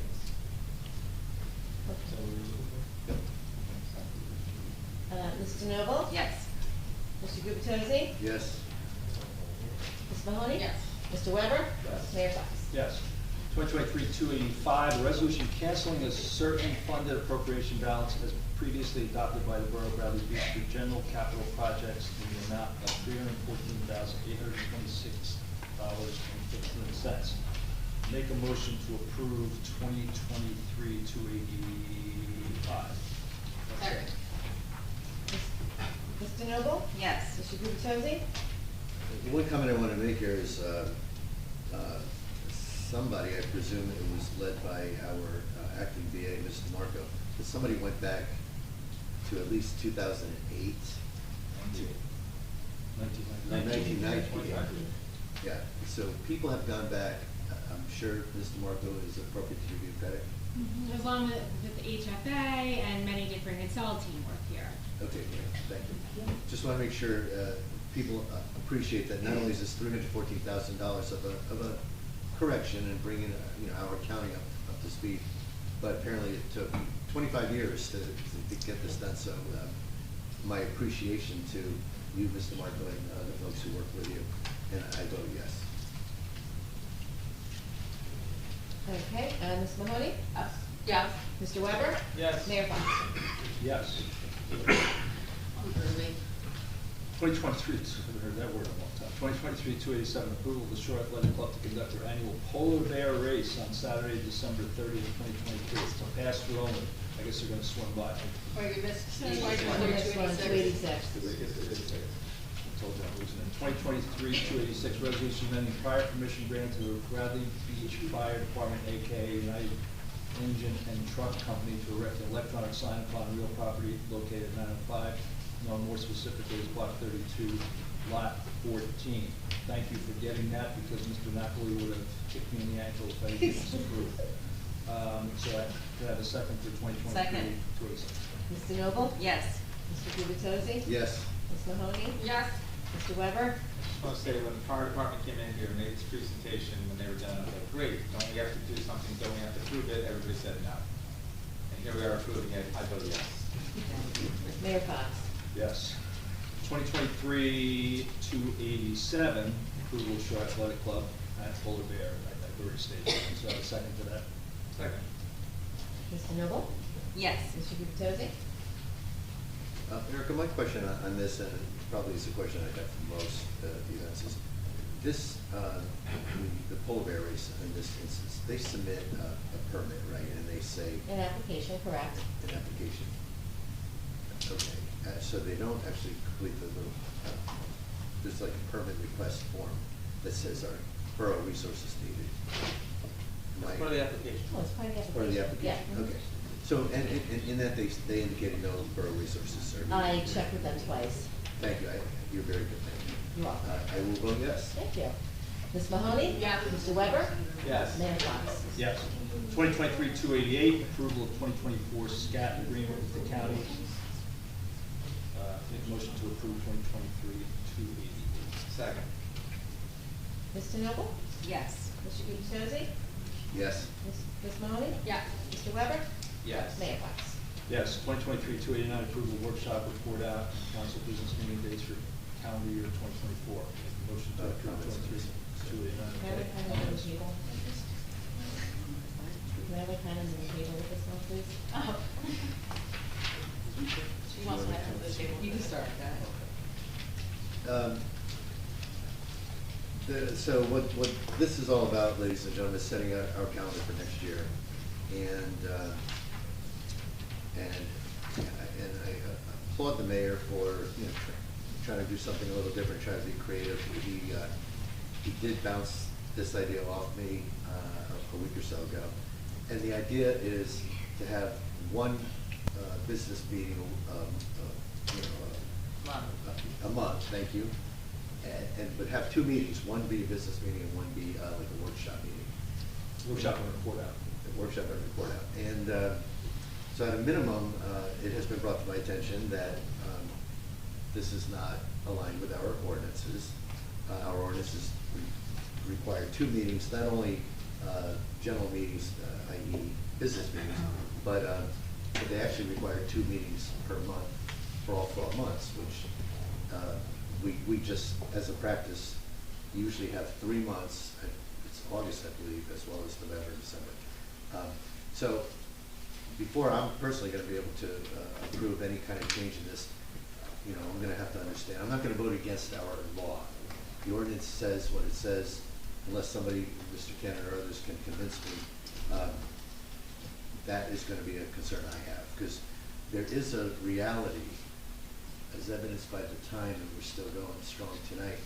There's a reality that we typically need a lot of time, usually 2 meetings a month for the council, and they're long meetings. So to understand how we can consolidate into one is just a practical challenge, as well as the concern I have about the ordinances themselves. So just tipping my hand, but right now I'm not feeling support for this particular ordinance. What kind of changes would you need, Al, to, is it the fact that there's a series of workshop meetings when we can't actually conduct business? Yes. That part, okay. Well, I think what we said was if there is a business requirement in a month that doesn't fall on that second meeting, we need it in the first meeting, we'll conduct that piece of business. So we're not trying to handcuff ourselves that we can't do anything. We would hope that that would be the case, but we did check with the business entities, the payables, et cetera, and said this is a workable scenario, and we believe it is. So, Mr. Mayor, are you saying that we could conduct business on these meetings that are listed as workshop report out meetings? If we felt we needed to, yeah. Okay, does that help you, Councilman Gubertozzi? Well, could we also conduct workshops and what's scheduled as a business meeting? I would suggest we don't, only because if we're gonna devote a meeting to workshops, I mean, we can see if there's a requirement for it, but I would hope that we could accomplish that in the 1 month, because we're gonna have X amount of hours to spend on 2 or 3 workshop items. And I'll even give you an example on, like, business that would have to be conducted. Say, let's take June for an example with liquor licenses. So you have to have those approved by a certain date, and I have to, like, report to the state, okay, resolution's passed, they're good to go. Usually, I would say 2 meetings is sufficient to get all of our liquor licenses, the resolutions passed. So let's say I had a couple of them that I needed to use the workshop meeting to pass a couple of those resolutions, we could do that. Yeah, the other thing is, I mean. That's just an example, I mean, I'm sure, you know. No, you know, it is clearly, we spend an awful lot of time in business meetings, and to cut the time in half, there's a disconnect in my mind trying to sort of how we, I mean, if we could consolidate all this time into one meeting, then why the heck haven't we done that already? Well, because we've got workshops in this meeting, is one point. Yeah. But there was, I think you see how quickly we go through resolutions, very quickly. And then this year we've had 16, 17 ordinances, so I think it's. But we have 6, 8, 10, 12 resolutions every council meeting twice a month. So Right, are so- you gonna get 24 into that one, or are we gonna? Well, I'm saying that. The majority of them, though, I think would fall under consent. I mean, there are some months, of course, where the resolutions are a little heavier, as we all know. But if you notice, with the consent agenda, that's where you're gonna put a lot of your routine resolutions, like your tax liens. No, I understand that. Okay. It's more the individual resolutions that, again, Okay. we get presented 6 or 8 a meeting, so are we gonna get double that in one meeting, or, I don't know, do we push them all into the following? That would depend on all of you. And another. That's not I me. would suggest we don't push them into the next meeting. I suggest, but if you look at our resolution, the time we just spent on resolution, which I can't find. It was quick. It was quick, and I think if we're efficient and effective with our resolutions, we got through those in a matter of 10 or 15 minutes. My one other concern would just be, our process, especially for introducing ordinances, is introduce an ordinance, wait 2 weeks to the next meeting, adopt an ordinance, and hopefully it's an ordinance that we all agree on, it's not even a controversial one. That would, instead of spanning 2 weeks, that would span a month. So, I mean, we'll lose that productivity. I mean, again, I guess I don't fully appreciate the value of the workshops displacing council meeting time, business meeting time. On the other hand, I'd love to have our schedule devoted, maybe half of a council meeting if we needed it, to have our department heads present periodically, or Mr. Mayor, any other. Well, that would be in that meeting with workshops and report outs. But I'm saying I'd like it to be a part of a business meeting, and just, if we can accelerate the business part of our meetings, why not do that and remain consistent with our ordinance, rather than change our ordinance? I think we gotta change our ordinance. I would not recommend we change our ordinance out of the gate. I would say, try this for a period, we can work through motions, just saying we're gonna motion to do this meeting this way for the first 3 months of the year, and see if it works. It might not work, and if it doesn't work, then we don't have to change back the ordinance, because changing ordinances, you all know, is a tedious process. I think we can work around that. I'm sorry, how would that work with introducing an ordinance, Larry? So Anyway, you I'm go- not, I'm a little confused on that So one, you but yes. workshop a potential ordinance. Okay. The next meeting, you come in with an introduction. Okay. The following business meeting, you come in with an adoption. So you lose a couple weeks. So it would take 2 months to Well, pass you an ordinance. you lose 2 weeks. Effectively. Yeah. Because if you didn't do it in the first week, the first meeting of the month, you did it the second. So you lost basically 2 Okay, weeks. that's my only concern. No, I'm saying if you had a Okay. workshop meeting and you did a ordinance. Right. I mean, I'm sorry, in the workshop meetings to discuss an ordinance. Right. You get that locked down. Okay. You come back into, which we do now. We do it now. Right, the next Now business you meeting come in- would be the introduction. Right, Workshop meeting, and then the next business meeting would be the adoption. right. That's Okay, correct. So you okay. lose, I'm saying you lose 2 weeks. Okay, as long as there's like no law, with, you have to have an ordinance adopted within a certain amount of time after introduction, Yeah. but that's, again, that's your call. I just have one question. But there's 2 time changes, Okay. 7 PM for March and for January. Why 7 PM? because of budget, So we don't change the order of the other agenda. So we're gonna make it at 6:30, same time. I believe I would still have to list them all 14 Yeah, items yep, yep. on the agenda? Yeah, but we would motion it appropriate. Okay, so in other words, you would motion to, okay. Personally, I feel this goes against our ordinance, and, we're looking at hours and hours of these meetings, and we're not getting done. I go to other towns, it's less than an hour, I don't know what we're doing wrong. But anyway, I would suggest that we do 2 business meetings, and maybe the first one you have a workshop report out / business meeting. I'd also like to suggest that we have 2 meetings in August, we only have 1 in November and December. Schedule 2 meetings in all those months. If we don't need it, we can cancel it, but I think we should follow our ordinance and have 2 meetings a month. I also want to suggest, or let people know, the reorg meeting will not be on January 1st this year. It's scheduled for January 10th. So do not come here on January 1st. I know our clerk is having a mini heart attack based on what Ms. DeNoble just said, but at least my intent would be to have those on the calendar, but to continue to cancel them if we want, unless there was some pressing need for the borough. Because I know how critical it is, Erica, for you, especially November, December timeframe to have. Yes, so if I may explain that, is it okay? So if I may explain this to everybody, so this is not because I just want 1 meeting a month. November and December for a clerk, he's right, that could give me a mini heart attack, okay? November is crazy because of the election and because of the League of Municipalities, which sometimes I go and sometimes I don't, but mainly the election. Given the length of time that these meetings have been running for the last year, these minutes take me forever. They're being done on my own time, to which I do not get compensated for. I just want to be honest and throw it out there at you all. December, we have the RFPs. I have to get that all straightened out. Everybody's got to make their decision on who they want for the following year. That's time consuming. Throw in 2 council meetings during that month, and you are talking total chaos on me and my department. So I just wanted all of you to know, and hopefully maybe you can appreciate or understand, you know, and we've had 1 meeting in November or December in this town for I can't tell you how many years, pretty much since I started here in 2017, and it goes before that. You know, that's all I want to say. Thank you. Thank you.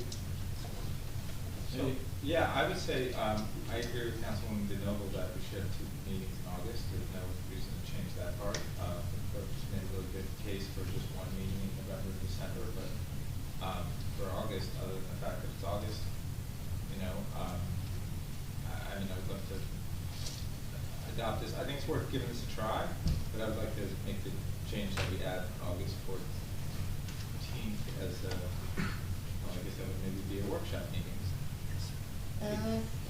Yes. It's not, is that a friendly amendment, Mr. Mayor? I can live with it. I can live with it, but. Okay. So, I think August, not having a meeting, having 1 meeting, gives people some summer relief in the middle of the summer. And it hasn't been problematic, it wasn't problematic this year. So, you know, people. We can always cancel We it. can always cancel it, that's exact, yeah. So I think, you know, just keeps us a little more in line with the ordinance there, so. I'm willing to give this a try with, if we add August 14th to the workshop report after meeting. Okay. I agree to that. So we want to motion that? Motion to make that change? Did you already make a motion on this meeting? Because we stopped it. I was looking at the motion for all that, with that change. Okay, so I will make a motion for resolution 2023-289, designating the meeting dates of mayor and council for Bradley Beach for the year 2024, with the change that August 14th be added to the workshop report out meetings list. Yeah, second that. Mr. Noble? I still feel we need 2 business meetings a month, so I just can't support this without having business meetings twice a month. So I'm just gonna have to vote no. Well, I do, I'm sorry, you haven't asked for my opinion. Mr. Gubatese. Kind of jumped the gun. I do like the idea of incorporating the feedback sessions, but, Report out. Thank you, the report outs. But I don't like the idea of announcing to the public that we're having one business meeting. I know we can be flexible. Personally, I'd rather call them 2 business meetings, which is consistent with our ordinance, and then just have our administration, the mayor, our clerk, manage the second business meeting to include report outs. So, given that this is blatantly disregarding the current ordinance, and I think we could accomplish the same goal if we just included report outs in the second business meeting, I'm gonna vote no. Ms. Mahoney? Yeah, I was all for it till Al said that. But if we just use the name, why can't we just call it a business meeting and do the workshop and the report outs like that? And then we would satisfy the Well, ordinance. we said that we would, if there was a need for a business meeting, we would incorporate it. May I suggest that we just write workshop/report out/business? Business meeting, yeah. Like within the agenda, you mean? Yes. Call it Yeah, council so, business meeting. and then we'd be satisfying the ordinance. That In satisfies. other words, the we're ordinance. keeping our business meetings the same, and what we're putting is workshop/report out under number, number 5. Yes. Yeah, So basically, that's all we're gonna change. and we're adding the meeting in August, we're adding the meeting in August. Right, and the meeting in August. Yeah. And I'm not even gonna ask what happens if we want a workshop or a report out in the first meeting. That'll be fine. The first meeting, what, January 10th? Sure. That's where you are, First so meeting of the that's on you. month. First business meeting of the month. Okay, yeah, and so I vote yes. Okay. Thank you. Mr. Weber? On second thought, No. Yes. Yes. Mayor Fox? Yes. So Erica, should we revote? Oh, that's good. Okay, all right, so we're gonna do a revote, everybody, okay? With those new changes. With some new changes. Okay, we got this. Mr. Noble? Yes. Mr. Gubatese? Yes. Ms. Mahoney? Yes. Mr. Weber? Yes. Mayor Fox? Yes. Okay. No, everybody. We work together. 2023-290, authorizing a shared service agreement with the Township of Goshen to provide chief financial officer services in accordance with provision of local government services regulations. Make a motion to approve 2023-290. Second. Okay, go ahead, John. Mr. Noble? Yes. Mr. Gubatese? I don't know how much our residents know about this, but the mayor and Mr. Fehrenbach and Ms. Markup worked really hard to hopefully construct a shared service agreement. I say hopefully because not only does our council have to vote on this, but Ocean Township's council has to approve this. But at least from where we stand, we, the borough of Bradley Beach, are in pretty dire need of a strong CFO. As the mayor mentioned earlier, the current CFO relationship has to be terminated at the end of this year. And we did interview what we believe to be is a very strong candidate who currently works for Ocean Township, but is at least entertaining doing a shared service agreement where we would get a portion of his time for a fee. So we're very impressed by the candidate. We're very hopeful that this will work out with Ocean Township as well, and I vote yes. Ms. Mahoney? Yes. Mr. Weber? Yes. Mayor Fox? Yes. 2023-291, a resolution directing the borough administrator and the local borough attorney to provide governing body with a report of all pending claims and litigations involving the borough on a monthly basis. I'd like to make a motion that we pass 2023-291. Second. Mr. Noble? Yes. Mr. Weber? Mr. Gubatese? Yes. It's getting late. Ms. Mahoney? Yeah. Mr. Weber? Yes. Mayor Fox? I'm gonna vote no, and not that we aren't gonna provide this information. I had said in our agenda meeting that this is a request that was made. We already fulfilled the request right out of the gate. it just, to me, it casts an aspersion that we're not gonna provide data, that we're being directed to provide data. We were asked to provide data, and we didn't realize that people wanted to see that. We did it. I don't know, Greg, if you published that report yet, but as the data came out, we're gonna send it out, so. Okay. We got it. Yeah, so, 2023-292, resolution requesting the mayor establish protocols, procedures for issuance of violations to the borough arising from complaints to agencies of the municipality to the borough council. This was my idea, and I touched on it before. A lot of times people say to me, I had a complaint, and the person went and told the person I had the complaint against that I called, that a neighbor was contacted, and people don't like that. They like their privacy, and I think just to keep it really private and safe, because a lot of times when you have controversy with neighbors, people are crazy these days. So why even put it out there that a neighbor might have called about an issue, whether it's of someone putting too much impervious space in their backyard, or they're loud, or whatever it is. All we have to say, just have some kind of protocol, some procedure where they go and just say, you're just violating an ordinance and we're requesting that you turn down your music. Or do you have a permit for what you're doing? Not that, hey, a neighbor called, and I know nobody wants to be a bad guy, but nobody wants a neighbor to be mad at them either. And that's why I suggest that we go ahead and we approve this. So I would like to make a motion that we approve 2023-292. Do I have a second? Okay. Mr. Noble? Yes. Mr. Gubertazzi? Yeah, and again, I need to say one quick thing, and that is that each member of the council has been aware over the past few months, past few years, in my case, of residents telling me, hey, somebody disclosed that I was the one who made the complaint. I don't think this is a very common practice, but I do think on occasion, you know, there is a slip, if you will, of whoever's trying to enforce an ordinance saying, hey, your neighbor next door did this. I think it happens rarely, but my understanding is we don't have a formal policy, and this is really advocating, you know, making a law that says we should have a formal policy and then proceed with it. So I will vote yes. Ms. Mahoney? Yes, I think that anyone who's enforcing these ordinances should be able to cite the ordinances that they are enforcing. I have a neighbor right now who won't talk to me because I reported that she had 2 cars that weren't working outside of her house. And I believe someone said, someone from the council reported you, only because my neighbors asked me to. So now I have a neighbor who will not speak to me, so it'd be nice if people could just, enforcement people could just say, you have 2 cars that haven't moved in a year, and you need to move them.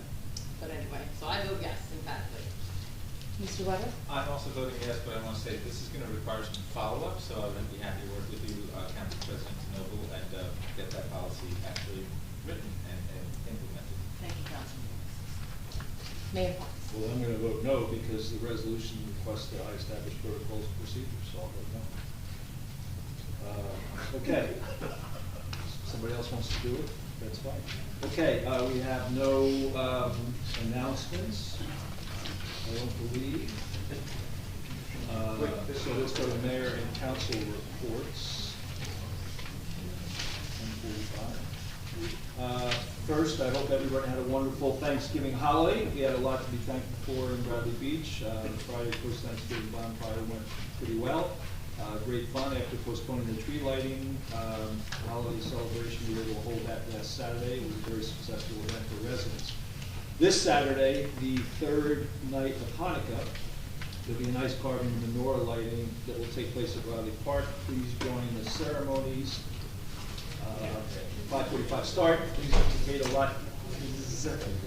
Donuts and fun. We continue to have thoughts and prayers for Israel's the hostages and the situation there. We hope and pray that gets resolved. We had an important annual ceremony since our last council meeting, which was our Veterans Day ceremony at Riley Park, and it was, we had an honoree, Captain David Broadbent. Thanks to those who attended that, and thanks to all the veterans who have served on behalf of Bradley Beach and our nation. On the infrastructure front, we've got the Lake Terrace Park renovations going. We're in the process of addressing some flow issues with Sylvan Lake, and hopefully that'll get resolved very quickly. I think we've got a path forward. We're completing final remediation wipe downs and disinfectants in Biazi. Going to the library, I'll try to go fast here. There's a lot they're doing. Winter readings back, read books February 28th, or a chance to enter prizes. Check the website. Tuesday, this is actually something that occurred yesterday, but getting out of your comfort zone, we had a World Traveler Christ McCormick come in and discuss how to expand your travel opportunities, get out of your comfort zone. This Thursday, actually the next few Thursdays, December 7, 14, 21, it's Box Tops for Education information session. We're going to help the PTA by participating in Box Top for Education. It's on the website. Please try to participate. And last Wednesday, December 13th, 7 p.m., How Money Works seminar. The seminar is for anyone who wants to learn more about personal finance, about saving, long-term, short-term goals, paying off debt, protecting your financial assets, and more. Recreation. Seniors held their holiday lunch today at UBA. 33, mostly seniors attended the 2+ hour lunch. The committee did a great job organizing, and UBA did not disappoint. Recreation had a very exciting and busy Sunday morning. This past Sunday morning, they had their first Breakfast with Santa event. 65 people came and enjoyed goodies, crafts, and Santa. We're having a winter Wonderland dance on Friday, December 15th from 4:30 to 5:30 for grades pre-K through 4 at 6 p.m. to 8 p.m. Oh, I'm sorry, at 6, up to 6, and then 8 p.m. it's the 5 through 8. My time's messed up. Holiday Veterans Drive is going to close out on the 15th. We're trying to donate items, and we're going to donate those to the Veterans Memorial Home in Menlo Park. Encourage you can go to Murray's. They're tuned in. You can buy a T-shirt for $3.50 and donate it to the cause. And you can drop those things off directly. Also, December 15th, we have the Marjan sign-ups. This class is 6 weeks long. It'll be held every Friday starting January 12th. That's something we've been trying to get off the ground, and maybe this time will happen. December 22nd, the Rec Center will be hosting a last-minute wrapping party. If you need help with wrapping, please come over to the Rec Center. And the walking group that they started is meeting every Thursday at 1 p.m. at the 5th Avenue gazebo. Hope to see everybody there.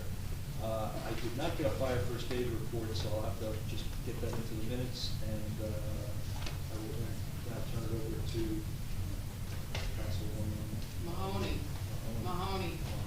Yeah. Okay, so land use board meeting. 116 Cliff Avenue, variances for a single family dwelling on an undersized lot. The applicant proposed to remove the existing two-story single-family dwelling and construct a new 2.5-story dwelling on this undersized lot. Variances were requested for front, side, and rear yard setbacks, building coverage, impervious coverage, parking, and number of stories.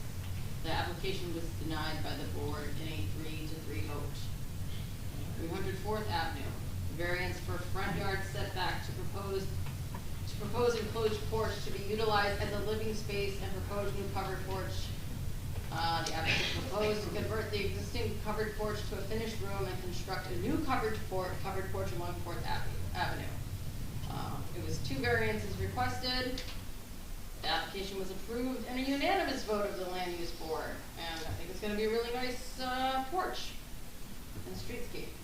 I went to the shul for Thanksgiving, and the police were there, and OEM, and the council, and EMS, and it was very lovely and inspired.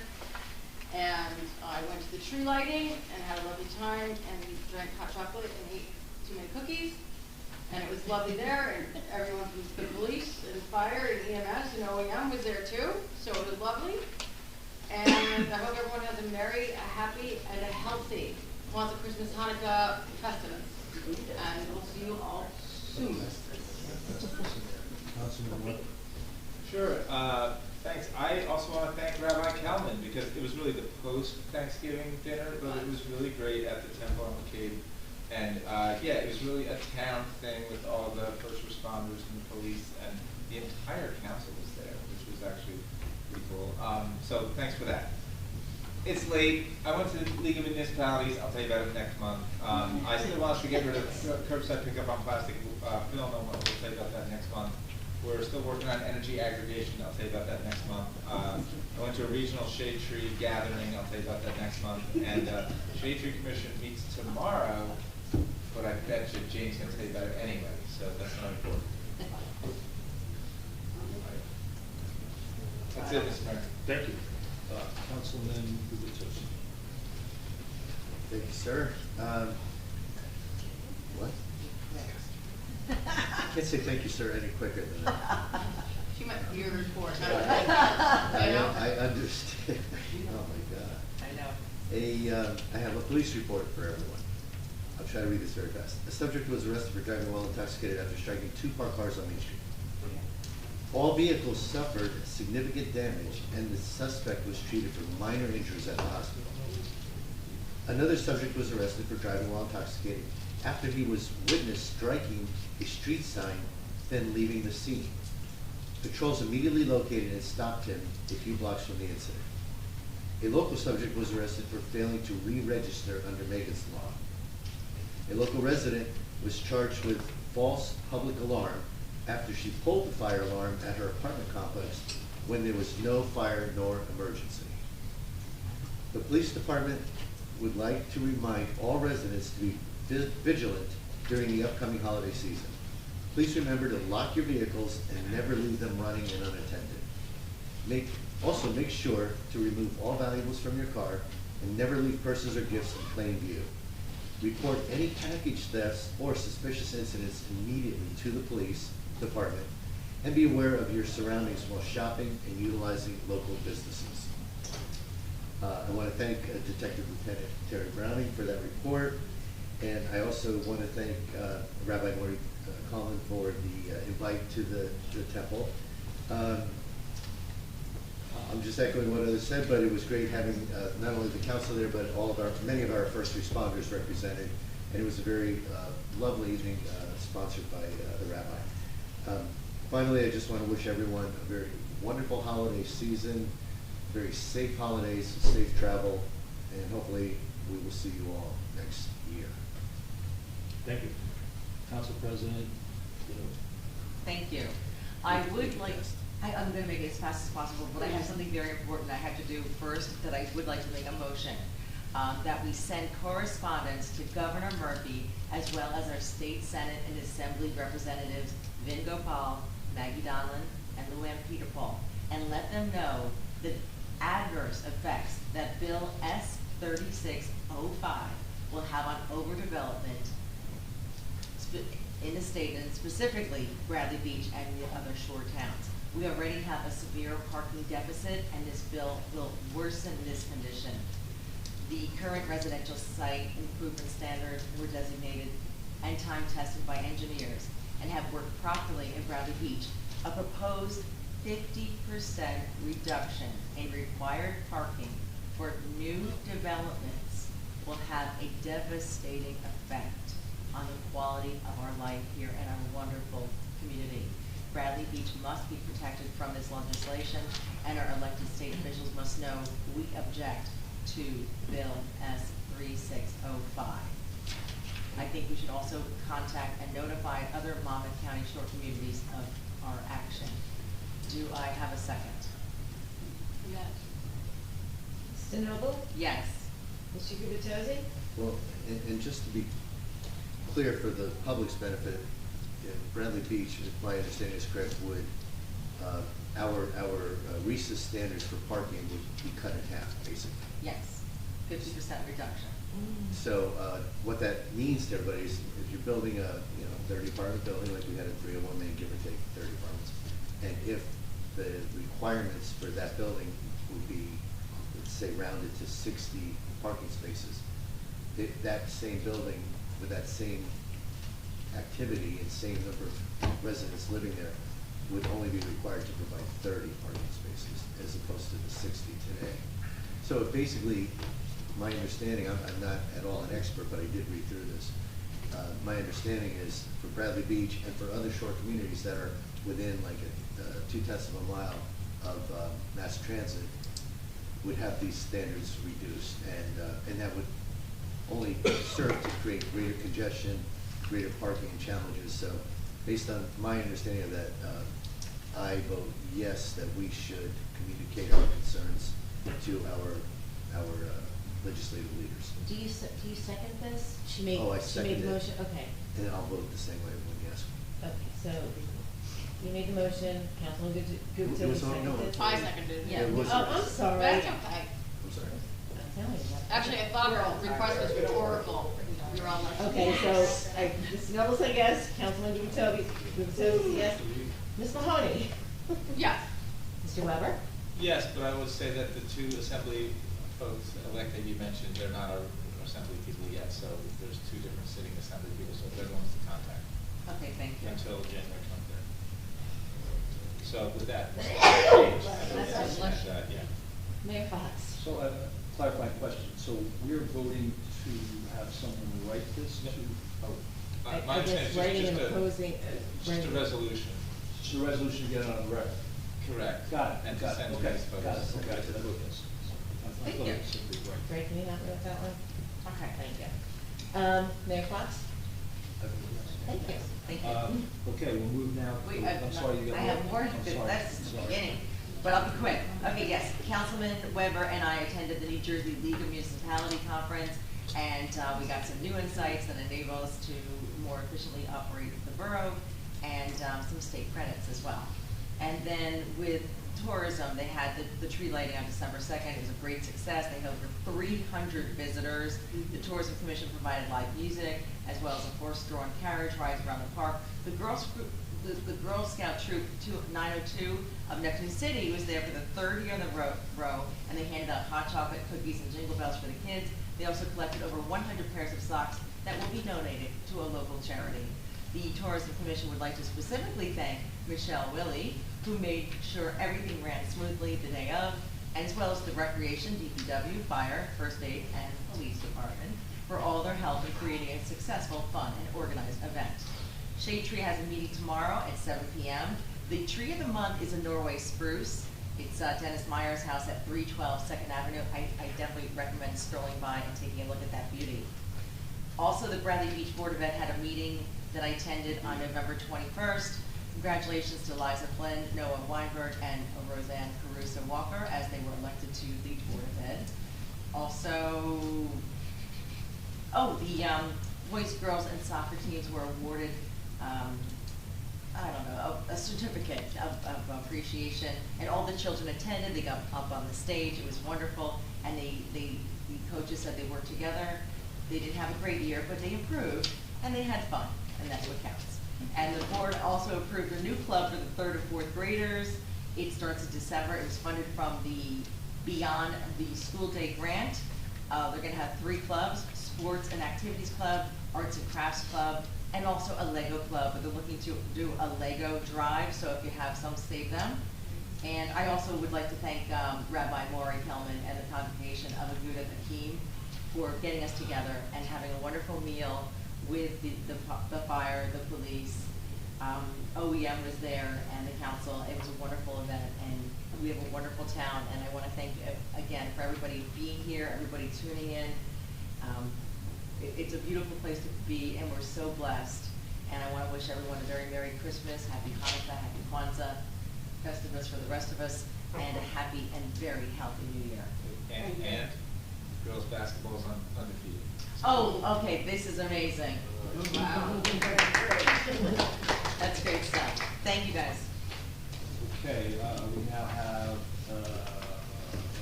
public comments.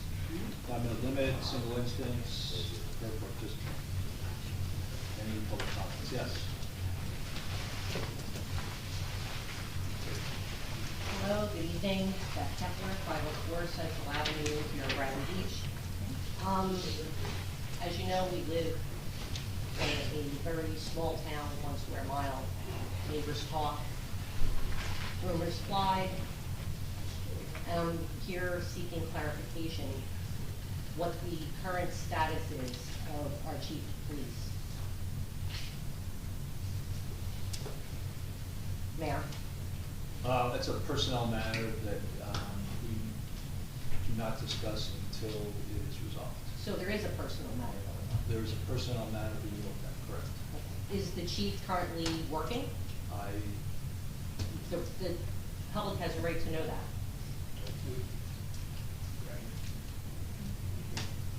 We can tell you that the chief is currently on paid administrative leave, and we will provide no further information on personnel matter. And I appreciate that.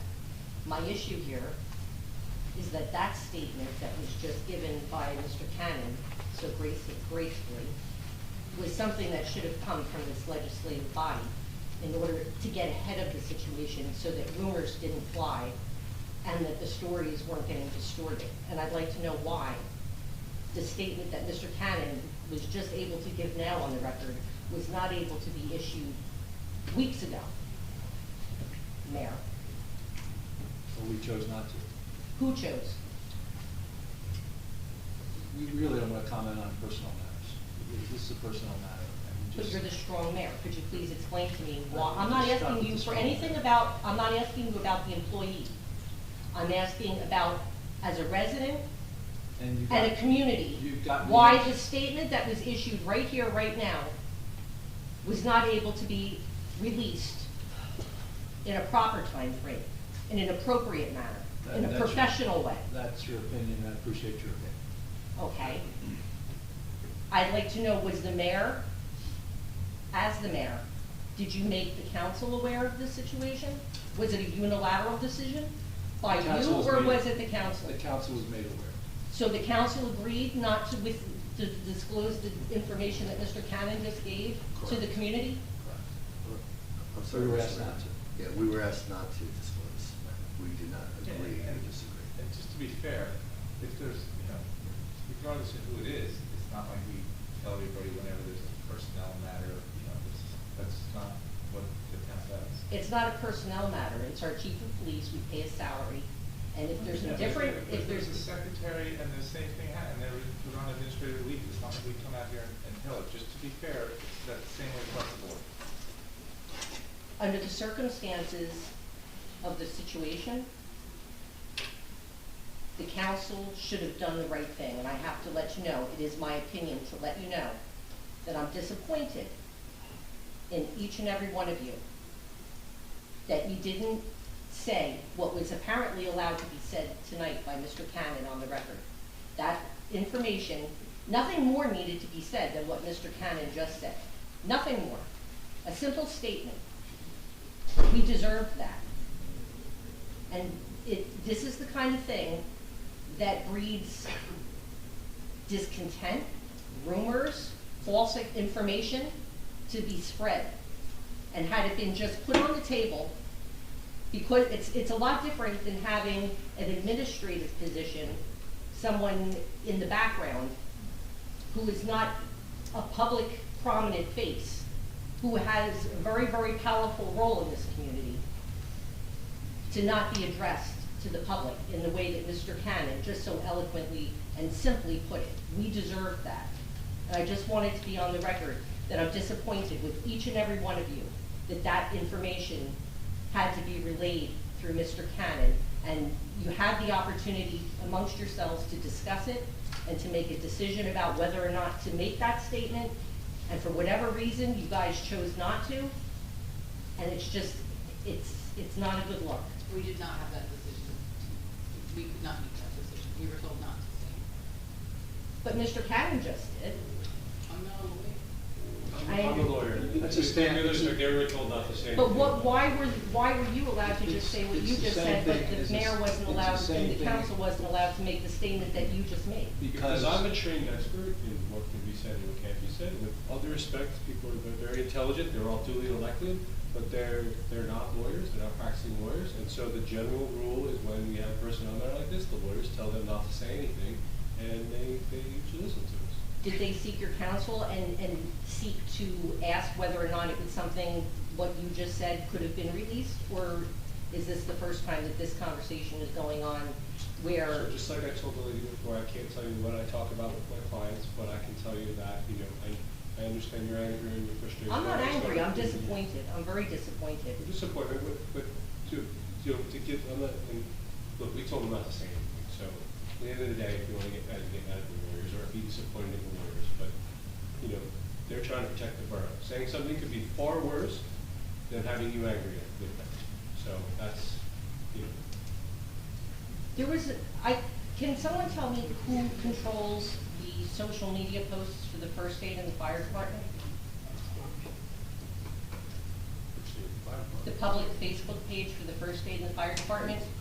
Can anybody tell me who is in charge of, in those departments? If there's anybody here that would know that information, or who could tell me that information? Because in context to what Mr. Cannon just acknowledged to be true, there was a post yesterday that was made on both departments, first aid and fire.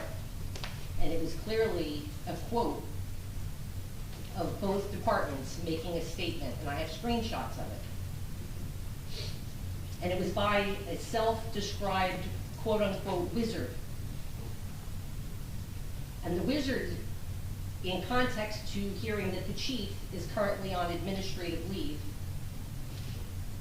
blatantly could be perceived by any member of either of those departments as a threat.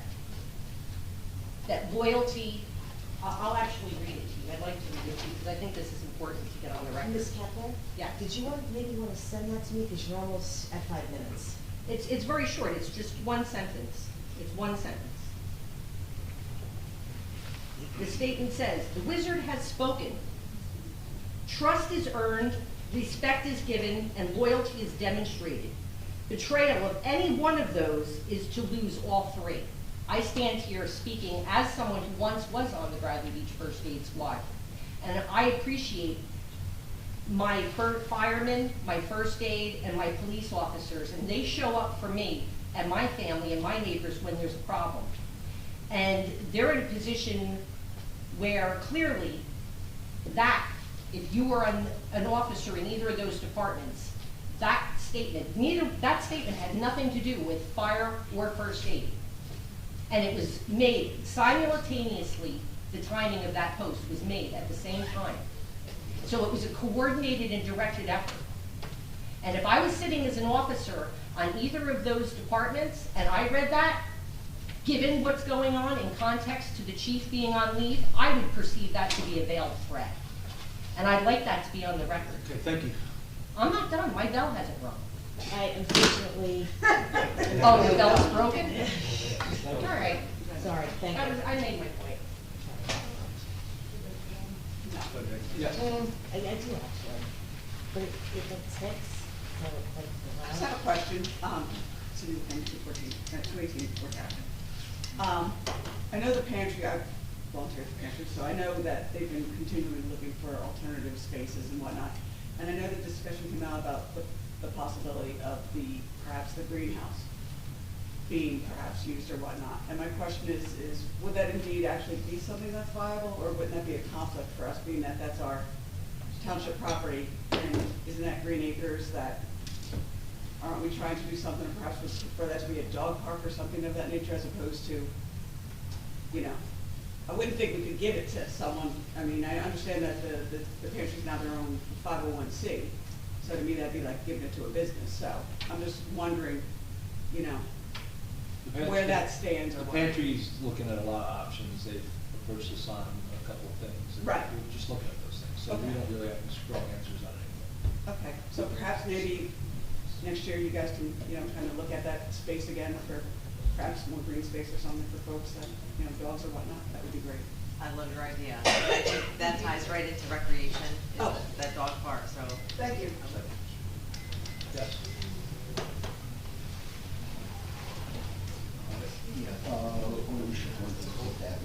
I just want to thank DPW on their hard work for setting up the Veterans Day ceremonies, as well as the tree lighting. And I also want to thank the Chief Guida and the Police Department for securing Riley Park and keeping all the residents pretty much safe. I mean, with everything that's going on in other towns, you know, with protests and everything else, I think they're doing a fantastic job of protecting the residents of Bradley Beach. Thank you. Yes.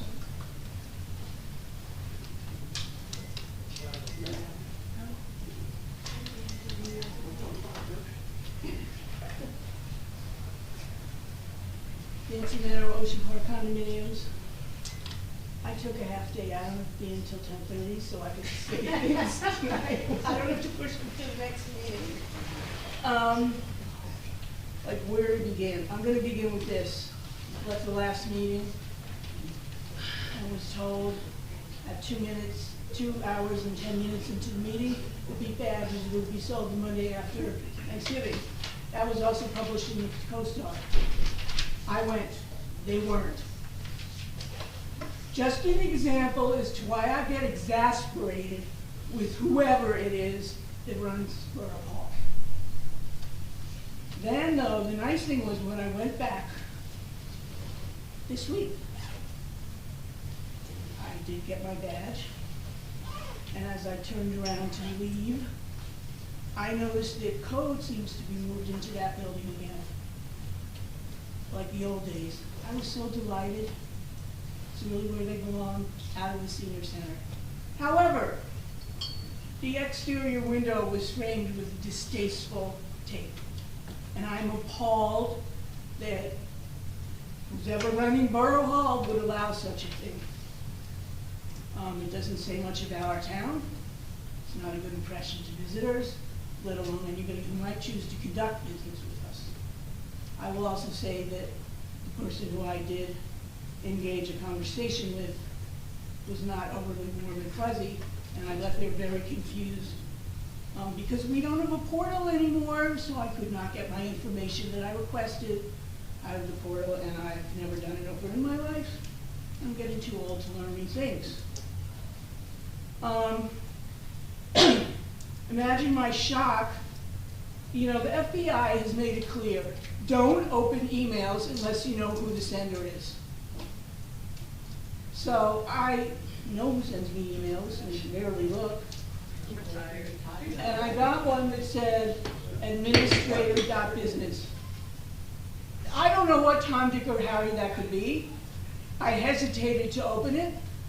But lo and behold, it was a communication from Borough Hall that had a first name of the sender as a closing, no last name, no street address in the closing, no borough, you know, town, state, zip code, phone, fax, nothing. Again, exasperation for what goes on at Borough Hall when I've had people here send me emails with their initials and you know that's why you're getting it. Especially since I had expected a letter and not an email. I'd like to remind you that I'm really begging you to legislate that website. I know it sounds ridiculous, there's so many better things to do, but it's not a propaganda tool where we post newsletters and gee, everything's wonderful and fluffy. Okay, this and that. I worked somewhere where there were 7 people put on administrative leave. That was up and running, and in the press and in the papers within 24 hours. That newsletter is not just, gee, life is great and we love, you know, all of these accomplishments that some might argue it. So also I would legislate that the council members have their opportunity to make their own writings on that website. I also would like to remind everyone that I don't know the purpose of workshops. We had one about a different form of government. At the time, I'd like to remind everyone, Ms. DeMarco was on the council. She suggested we have an expert come in and explain this all to us. Now she's been in the position for 2 months, and there was all that time before that. We've done nothing.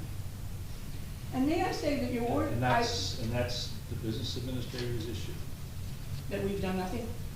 That's the business administrator's issue. That's what you're trying to infer. I said we, meaning you, not even me. Oh, no, you made an inference. You made an inference. Okay, you're using my time, Erica, I need more time. I would also like to point out that I appreciate your steps to try to wiggle around the ordinance of the meeting schedule. However, your ordinance also requires your reorganization meeting to be the first week in January. January 10th, it is not. Now, your ordinance doesn't say the first full 7 days of a week, the calendar, it's not specific. There's new legislation that Mr. Cannon advised us of that would require us to actually push it into later January. That's, thank you. New state or new The law was municipality? passed in July that changes if there's elections in a nonpartisan town, for the municipal elections in November, then their terms of office begin January 15th. Okay, so would it not make sense to change our ordinance? So it We're would gonna be- have to change the ordinance because it doesn't comply with the new law. So if that came out in July, would it not make sense that we would maybe got into it by now? Or why would I Giving have way to, too much why credit would to I have others. to, why would I have to bring it up? Not my job. Thank you.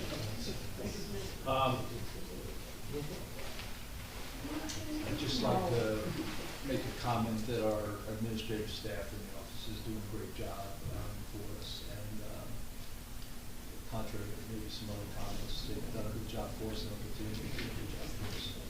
And it is beach badge season, so they're very busy. I think 2 days ago they did about $40,000 of business, so they are juggling a lot of losses.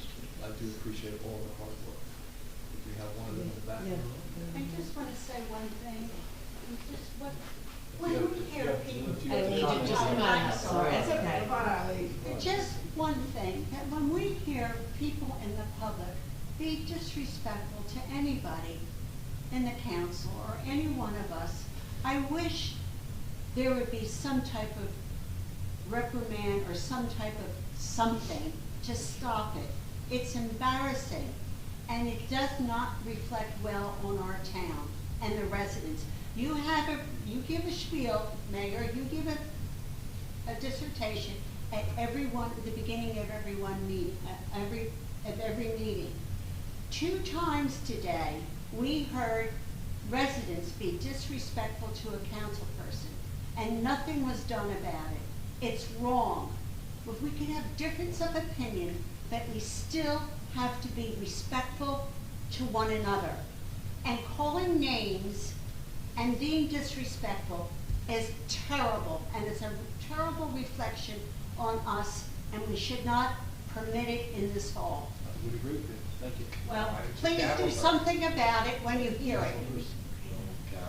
I'm sorry. No, it's him. I'm sorry. I just feel as though there's got to be some form of leadership about having people be respectful to one another. Thank And you. no one needs to be called an asshole at any time. Thank you. Any other points, questions? No? Okay, we will, No, there's no one on Zoom. I just lost. executive session. I can do it. I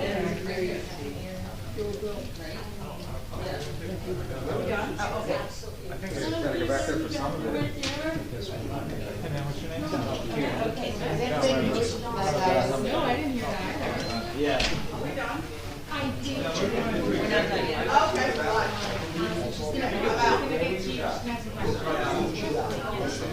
We're not done yet. You're not done. Well, we're not, but we still can make motions. We're going for the record tonight. 107. Gavel is not here. Yeah, the meeting's not over. They just shut off the Zoom.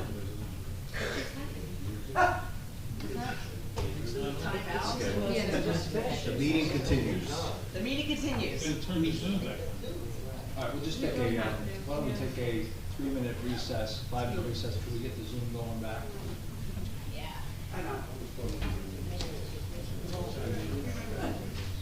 No, I think they do that.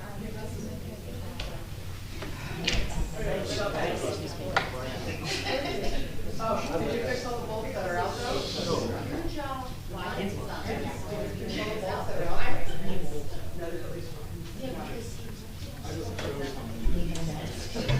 They were all set. Eric, count on 5 minutes. Do a 5-minute recess.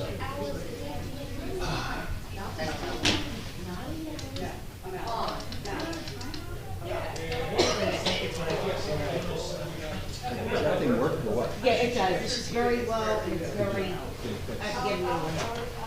You might see that on the list.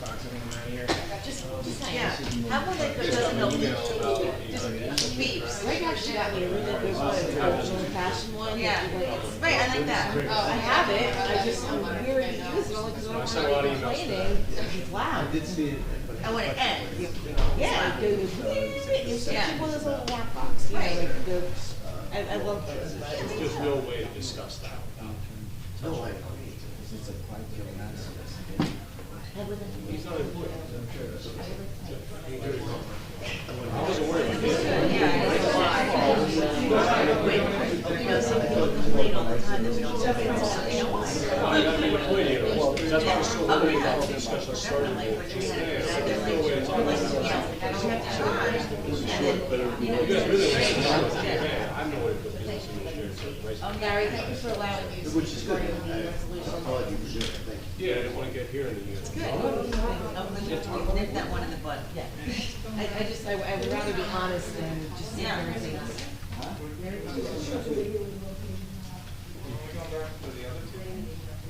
Yeah, I have 5 minutes, I have 5 minutes. I would. I'm doing public things first, because then you have people sitting out here. Who's got hello? I'm just gonna stand Oh.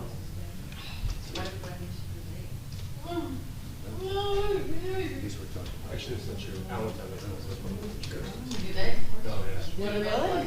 Oh, Allentown has, those chairs must be like 40 years old. Yeah, they're comfortable. So there's like those office desk chairs, Oh, yeah. but they don't lock. So it's like a core exercise to sit there the entire time without having the chair go back on. Nice. Yeah, I'm not that good of shape, so. People. That's cold. I think there's somebody stand up for the last 3 hours. So, Greg, you can write up that resolution, Greg, you can write up that resolution regarding that bill? Just talk about it tomorrow.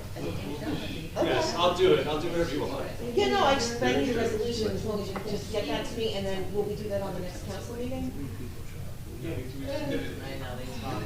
Okay, just put it on the website and with the vote and everything, and we're good? All right, that's what we're doing is great, that's all. Communicating it out to those. Okay. Yes, I am. I would rather be honest. 5 minutes up? Yeah. No, we have 2 more minutes. Oh. Oh, they're trying to do the.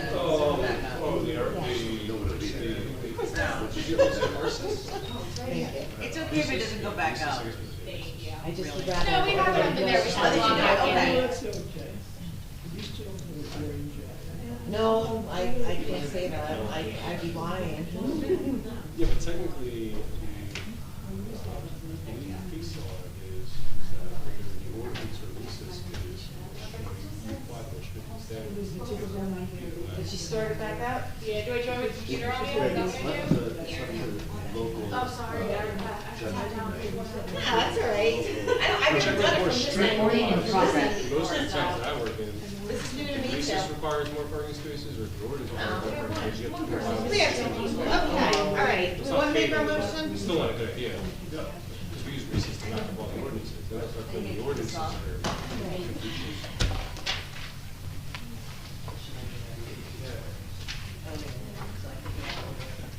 Well, I know. Oh, right. Good mayor. Greg, you wanna take this, you want me to? So, you know,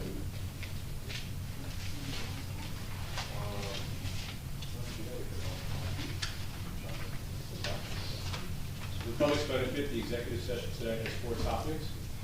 2 of them, business administrator and government management associates. Pertains to the position of the business administrator who serves in the rice booths. The business administrator has exercised the right to have this discussion held in public rather than private session. And so the first 2 executive session topics today will be discussed in public. And so here we are. Okay, great. Did you want to begin, Council President? Or Mayor? No, I would like to comment first. And you don't have to take notes on this, I'll leave the notes. Okay. Neither one of these topics are really appropriate in this forum. This isn't a legislative question. Again, I think the council is kind of veering off on the out of the legislative lane, interfering with the administration of government. Additionally, by taking these actions, they continue to interfere with the functions of the municipality, of the government. Any question on this topic, I believe I could have answered simply by, one-on-one meeting, or asked for clarification in written form that I could have responded to. I do respond to any questions that I get from the council, usually in writing, so that they have that. Questions of communication support. I've had examples of that. I won't go into those examples. I'll try to be brief here because I don't want to, I know it's already 11:30. So from my standpoint, we won't be covering this topic tonight. I could cover an overview of what's transpired on the topic, but I'll hold that.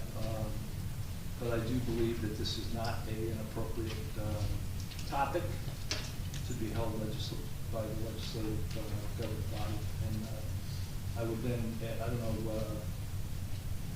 business administrator, sorry, borough administrator, I keep saying business. DeMarco, I don't know if you have any comments relative to this.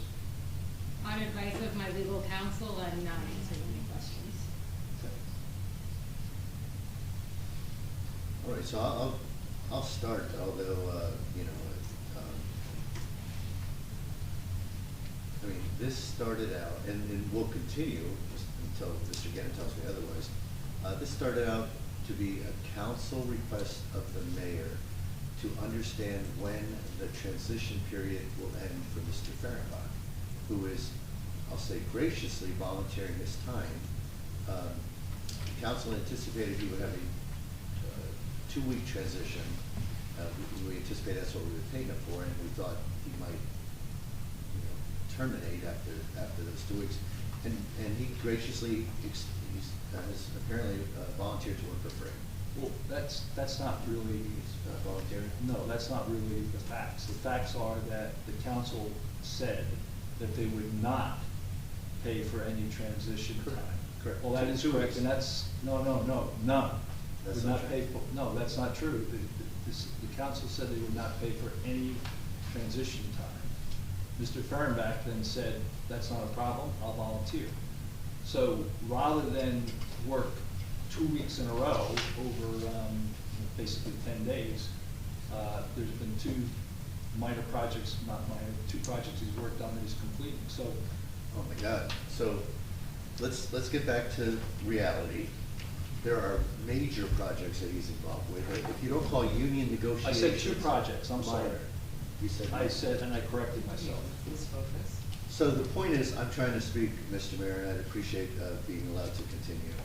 Well, as long as you state the facts. I've stated the facts. I'm sure I have an email. No. Gentlemen, Whether my facts are right or wrong, yes, let me continue my statements. point is, none of us thought we would be having this discussion in public. We simply wanted direction from the mayor. I represented the council at an agenda planning meeting, and I simply said, the council wants to talk to you, Mr. Mayor, about the role that Mr. Fehrenbach is playing going forward. We all think he's done a wonderful job, but he's been doing it for transition for over 2 months, 2 months and a few days.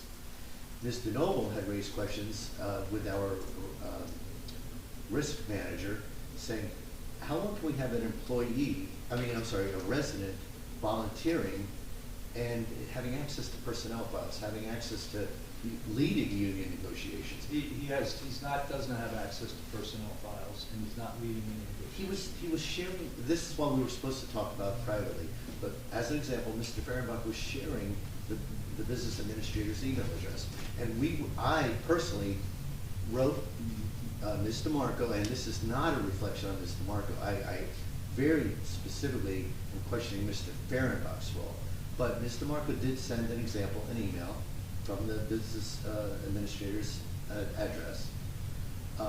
I responded with questions, and Mr. Fehrenbach responded from that same email address, and gave answers. And he said, I know this better than others, but it created confusion for the council.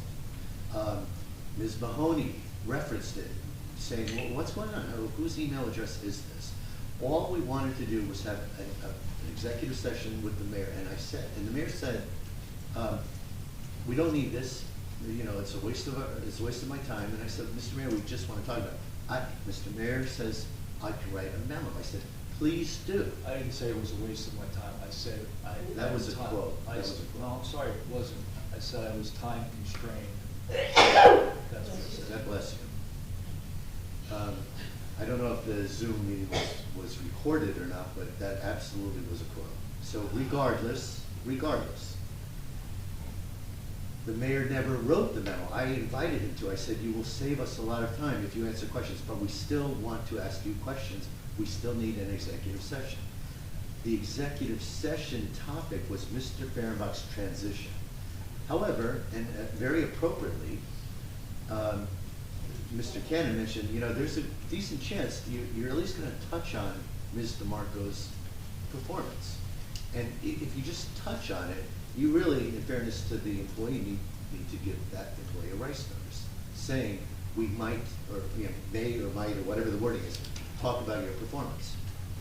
Ms. DeMarco has the right, and she exercised the right, to have this discussion held in public.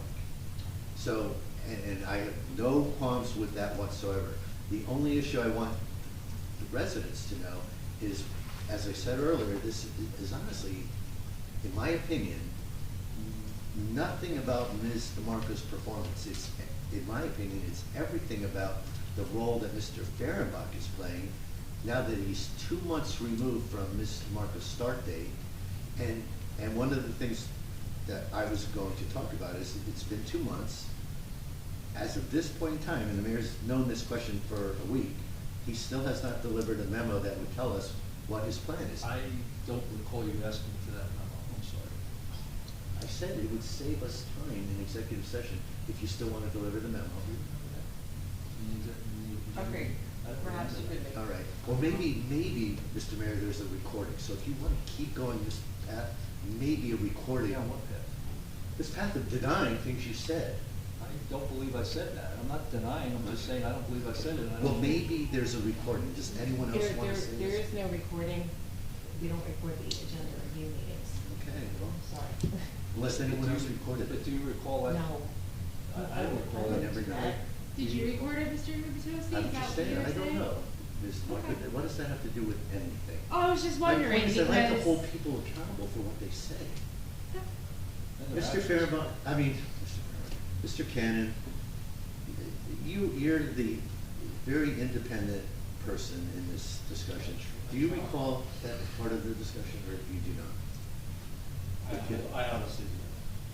I don't, either way, I honestly do. Okay, well, I don't have it is such a, The point is, we want a better understanding of what Mr. Fehrenbach is doing. Do we give him a contract? What is our liability? The man has access to our emails. You got an answer to that question on liability. Well, they Based said, on a limited transition. does he have a key? The building. They also said it was a limited transition. And how limited is it? We don't know. It continues. If I understand your conversation about Exactly, and, you know, we come into an interview and he's sitting at a table, so is he contracted to work with the borough? Is he just a resident that's giving us an opinion? I mean, So Mr. Fehrenbach went through the search process for the CFO, and I asked him to do that, and that started long before October 1st. And he finished that up for us and did a great job in doing so as a volunteer, and that is his field of expertise. And he executed what I think is a great find. And it wasn't without a lot of difficulty over a period of 5 months to do that. so how long is he going to be in a transition period? That's what we just want to know. So I would be happy to lay that out for you. Great. Just to answer your question, Councilman, there's no liability. We have lots of volunteers. There doesn't necessarily need a we have lots of volunteers that work here in the borough and do all kinds of things that are covered by this. I think the Jim could do this back there. He's covered by insurance. He's as liable as anyone else is if they go out the scope, outside the scope of what they're supposed to be doing here. But the JIF did say he should not have a key to the building. That's what they told me. They did. Just like we don't give keys to volunteers either. Most volunteers. Mr. Kennedy, they also said it was okay because it was a limited transition. And they didn't give us a definition of what is a reasonable limit, but Ms. DeNovo commented, can a transition be 10 years? That was more or less a quote, although I didn't record it. And I told you that, yes. And the question is, what is a reasonable transition? That inferred to us that at some point there could be liability, that it cannot go on indefinitely. Well, liability is different than coverage. Okay. Yeah, I understand. It could be a coverage issue, not necessarily liability, just by the virtue of it being here. That makes sense. So these are the questions we wanted to discuss in private, but for example, if he did something to incur a lawsuit against the borough, would the JIF cover that if he's volunteering for us a year from now? Yeah. Yes. Even if we, the council, and specifically the mayor, have given him access to potentially confidential issues, whatever they might be, collective bargaining, CFO negotiations, DPW negotiations, the audit process. What we're talking about is risk.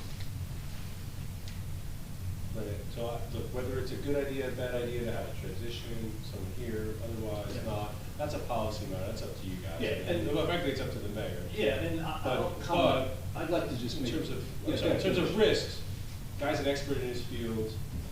He's worked here already. He's very, he's hasn't done a single thing out of line, in that regard so far. So in terms of risk, as the borough attorney, I can't tell you what's going to happen. I don't have a crystal ball. But in terms of risk, it's a relatively low risk, is what I'm saying. I'm not saying there's no liability, there's no possibility of anything possibly happening, but it's a very low risk rather than if you, had a volunteer run the garbage trucks up and down the street without a CDL. That would be a higher risk that I would advise against.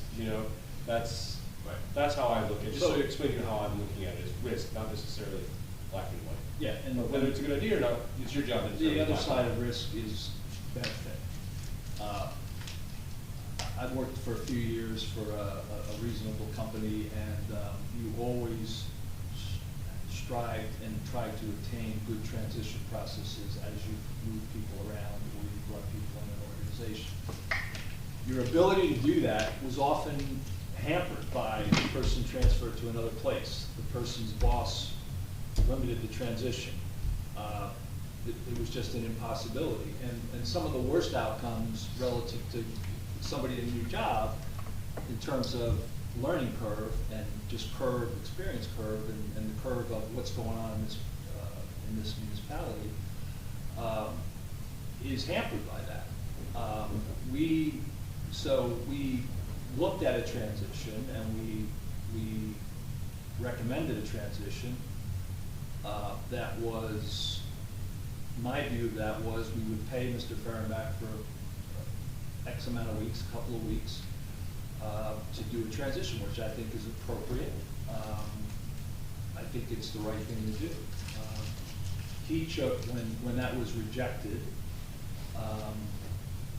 he said, not a problem. I'm interested in the success. I'll volunteer. So that's where we are. I'd be happy to answer these questions. I'll answer them in writing. But my personal opinion of this is it's a transition that was appropriate around a couple of items, just some preliminary budget stuff, completing the contract, which you never want to change resources out of a contract kind of situation. And that's it. So, and clearly the recruiting thing, which is something of forte of his that I'm not sure why, but I think he enjoys doing it because it's tough. It's really tough. Tough stuff with the position he was trying to secure.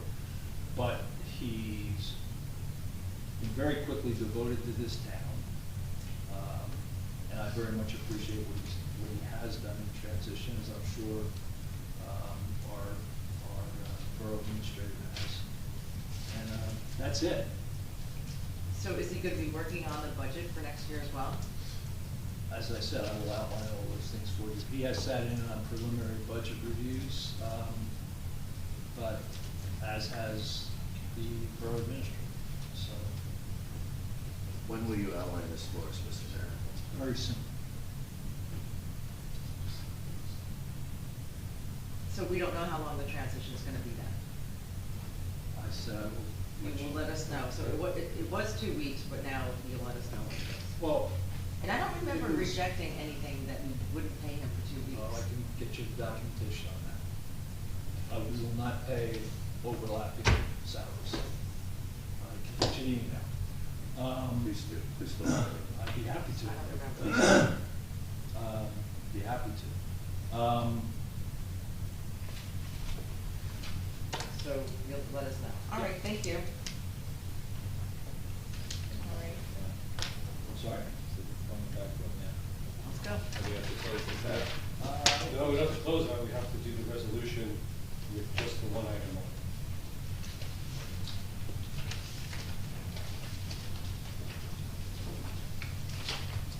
Well, I thought we did that already, the resolution executive for 10-4-1-3.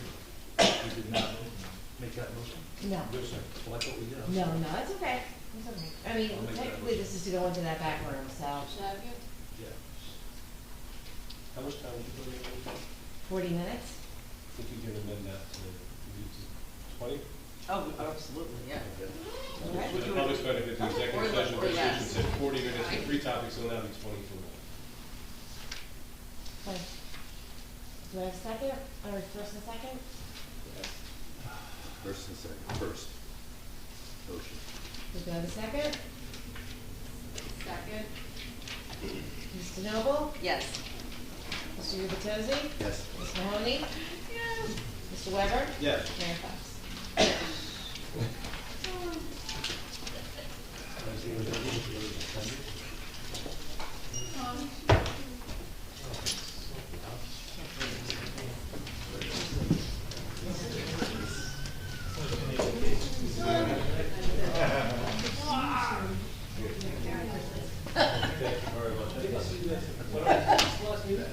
Yeah. I think it is.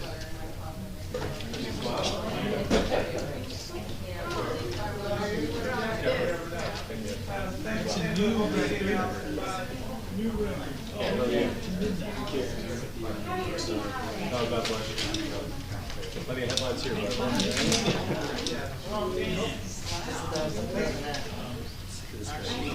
Someone's